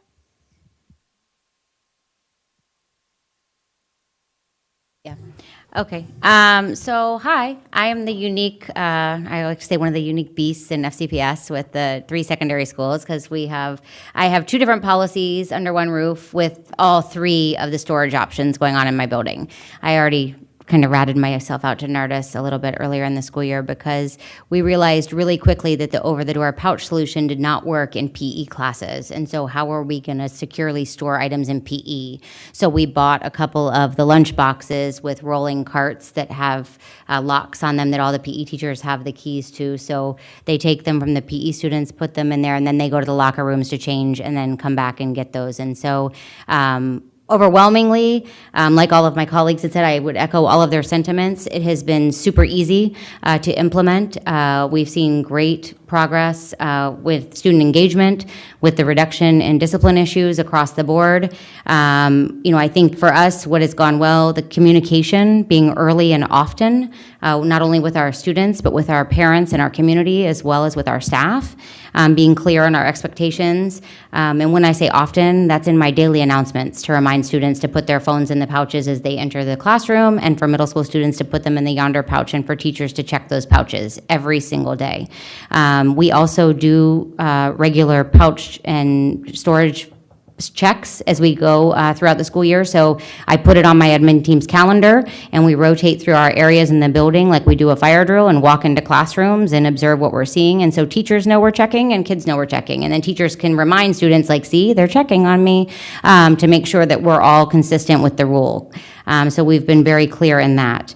I think we do see a difference between the middle school and the high school in terms of compliance. High school has been a lot easier to manage. I think some of that is maturity, because they also know that they have access between classes and at lunch. So they have been much more compliant. I think if you look at my data in terms of entries into SIS, it's very different from the 2 schools. Middle school, they're a little savvier. They don't like to use the pouches, as some of them stated, but it is often away and in their backpacks. We aren't seeing them as much. But we've seen burner phones. We've seen just cases in the pouches. But what we did, we created a generic email address, RoboPhones, and it goes to about 25 people in my building. And so, as we said, we don't want teachers having to have those conversations and battles. They just simply send an email to RoboPhones, and one of us responds and deals with that situation during that school day, during that class period, and implement the consequences or confiscate the phone either way. So all of those same things. I think for me, removing the class change will be a challenge when you have 4,500 kids in a hallway somewhere, navigating like, hey, put your phone away, or I'm trying to collect this phone. There's 20 going by at the same time. You're not going to be able to consistently enforce that. So I think we have to lean one way or the other. I will share today, we did have an all-school pep rally with all students in the gym, and it might have been the best pep rally I've seen in my 10 years at Robinson. The students were completely engaged. There weren't cell phones out. There was singing, there was dancing, there was clapping, and so we do see the effects across the board. Some of you have visited with my principal's advisory council. They shared with you, like, while they don't love it, they like it. They understand and recognize it's been beneficial for them, and see, the outcomes within their peers and in their classrooms. So I fully support what we're doing. Thank you. Hi, I'm Ellen Riley. I do not have a teacher voice. I used to teach American Sign Language, so bear with me. So, I'm going to talk to you in 2 ways, teachers, and then I'll talk about the students. So with teachers, when I told them we were going to be part of this pilot at the beginning of the school year, literally a standing ovation. Like, they were like, cheering, and they were so excited. And then what happens is what we call in our school teacher on teacher crime, right? That this teacher is going to be consistent and this one's going to be the fan favorite. So what happens is they start falling one by one by one. And what happened was, I would say that consistently they were at the door, they were taking them, and they were watching the kids put them in. And then they were like get engaged in conversations, and then kids started not putting them in. And then kids started noticing, oh, I don't have to put it in. It just, I can't have it out in the classroom. So, because we told the teachers, don't say, I need your phone, it needs to go in here. Don't engage in that fight.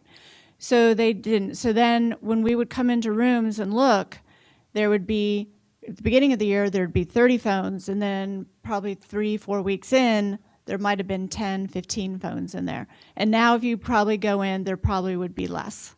And it's some kids who just are like, I know I cannot have this, I need to put this up.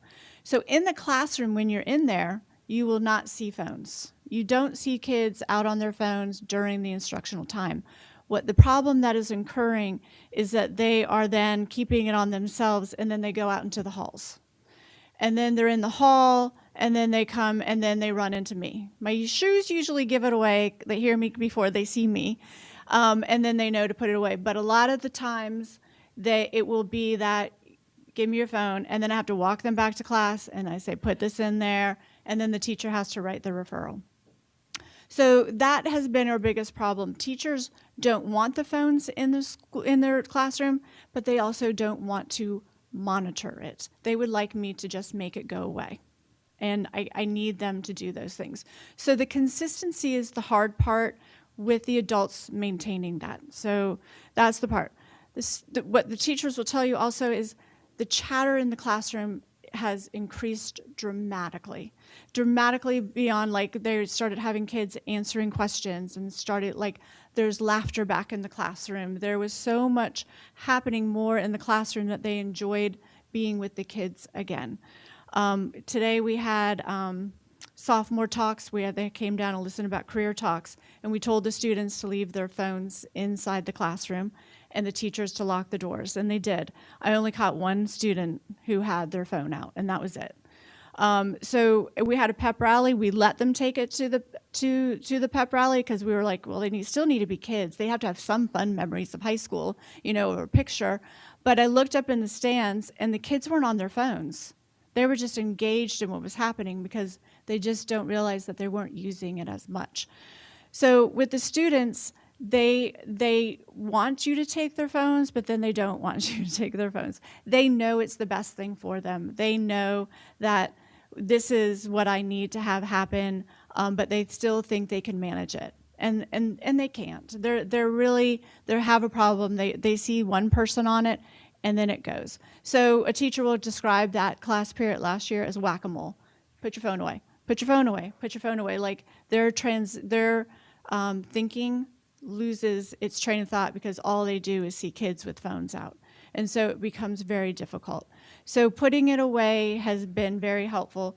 I will say that I don't know how it happens, but we just had a major cheating scandal. A child during class was able to take her phone and take pictures of 6 pages of a test. And I'm like, to the teacher, I'm like, what were you doing?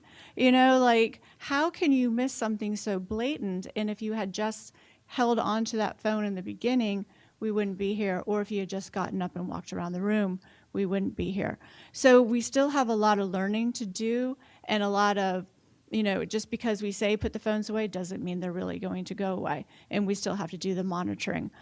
For PE class, what we do is we have a cage. We've always had this big cage, and all the kids put their backpacks in it, and then they get locked up. So all their phones and everything is in there. So PE has always been pretty easy to do.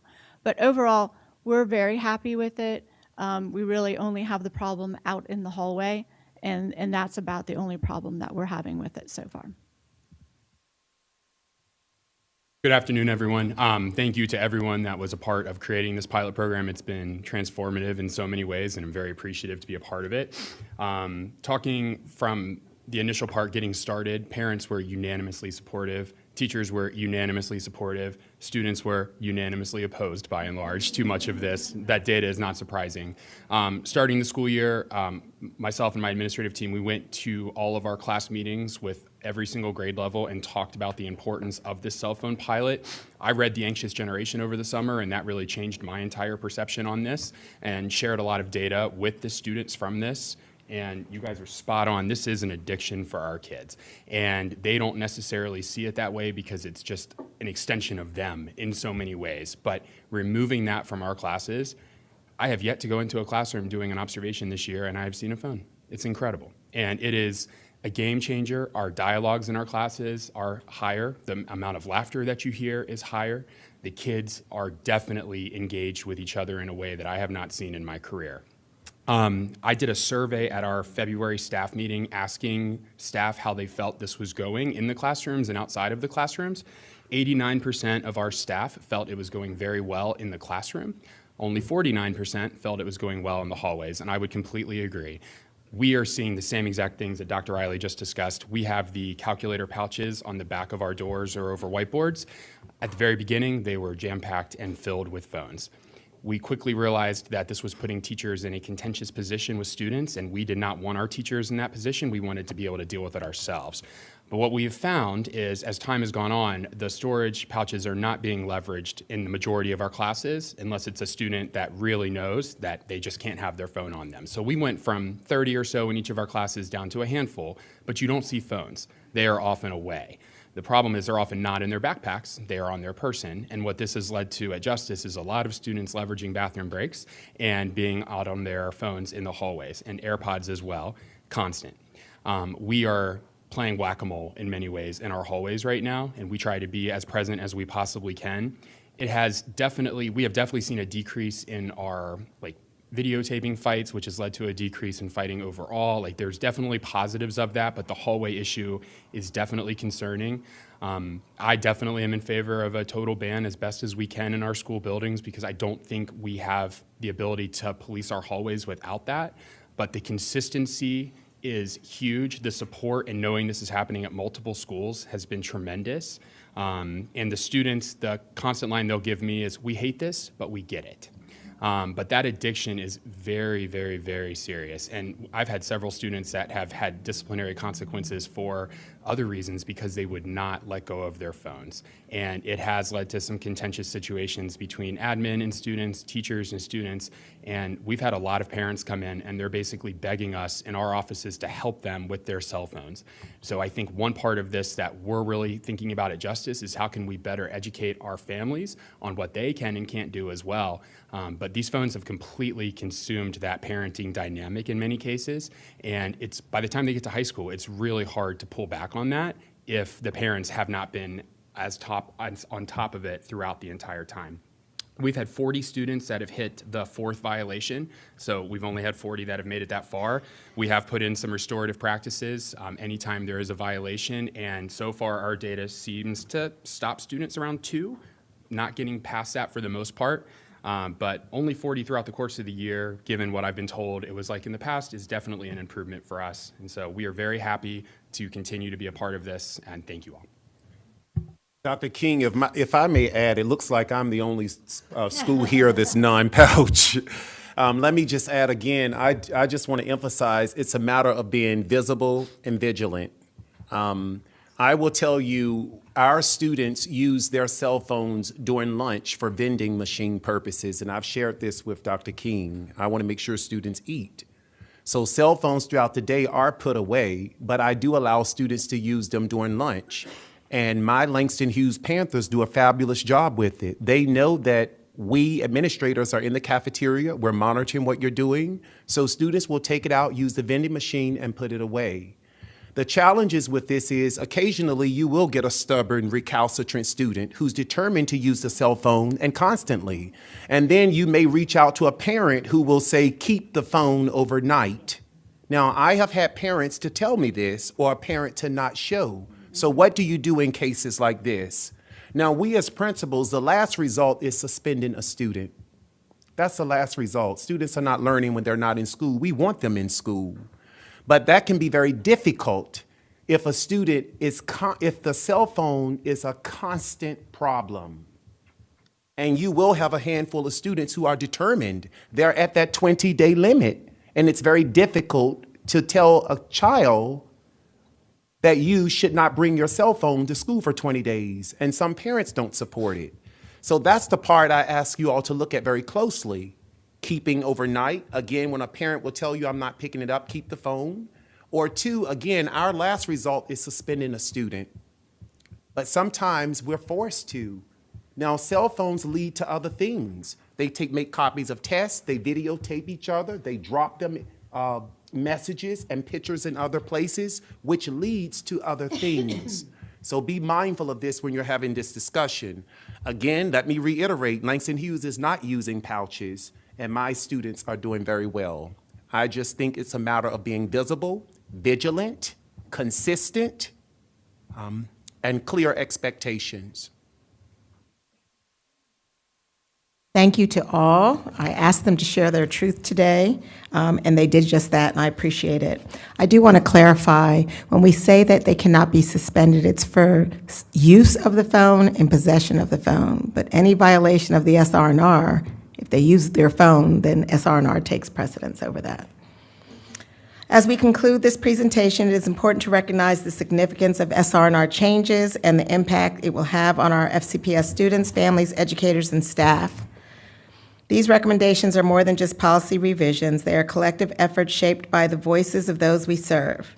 Every decision, from refining discipline policies to the strengthening of cell phone guidelines, has been driven by our commitment to create a learning environment where every student experiences an equitable school community, student health and well-being are prioritized, and student voice is centered. First, our recommended discipline policy changes mark an important step towards ensuring clarity, consistency, and fairness in how we support students while maintaining a high expectation for behavior. By refining intervention strategies, bringing clarity to discipline provisions, and reinforcing equity monitoring, we are providing clearer, more focused tools for equitable discipline. These adjustments will help reduce disparities in enforcement, ensuring that every student has access to a safe and supported community. Accountability and support are not mutually exclusive. We can hold students to high standards while also guiding them towards growth. The proposed cell phone policy reflects the overwhelming input from students, families, teachers, and administrators who have shared their perspectives on how cell phones impact learning. Our team has crafted some possible recommendations at the elementary, middle, and high school levels to protect the integrity of the classroom, foster deeper student engagement, and minimize distractions. We are reducing the temptation to disengage from learning, eliminating unnecessary social conflicts, and ensuring that instructional time is maximized and protecting student mental health. The decision to strictly enforce the policy without requiring storage units also reflects the voice of students, many whom share that mandatory storage would create more logistical challenges than solutions. Instead, we are reinforcing clear expectations that will be consistently applied across all schools. I'll call that the Mizell method. To our students, these changes are designed to support your growth, keep you engaged in learning, and ensure that your voice is heard and respected. To our families, this is about ensuring that every child in FCPS has access to a structured, focused, and safe learning environment. To our staff, these updates provide clarity and consistency needed to enforce policy fairly and effectively. And to our school board members, this is a step towards building a stronger approach to student rights and responsibilities and a learning culture. Change is never easy, but when it is driven by a shared vision for improvement, it is powerful. These updates bring us closer to the FCPS we all collectively believe in, one that is fair, structured, and centered on student success. With a clearer, more focused, and more equitable framework for discipline and cell phone use, we are ensuring that every student has the opportunity to thrive. Thank you for your time, your engagement, and your dedication to the future of FCPS community. We will now open the floor to your questions, comments, and related cell phone policy storage changes. Thank you for the presentation, and thank you for all of your amazing feedback. Almost everybody has a question, so I'm going to start at 2 minutes because I think this is going to be a robust conversation. I want to get to everyone, and I want everyone to at least have their first, if not their second, go back. We'll start with Dr. Anderson. Thank you. Firstly, I'd like to thank the principals for the detailed accounts that you've provided, so I much appreciate it. Dr. Reed, given what we're hearing from the principals, particularly regarding the teacher experience, I think I'm a little surprised by your recommendation. Can you speak to that a little bit? Certainly. Dr. King, since that was a recommendation coming from your office, you want to share the response? If you, okay. 1 second. So that is not a recommendation that you have? This is coming from the Chief Equity Right. Office. So what recommendation do you have? I'm going to reserve judgment on that and have Dr. King answer that.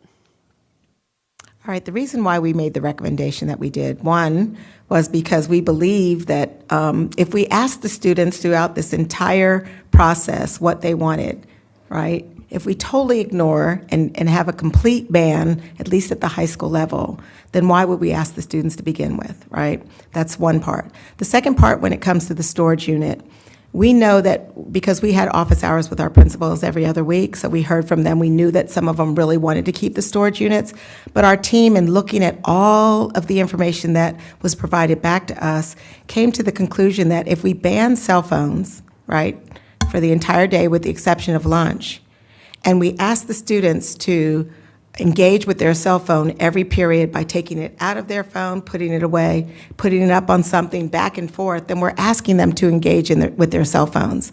And we wanted to eliminate the engagement with cell phones as much as possible during the day, with the exception of lunch at high schools, and teach our students and hold them accountable to the policy.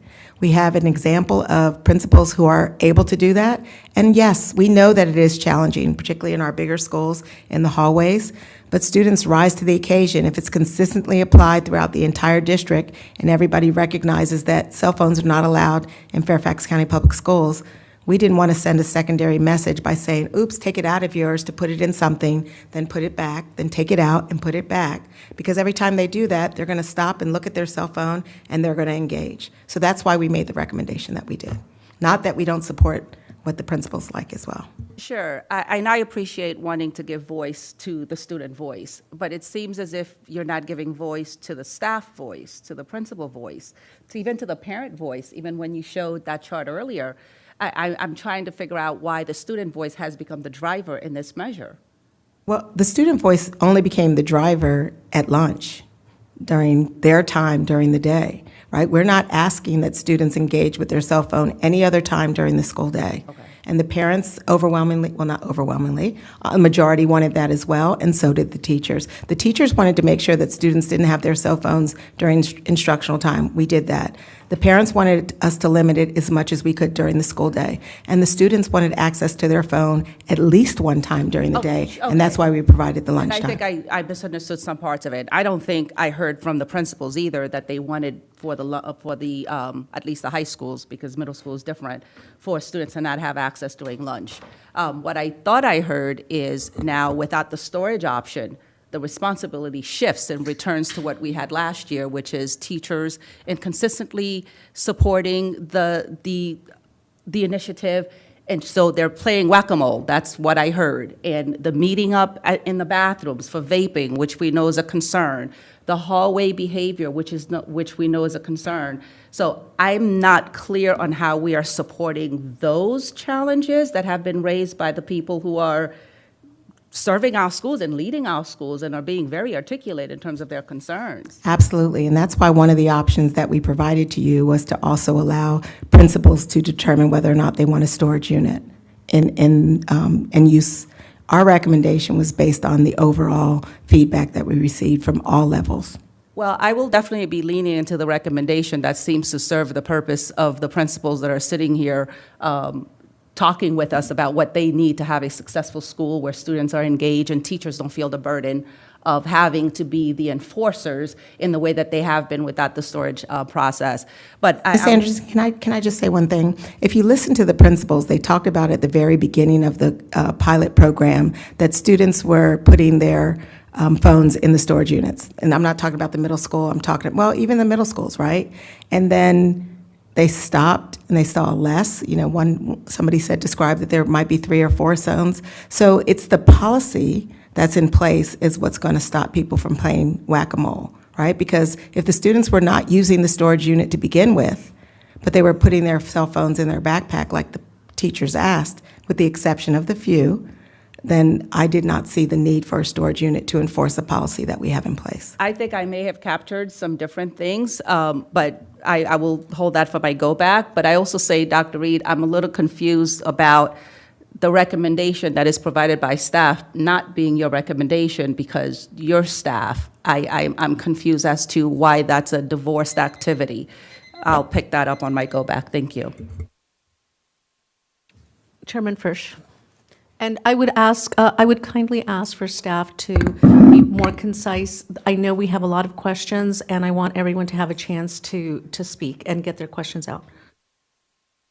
All right. I was deeply confused by the presentation because I didn't get what I thought I would, which is the results of the pilot. I got suggested changes and a survey, I assume, of the entire community, not just of the schools with the pilot. And then I was grateful when the principals began to share, but what I heard from the principals was pilot went great, going very well, heavy lift but enthusiastic, allowed for more consistency, great, increased engagement, fights are down, don't see the instructional interferences, more engaged, overwhelmingly easy. And then the issues that were raised were teacher enforcement, high schools having easier access, burner phones, halls and bathrooms, and I don't see how any of the suggested recommendations address any of the shortcomings that were raised by principals. And if we're doing a pilot, then I would expect that we would get a report back on the pilot that tells us the efficacy of the pilot, which would be more than the recollections of principals, right? It might be a survey of the principals and staff to say, how did this work and how did this work? But I don't see how you can move away from a pilot that every principal said went really well. I also don't think that you can go back to what we had before. On the question of the survey, what percentage of the survey respondents were from pilot schools? We don't have that, but we have the information, but it's not in the information that we have I would today. encourage staff to stop saying the students wanted this, the staff wanted this, the parents wanted this. That is not true. The respondents wanted this. We're talking about like 13,000 people out of, well more than 200,000 possibilities. Without weighing this information to tell us its value, it has no real value clearly the students have a point of view. It's very lopsided. So even if you pulled all of them, it'd probably be very similar. But without weighting this information against other, scientific information for a bigger value, we have no idea what this information means. It's 13,000 people out of well more than 200,000. I know a lot of work went into gathering that information. A little bit more work could have gone into weighing what those numbers actually mean, not just saying because the students who responded said this, that is what all students think, or that is what 50% of students think. Would you like to go back, Chairman Frisch? Okay. Ms. Marin. Yeah, the most valuable part of this was hearing from our principals. And what I hear them saying is phones being away is best. But the recommendation seems to put us right back where we started, which is teachers enforcing. So there are two things that we need. Well, we need consistency. That's number one. I mean, this is, again, one of those universal themes. System of schools, not a school system. We can't have different rules in different places. And they can't be subjective. We need two things. Implementation and enforcement consistency. For implementation, it sounds like perhaps having a heavy dose at the start of the school year where maybe we're teaching kids, maybe that's part of it.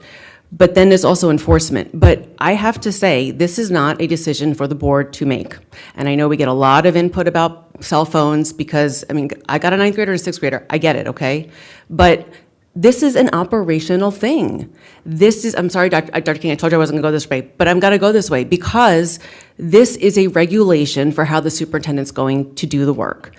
And I am concerned that in this case, there's been bifurcation between the superintendent and the chief equity officer because our directive is always to go to you, Dr. Reed, not to the staff. So I need from the superintendent to recommend what we're going to do. I think we've got to weigh the trade-offs. I also think, just like this morning, that like having principals talk this way is super powerful, and more people should hear this. Sharing the video clips, hearing that our children are addicted, that there's more laughter. I mean, that makes me want to cry. I think maybe there's something that's got to give here between the trade-off of lost instructional time with educating people about what's going to be gained when we get the cell phones under control. And I also think there's a bigger role for this board to advocate for our kids. Again, this is an outside problem that comes in. But anyway, at the end of the day, we need consistency of implementation and of enforcement. And I do believe it's the superintendent's job to operationalize that and for her to make the decision. Mr. Moon? Thank you. I'll try to talk quickly.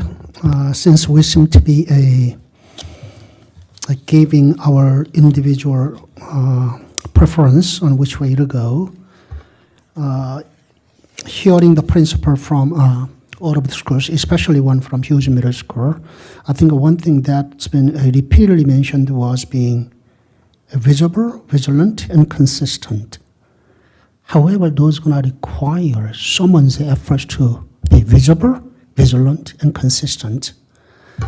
Among the different options, which one is going to make it easier on the part of a staff to be visible, vigilant, and consistent with storage options versus without storage options? Even with the storage options, you may feel that there are students toward the end of a semester, end of a school year, less and less, fewer and fewer participating. I still feel that storage, giving them storage, space storage, will make their job easier than not having and still expect them to be consistently enforcing the cell phone policy. With that, I will not be able to support at this point in time our CEO's recommendation. At least we need to give schools at least the option as a flexible choice, depending upon schools, whether they want to do a pouch, whether they want to do a lunchbox, whether they want to do wall hanger, door hangers. But I think at least having that will make teachers' job or administrative job easier to be visible, vigilant, and consistent. Thank you, Mr. Moon. Mr. McDaniel. I don't know if I've told this story before in this room or in this context, but I was at Hayfield several months ago, I think probably, October, give or take, and I was doing a presentation in AV government class, and I was up in front of the class, and the teacher said, "Ask questions. He's the one that's cracking down your cell phones." So that was an interesting conversation, but, I was trapped at that point, so I did not run, but laughter is back, is what I'm hearing. And kids are engaging, not just with the teachers, but amongst themselves. The fact that the kids were at the pep rally and really weren't concerned about getting pictures, I think that speaks volumes. And what Ms. Mirren said, I agree with completely. That's impactful. So, I could critique some of the stuff that's in the recommendation, but enforcing the rules as they're written is key to this. We can have the best policies and the best rules, but if there's not an enforcement mechanism there, it doesn't really matter at the end of the day. So I do support the policy recommendations that are in this document. I especially support the fact that it says at high school and, of course, middle and elementary school, cell phones shall not be used as an instructional tool. And I think this was one of the questions that we had going into this program, into this pilot program, whether or not cell phones would be needed for academic purposes, and it seems like the answer to that, at least based on this recommendation, is no. So that is one definite outcome and one decision point that in my mind, I've made up my mind on. I agree, I don't want to take a step backwards by not requiring some type of storage solution. I don't want to get into the weeds on what that exactly looks like. But I agree with Mr. Moon, we need to have options on the table and have expectations that those options are utilized. Thank you. Thank you. Ms. Anderson? So as someone who's taught at the college level for 14 years, like I have a lot of experience dealing with kids and trying to get them to do certain things for you, particularly when they're older and are cranky. I want to say thank you to the principals because I think that what you guys did more than anything else is enforce the policy that we had, and that worked. And so I guess my point has always been enforce the rule that we have and then see where we need to go. And so all this told me is that when we enforced the rule that we had, we got where we were trying to go. I am deeply concerned that no one is talking about the fact that these kids are smart and they are already using their school device for things that we don't want them to. Please do not for a second believe that fights will stop happening or vaping will stop happening because their cell phone is no longer with them when they have a device that we have given them that they can share a document with anyone they want within the school system. So we are taking it off of something that their parent owns, that their parent can control, and we're putting it on our system, which we don't want either. So I am deeply concerned with the fact that we are headed down this path. I will ask a question though. If you flip over to slide 20, I believe it's on this deck, can you tell me for State Bill 738, which part of that are we not in compliance with right now?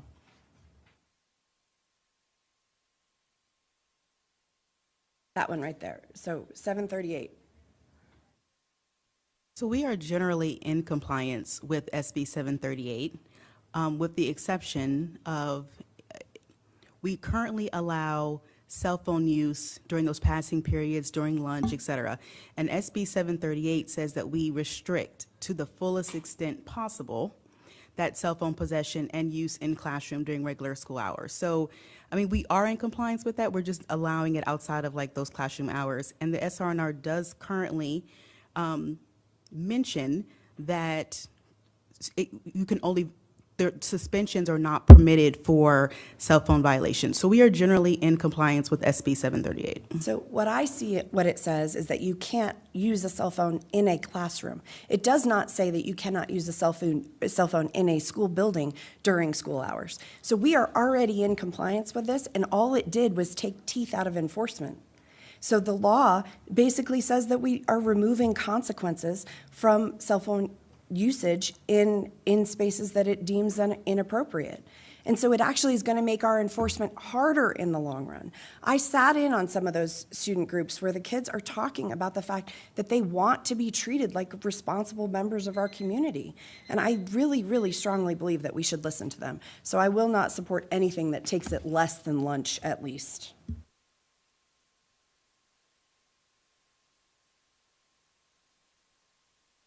Ms. Dixit? So this is a very interesting conversation. I agree with my colleague, Ms. Anderson, that we need to enforce the policy. My son was in high school in Fairfax County, Centerville High School, a few years ago. He just graduated in 2024. Centerville High School has a great enforcement policy. He would never text me during the school day. He had a rule that he has to put the phone away and maybe only the time was lunchtime, but he would sometime message. I feel like there should be some place for students or high schools to have their phones too, because they're working, they have extra classes and other plans. Some of them support their younger siblings. So lunch hour or any break hours, a few minutes here and there, they should be able to get to their phones. But at the same time, if the rules are very clearly laid out and the school is enforcing them, it is possible, because I have seen that with my own child in the school. And I never told him don't use your phone at school. I'm going to get mad, because obviously I have no way to know what he's doing at school. It was the school doing that, and he was just following the rules. So I think it can be done. So for me, I do like the recommendation made by the equity office that we may give them storage units or even not, but the whole thing is that the phone should be away during instructions. That's where I'm going to stick with, and I'll support that. Thank you. Ms. Sizemore-Heiser, please.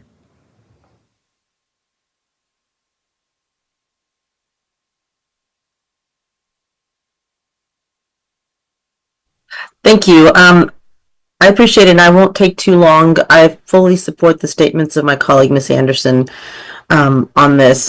I think, and I appreciate the principals being here. I appreciate what you've shared. I appreciate that you're talking about joy and laughter back in the classrooms, but everything I'm hearing goes to enforcement. We passed the cell phone policy that we currently have, I guess, 3 years ago now, right? 2022. And policy's not new. And so it's really been from then till now, how do we make sure it's clearly enforced? We can keep tweaking our policy, but the board can't manage enforcement. That's not on us, right? That's on the staff. And so I appreciate that, having storage units may help with enforcement, but I'm going to put the thing out on the table that I don't think has been talked about yet. At least I haven't heard it. And if I did, I apologize if I missed it. But some of the options for storage are much less expensive than others.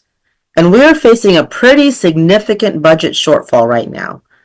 And so if we're going to go down the path of storage, perhaps the lunchbox or the over the door, but let's look at the math of that as well, especially when what I'm hearing is the students are using it less and less anyway, which goes back to my first point of enforcement, right? If the students are using it less, I've heard stories of students putting burner phones in yonder pouches, ripping them open, finding magnets, all sorts of things. So the students are smart. How do we empower everybody to have that consistent enforcement? If we need a pouch storage, let's look at one that is going to be used, but let's not spend a ton of money on something that is getting used less and less anyway. Let's be realistic about what we need to do to support consistent enforcement of the rules that we've had in place for 3 years. Thank you. And one last thing I'll say, I agree with Ms. Anderson. I don't think I'm interested in going any less strict than we have. We already have bell to bell for elementary school, middle school. We have band in classroom for high school, which I totally agree with in the classrooms. I agree with taking away from instructional use, but we got to teach our kids to be responsible adults in high school. I know my time is up, so if you want to see comments on that, I appreciate it. But otherwise, I appreciate the chance to talk and share. Ms. Lady? Thank you. Appreciate the principals and understand. One of the things I came when I first got on the board and asked for was exactly what you all did in all of our high schools this year. I feel strongly about a ban. I feel strongly about how schools changed in the course of my career, and we lost laughter, we lost joy, we lost engagement and learning, we lost self-esteem. The detriment of what these instruments have done to our kids is awful and heartbreaking. Yes, we have a cost of containers. We'll deal with that. We have to maintain, and I'm going to go back to Dr. Mizell in terms of visibility, being vigilant and being consistent. We need courageous leaders, and we need courageous leaders in our classrooms. And we need people who understand this and you were respected by your students when you do the right thing. When you try to be their friend, they don't respect you. Everyone, it's simple. It's simple. And a couple quotes from earlier today, and I think these might have been also, back to you, Dr. Mizell. You have to accept what you allow in your classroom, and the lowest level of behavior you accept becomes the standard. We have to establish a standard. I support kids having phones at lunch. I personally support them being away in between classes. And that includes earbuds and phones and all that. It's hard to do. I also want to talk about the Google Doc problem and the other ways they're using this piece of technology to get around it. Okay, this is an IT problem that has to be addressed, where they're creating a shared Google Doc that we can't get into because they didn't share it with anyone on the instructional side, but they are planning things. They are passing notes just like I did back in the 1980s, but they're doing it via Google Doc with their with this. And just back to Dr. Riley's point, I'm not sure how a kid took 6 pictures of a test. We've got to get up out of our chairs and walk around when we're in our classrooms. We've got to get up and walk around and pay attention to what our kids are doing. It's hard to police, but we need to enlist IT to help do that. The last thing I'll say is to parents out there, when you give this to your child and you don't monitor it, you give them the opportunity to go anywhere in the world without your supervision. And as a parent, I don't recommend you do that.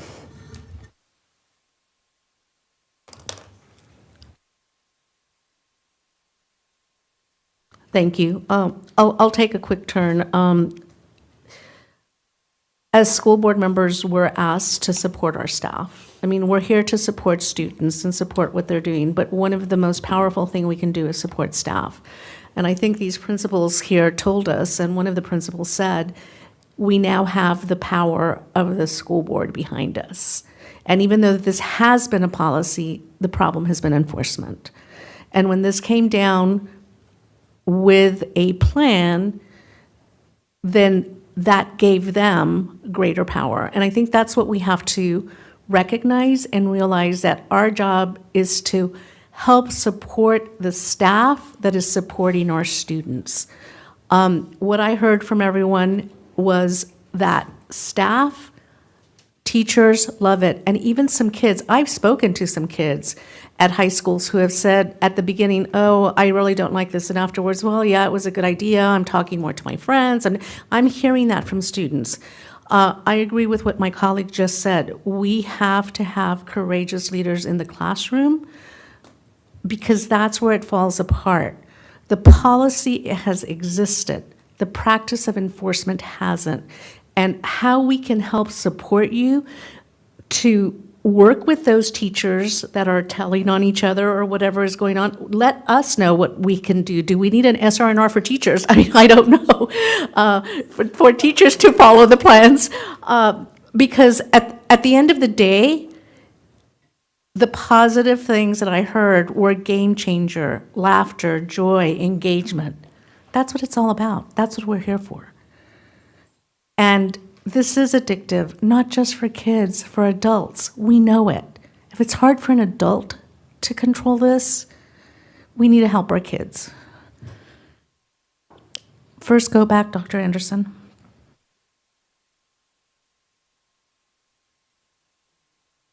Oh.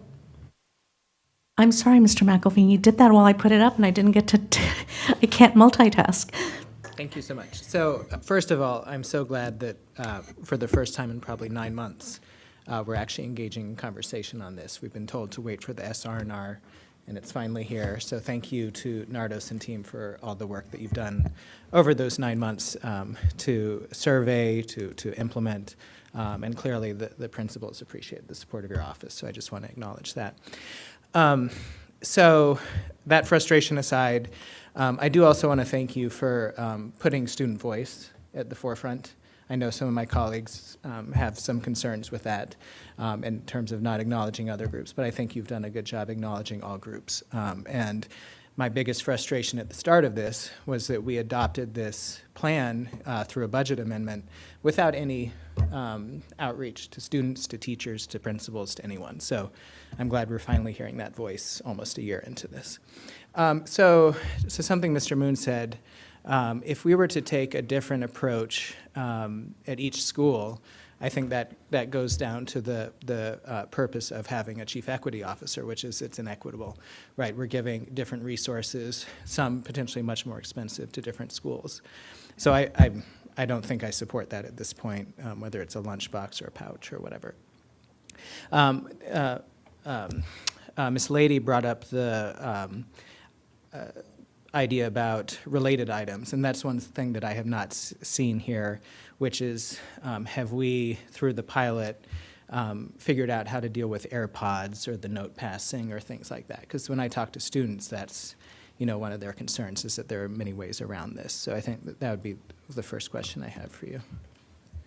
That's why we added accessories to the policy. Before, accessories weren't explicit in the policy, because we know, and we've heard from the principals in the pilot throughout the year, the same concern. Watches, earbuds, students are finding a way around that even when they put their phone in the pouch, they still have access to it through their, listening to music.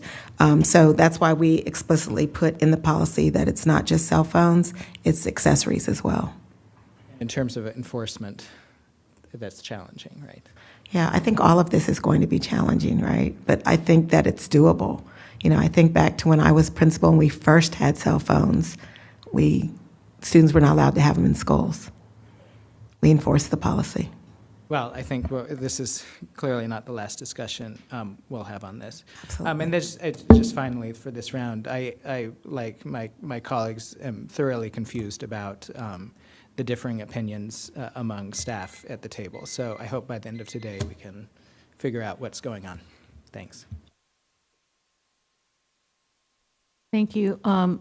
Dr. Anderson, 1 minute go backs. Yes, thank you. I'll be quick. What you've outlined here in terms of having the ban, yes. What I've heard about the storage being needed as an enforcement, yes. I think that's where we need to get to.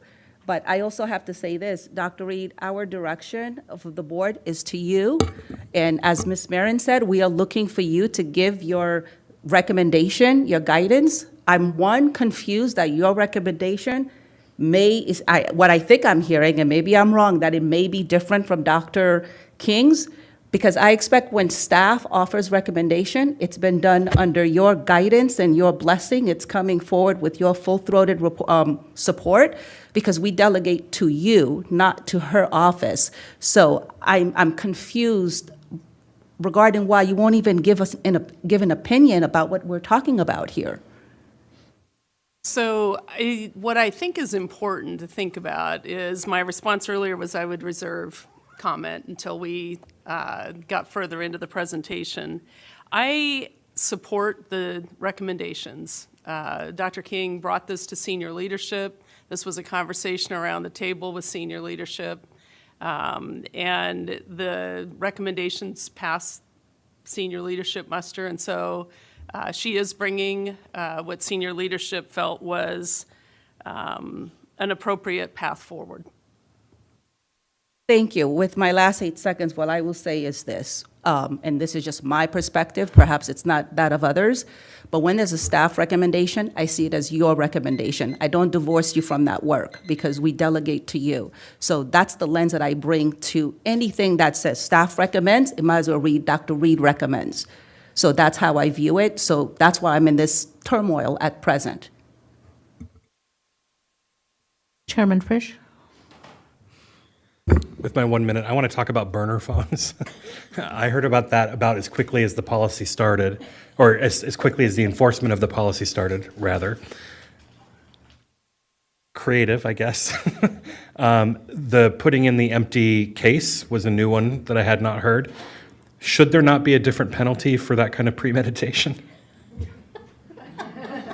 Or maybe an award, I don't know.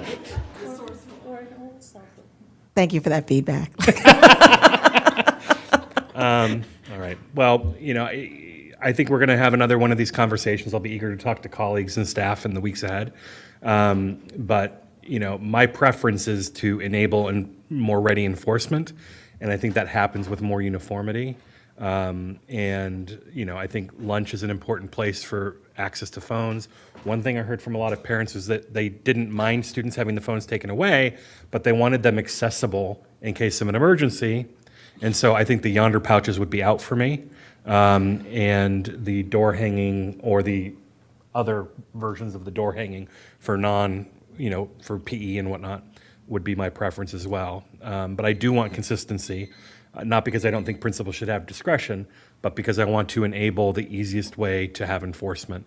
And I think that's probably the best way to go. But I have some next steps in there about wanting more information about any kind of report backs on the pilot, and we'll see where I end up.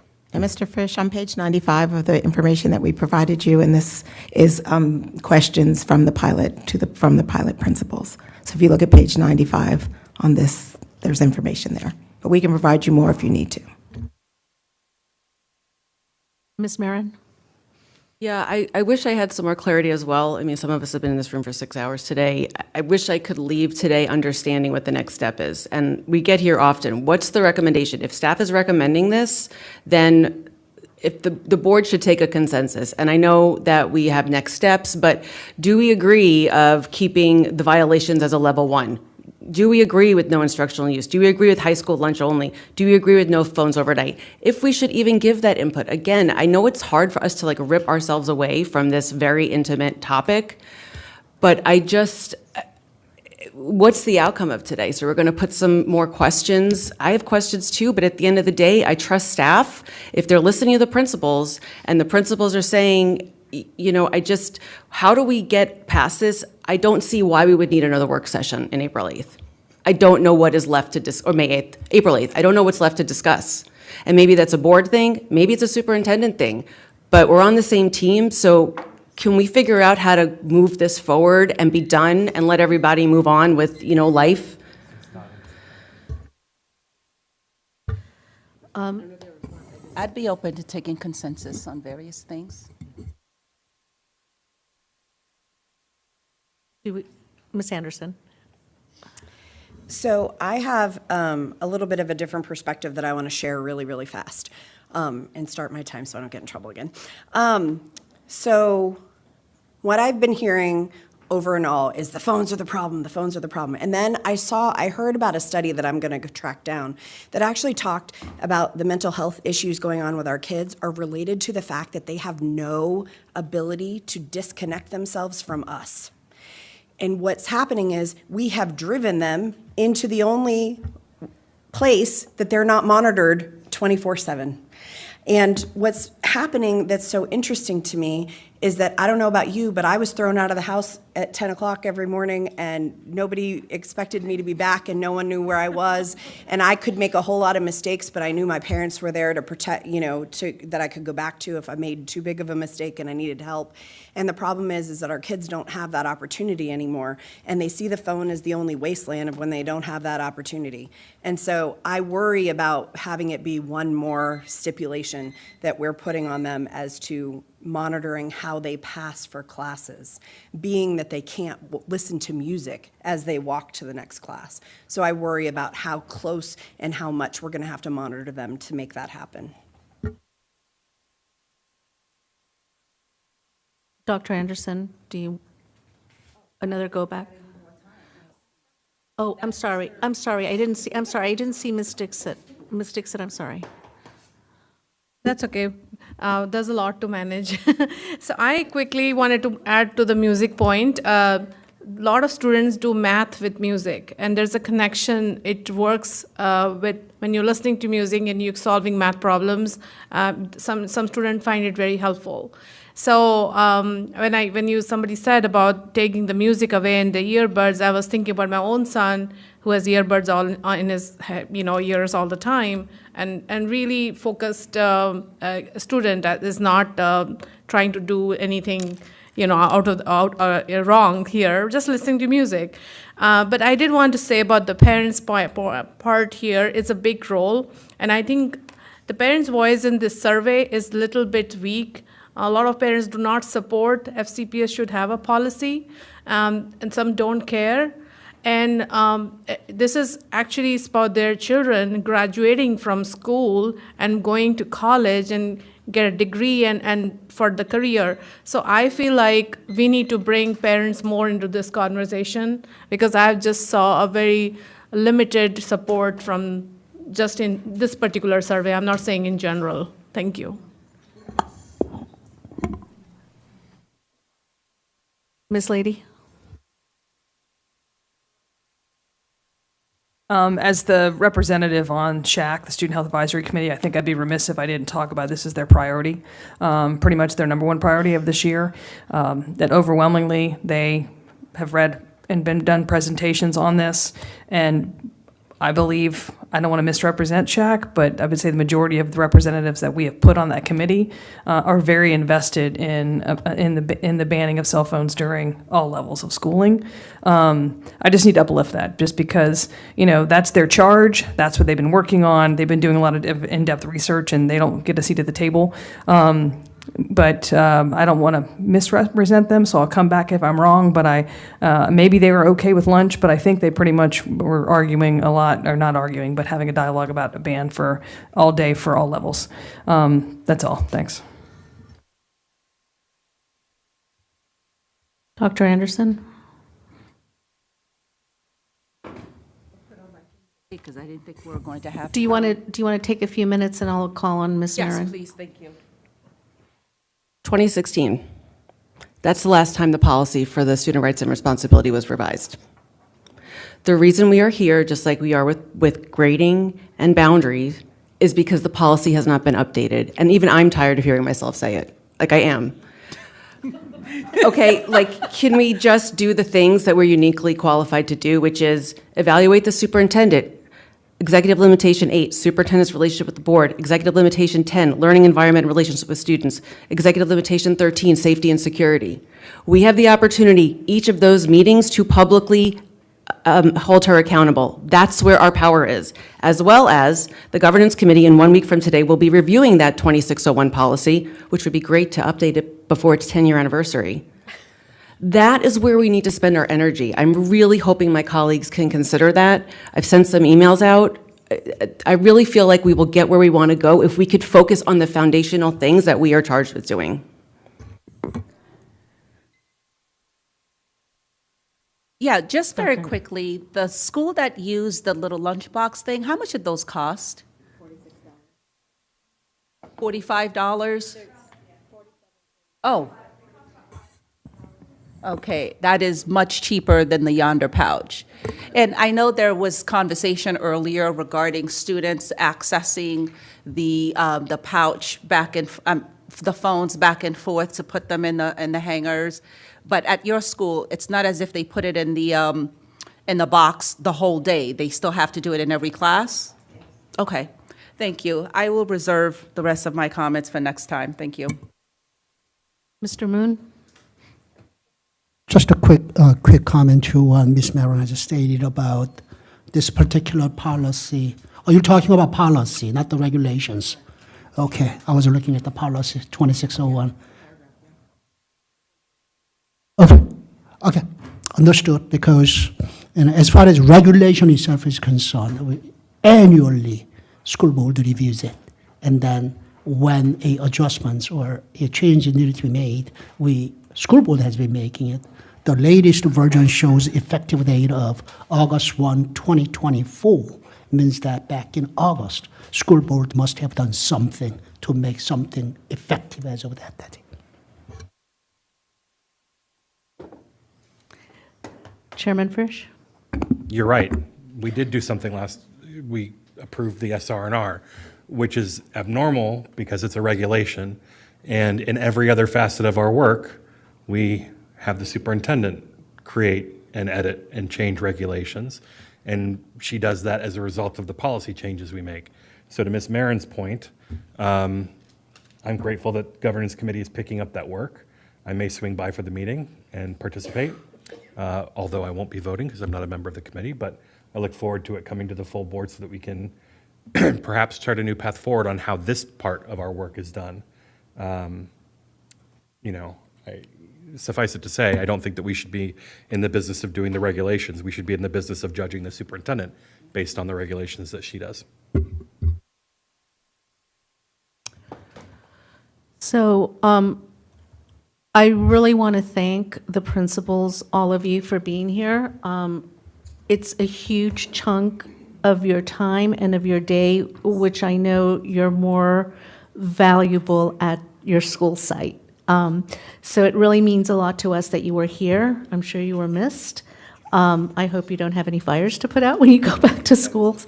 But thank you for your time and your wisdom and your words. And know that we're here to get your feedback all the time, not just now. Please reach out to us because you help inform our work. To the team that put all of this together, thank you so much. And I think there's been a lot of discussion here. Please, go back to your, what is it called? Next steps. And I think that the board has to discuss some issues in terms of what is policy and what is regulation. Thank you, and I am very happy to say that my partner and I were able to finish this on time. And one last word to Dr. King. Thank you. As far as next steps are concerned, normally we would start to redline the SR&R, but we got no direction. So I just want to put that on the table so that for the next work session, we can present a redline version of the SR&R. Thank you. I'll discuss that with the chair.